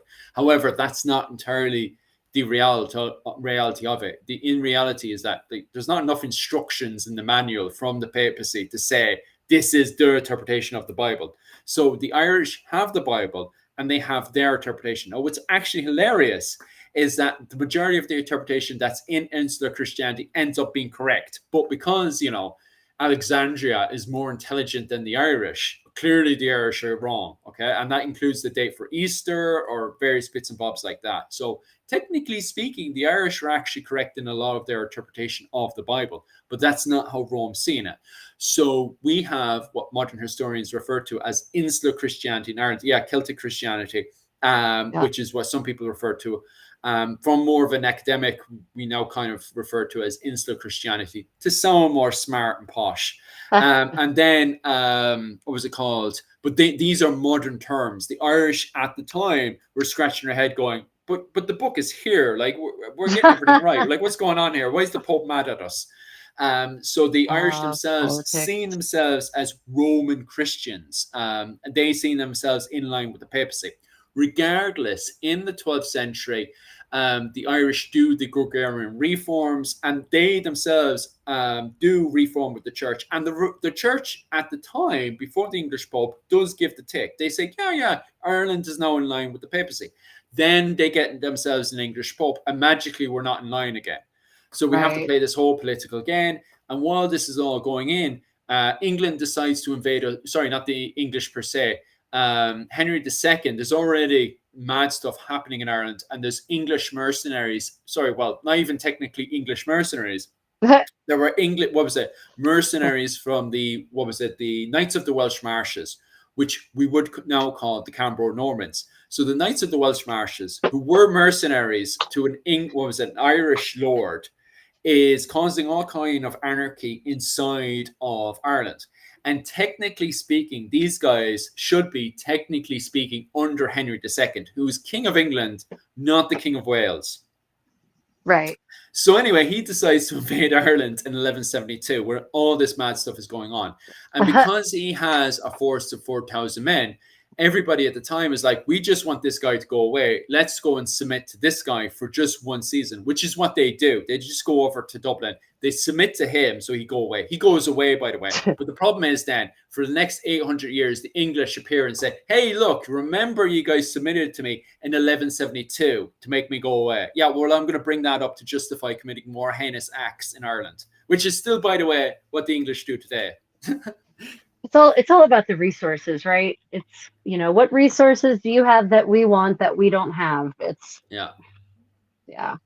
And I mean, there's always an excuse that's not resources, but it's always about the resources. Like religion is up there, or retribution, but nearly always under all of that, it's, well, you guys have resources that we want, so we're going to justify stealing your shit, which is, by the way, unchristian, by claiming that it has nothing to do with theft at all, actually. But it always comes down to justifying theft.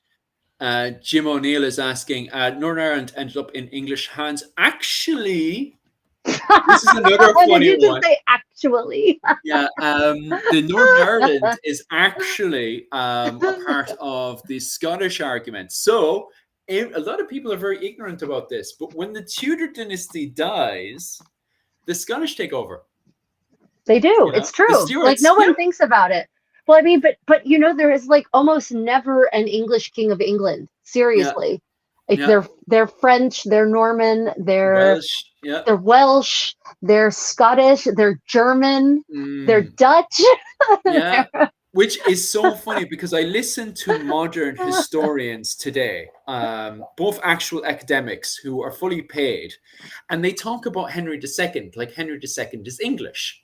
Henry II kills Thomas Becket, and Thomas Becket becomes a martyr to the Anglo-Saxons, who are constantly terrified. And this is one of the reasons why Henry II refers to himself as King of England and not an emperor. This is one of the reasons why, is because his mother had referred to herself as Empress Matilda, because she had that kind of German influence in. Well, she was actually the empress for a while. She was. But this is obviously you can correct me on this one, Rachel, but between the fighting of King Stephen and Empress Matilda, the actual common people of England, the Anglo-Saxons, became very terrified of dictatorship inside of England, which is the removal of their local council assemblies. Right. They used to have council assemblies in England during the time.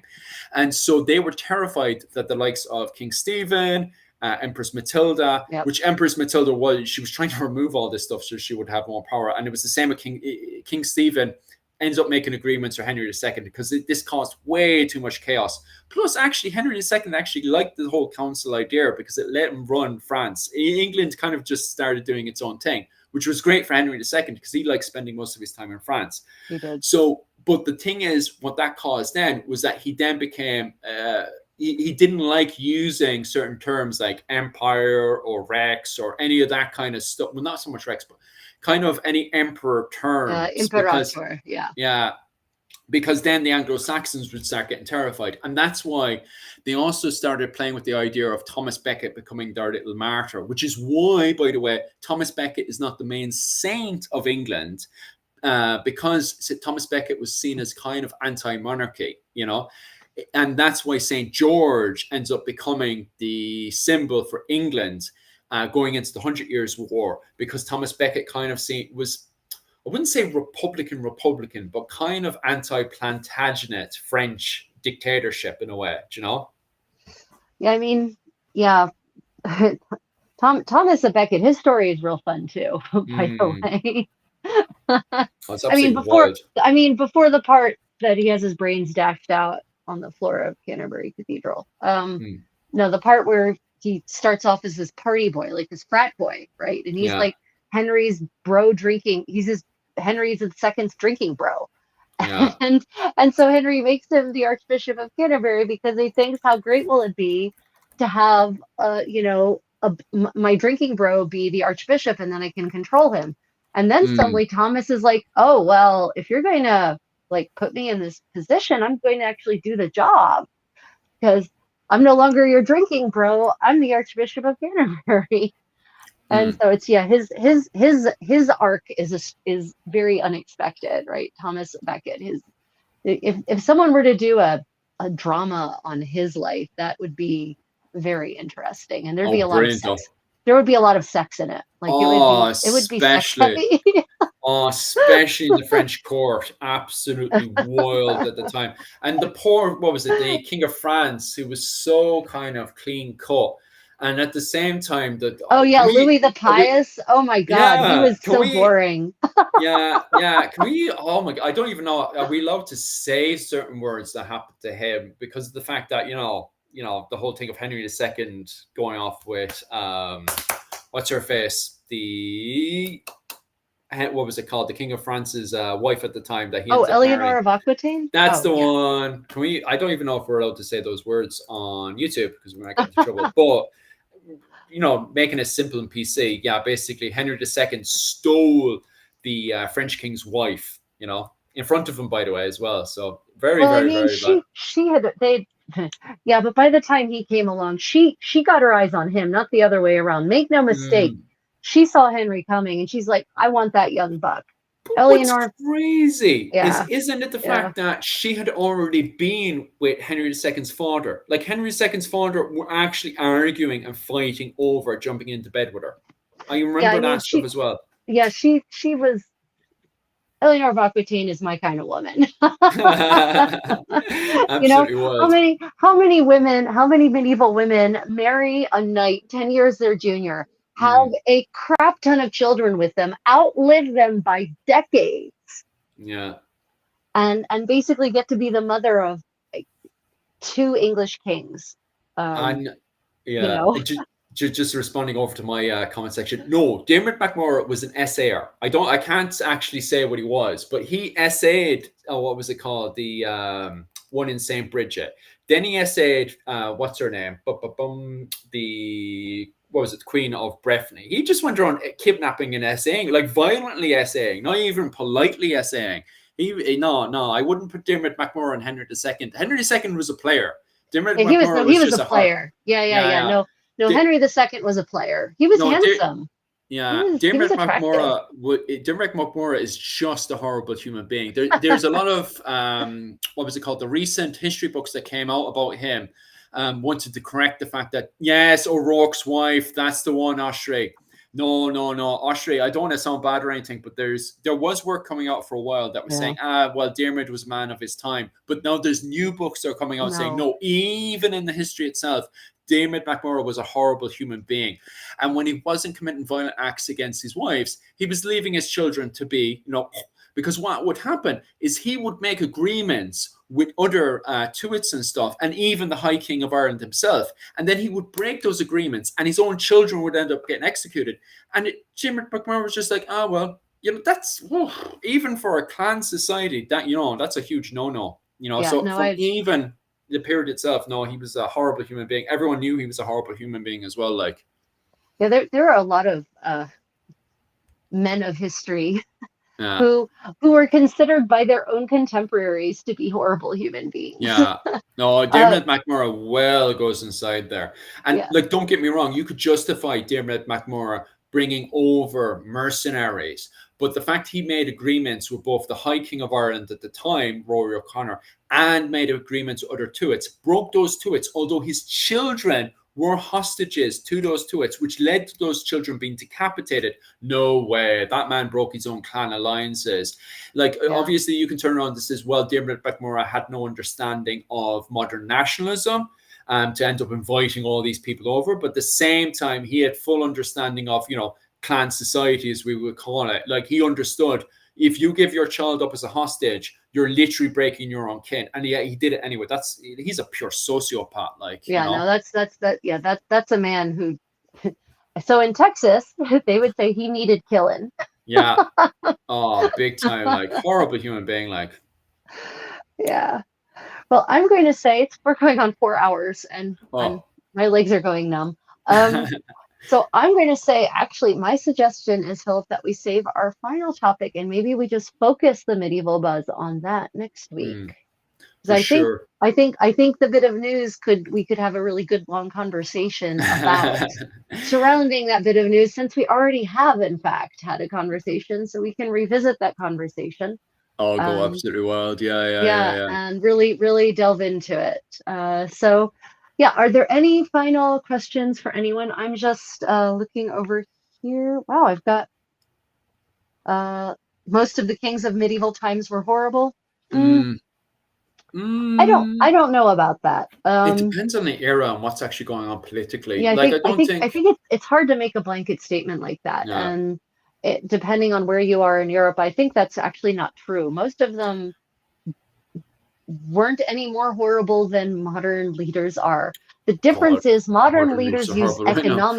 modern leaders use Yeah. economic tools Mm, to wreak horror, yeah. and medieval leaders had you know, violence as their tool of Yeah. choice. But I really don't think that. There's Mm, here's so Machiavelli writes in the early 16th century that mm, a great leader, yeah. in order to do what is best for the state, will perforce condemn his soul to hell for the choices he must make in order to do what is best for the state, will be evil in the short term, but in the long run will be the best. Yeah.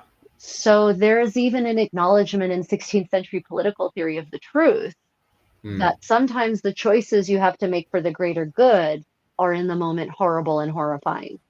mm. That's very true. Machiavelli's a deep one, though. Sometimes I'm very Yeah, hesitant to say that's very true because it's like I might get into trouble here for saying certain stuff. Well, that's true.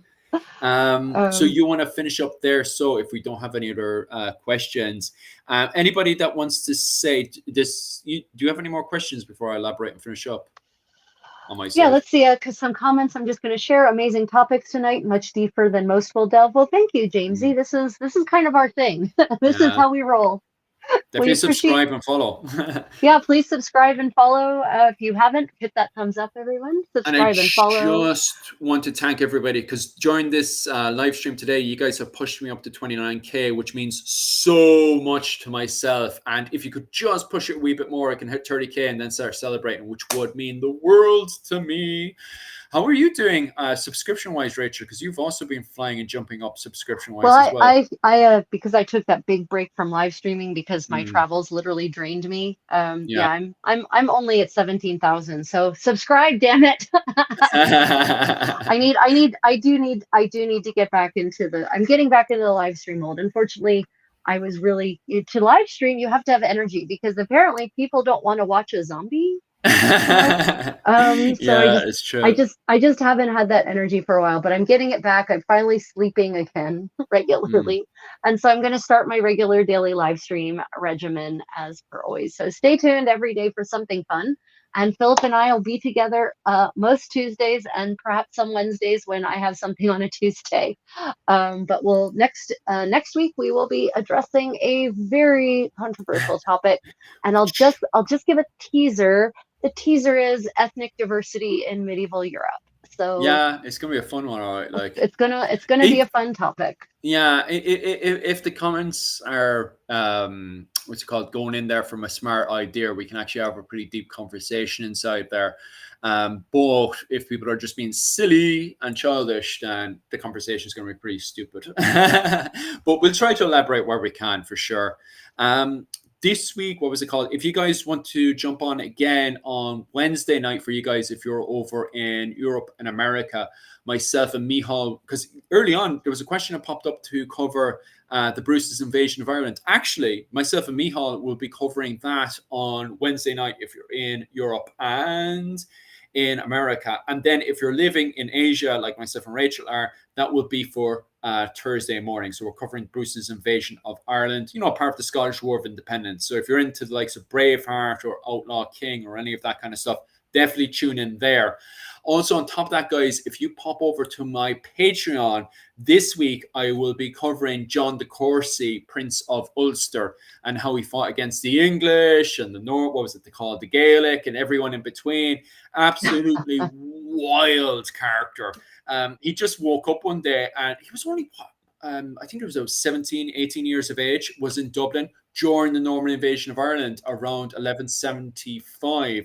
He woke up one day and just left. He got group of knights together and just left Dublin. And he ended up taking over part of the north of Ireland and declared himself Prince of Ulster. And he married into a Viking family. And he just went from there, lived an absolutely wild life. So I will be covering that over on my Patreon. I normally do classes about once a week on a Sunday, and they're about 20 quid a month. Definitely well worth it. So definitely pop over there for that one. So I'll be covering a massive topic there. Or if you just want to support my content, definitely you can donate.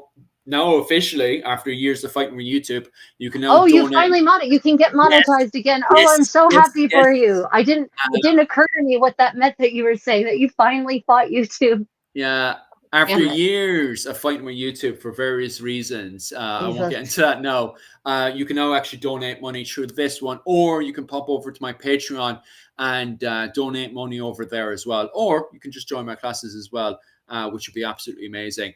I think that's pretty much squared. What's your plans for this week, Rachel? Yeah, so if you all want to support my channel, I have YouTube memberships, and I have a Patreon also, and I provide all sorts of extra content for everyone. And I have a Discord server for all of my supporters, my channel members and my subscribers and my regular commenters. My super commenters also get access to my Discord. I provide all sorts of extra resources exploring medieval material culture. Whenever I come across anything in my rabbit holing, I share it with you all. Yeah, otherwise, tomorrow is medieval story time. Basically starting at the time that this live stream originally started, which was 4 hours ago. Medieval story time is where I read passages from original medieval sources, and we discuss them, and some people just like sleeping to it. So there's Nice. that. And then there'll be more medieval sewing parties coming up this week, where I'll be working on various garments and holding forth all by myself, basically about any medieval topic that comes to mind or any questions you all have. So yeah. It is. Well, Philip, this has been a beautiful 4 hours, but I need to eat something. Yeah, same as. Anyway, thanks very much, Rachel, definitely for organizing this one today. And I'll see the rest of you guys later. Slán Goalia. Bye. Stay creative, everyone. Bye. See you. Bye, bye, bye, bye, bye, bye, bye, bye, bye, Jim.